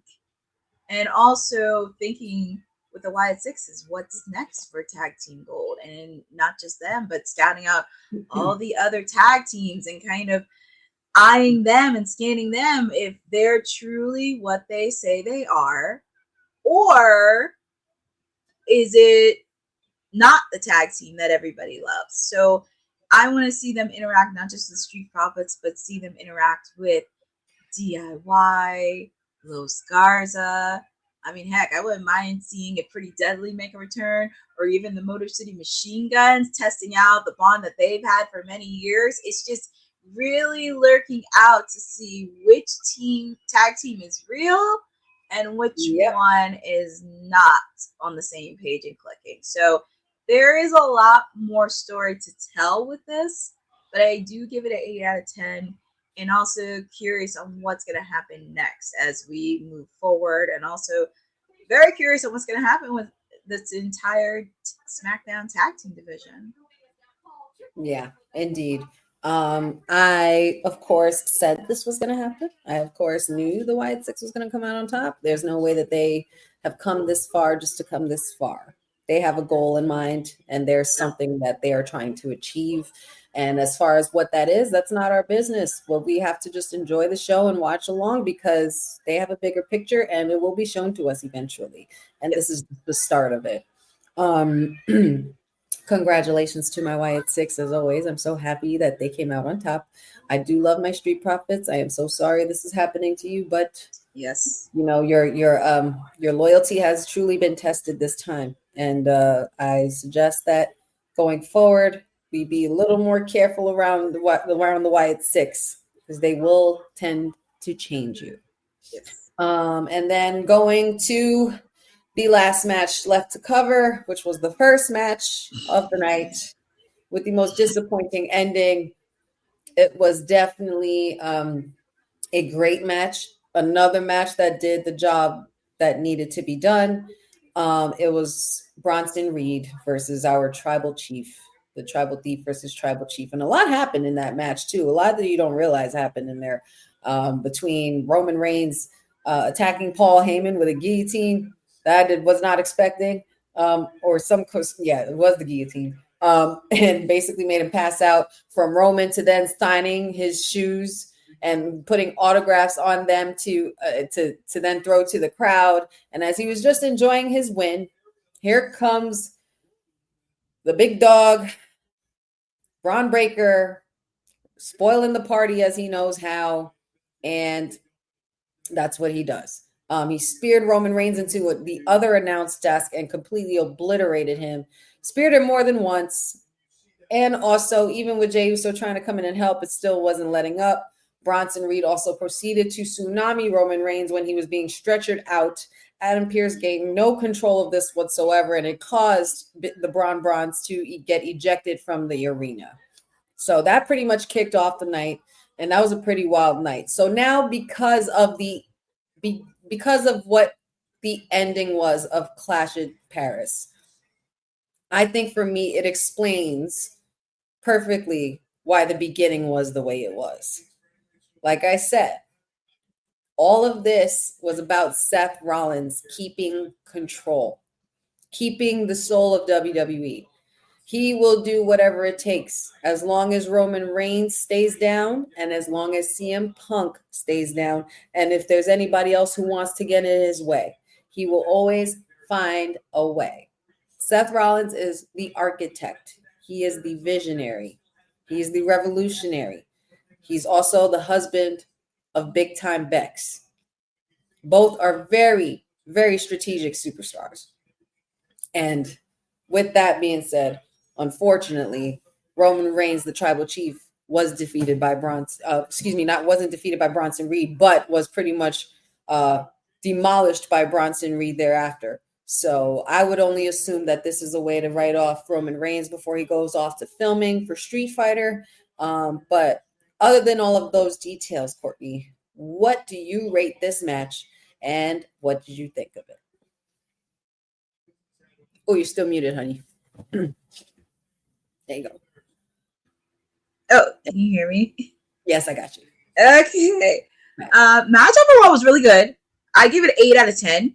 It did what it needed to do. It's just like, it was the aftermath took forever, but I understand why they did it. But I was like, they really wanted to destroy Roman Reigns because Seth said he will do whatever it takes to get anybody that's in the Vision's way. It doesn't matter if it's CM Punk or Roman Reigns or Jey Uso or whoever in that Raw locker room, they have to go through the Vision. And I think it didn't make sense in a way because, of course, we know Roman's going to be doing his next film, and he's going to be out for a little bit.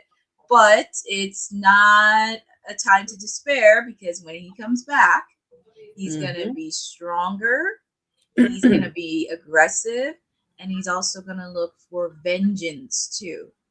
Keyword, vengeance. So, especially right ahead of War Games, because there's a lot of storylines that can implement going into War Games. Since we do have a few PLEs in between, we're pretty much on the road to Survivor Series. But also, you got to give credit to Bronson Reed, because Bronson Reed really had a stellar performance in that match. Yes, it really did show that he can be one of the future potential stars in this business. He's not next to Braun Breaker. They both can stand on their own. They're not like the goons standing behind Seth. They actually can hold their own 2 feet. And also another thing too, I know the Raw tag team division kind of sucks, but I wouldn't mind seeing them holding the tag team titles. I would not mind it at all. I love Finn. I love Finn with all my heart. I love Finn, but I love Finn with all my heart too. But it's time to get some tag team titles. Get the belt up, please. It's time for him to go solo. That's what he needs. Needs. Like, I would not mind seeing the Brawns get the tag team titles and at least try to bring some prestige into Raw's tag team division and really bring competition. You're already doing it on SmackDown. Why not do it on Raw? Indeed. I can't wait. I mean, I'm not happy about my tribal chief losing, but I did say that this was going to happen. I was afraid of this happening. And you know what? My fears have come true. And unfortunately, I will be tribal chiefless for a couple of weeks. And congrats to Braun Breaker. Shout outs to the Vision. Y'all did your thing. Y'all did what you needed to do. And you fooled us. Every single one of y'all fooled us. And this is definitely gearing up for War Games type stuff, man. Yep. It's gonna get brutal by the time we get to the end of the year. There's also something else. Something else I wanted to mention. I did see something breaking here. Psycho Stu, the superstar who was brutally attacked at Knox Pro Wrestling Independence event that happened just days ago, is doing well and out of the hospital. So we love to see that. We love to hear that. Hope all is well with his recovery. Glad he's with his family and friends and such. But I just saw my friend posted that. Shout outs to Mark Velez, my homie, my brother from another mother, with the news. He was also a good friend of Psycho Stu. Oh, okay. But yeah, so that's pretty cool. I just had to put out some good news there as well. But what a great PLE, man! This was so much fun. Y'all definitely brought the energy in the chat too. This was a really good PLE where you didn't really feel tired from. Well, I mean, I feel tired after. You know what I mean? I didn't feel tired throughout, or I didn't feel like it was dragging. Yeah, or anything like that. Like it was really well. Cindy, where you been, girl? Where you been? Girl, we were here the whole time. Girl, we missed you. We missed you. And Lewis Johnson, shout out to everybody in the chat. You guys were so great today. Thank y'all for tuning in. If y'all missed it, we're so sorry, but you guys can always watch it back. Also, before we go, and just in case if you need some energy, and just in case if you need some boosting of caffeine without too much of it, if you need a coffee that won't powerbomb your sleep schedule, Savorista's got you. It's a premium craft decaf and half calf coffee, bold flavor, no jitters. Made from high altitude Arabica beans, naturally decaffeinated with no harsh chemicals. Bourbon pecan decaf minted mocha. Yeah, they are that good. Use our exclusive code for 25% off at savorista.com. That's savorista.com. So make sure you guys use the code that you see below in the ticker here. Use our code 691-793 because cutting caffeine should not mean cutting flavor. Yeah. So just in case you need a little energy boost after all of that wrestling you just watched, go to savorista.com. Also, don't forget, check out Women's Wrestling Archive that we are going to be building as well. Womenswrestlingarchive.com. All the information will be there. Help us preserve women's wrestling so it's not lost in the sauce of history. We'll be highlighting all the rising stars, legends, and trailblazers of those who have shaped women's wrestling as we know it today. And you guys definitely want to tune in, check that out. Donate to our cause as best you can, even whether it's $1, $5, any donation helps. So always support. If you love women's wrestling, support it, and don't just help us preserve it. Help us keep it going and keep it alive. So yeah, man. But shout outs to you, Miss Courtney, Madam Courtney. Thanks so much for joining me. This was so much fun. I absolutely love this pay-per-view, and I absolutely love being able to watch a pay-per-view without having to rush to go anywhere and to do anything. So it's just pretty cool to be able to spend time. And I missed you guys. For the PLE events. I haven't been on that often, but your girl will be back in effect, especially the next couple of weeks. Boss Lady's gonna be doing some traveling, so we'll be here holding down the fort for the week for WWT. So make sure y'all stay tuned for all of that. Also, don't forget to check out the Kayfabe podcast with the boys, All-Star Fandom, Dion, and Councilman Wolf Farrell as well. And I don't know. Maybe I heard something about a Monday night takeover. I don't know, but we'll have to discuss that further later on down the road. But we'll see. And shout outs to everybody in the chat: Cindy, Boza, Maria, Lewis, Jeffrey, Papa Honey, JT, everybody in the chat. Don't forget our super chats were enabled as well. Donate to that cause as well. Aminatu, Mangum. We also had Maria. Shout outs to you. You guys were an amazing crowd today. Hassan, Terrell, always a pleasure having you guys here. Yeah, Clash in Paris was definitely a good one for the books, y'all. That was so much fun. I hope you guys enjoyed this watch along and post show. But now it's been 4.5 hours, and your girl's got to get some rest. And we will definitely keep an eye out for tomorrow. We will see you guys tomorrow. Don't forget, WWT Live will be happening after Raw, so we'll be covering everything. And Raw will be on Peacock. Is it Peacock? Netflix, excuse me, 2 p.m. Netflix. 2 p.m. on Netflix. I looked at on Netflix.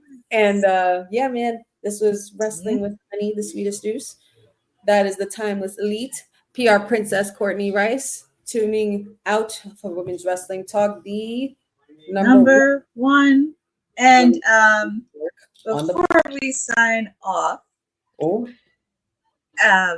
I know I was gone you will be getting a timeless Elite Wednesday watch along by me. Seth ain't taking over Wednesdays. He can try, but you will be getting a watch along from me, and I will be back. Well, you heard what she said. I don't know what else to say. We'll see you guys tomorrow. Have a great day, y'all. Thanks for tuning in. Thanks for joining WWT. Don't forget to like us on all social media platforms at WW Talk Pod. Like and subscribe on all video and audio platforms, like yesterday, my G. And check out our website at www.talkpod.com. Thanks for watching Women's Wrestling Talk, the #1 women's wrestling network on the planet.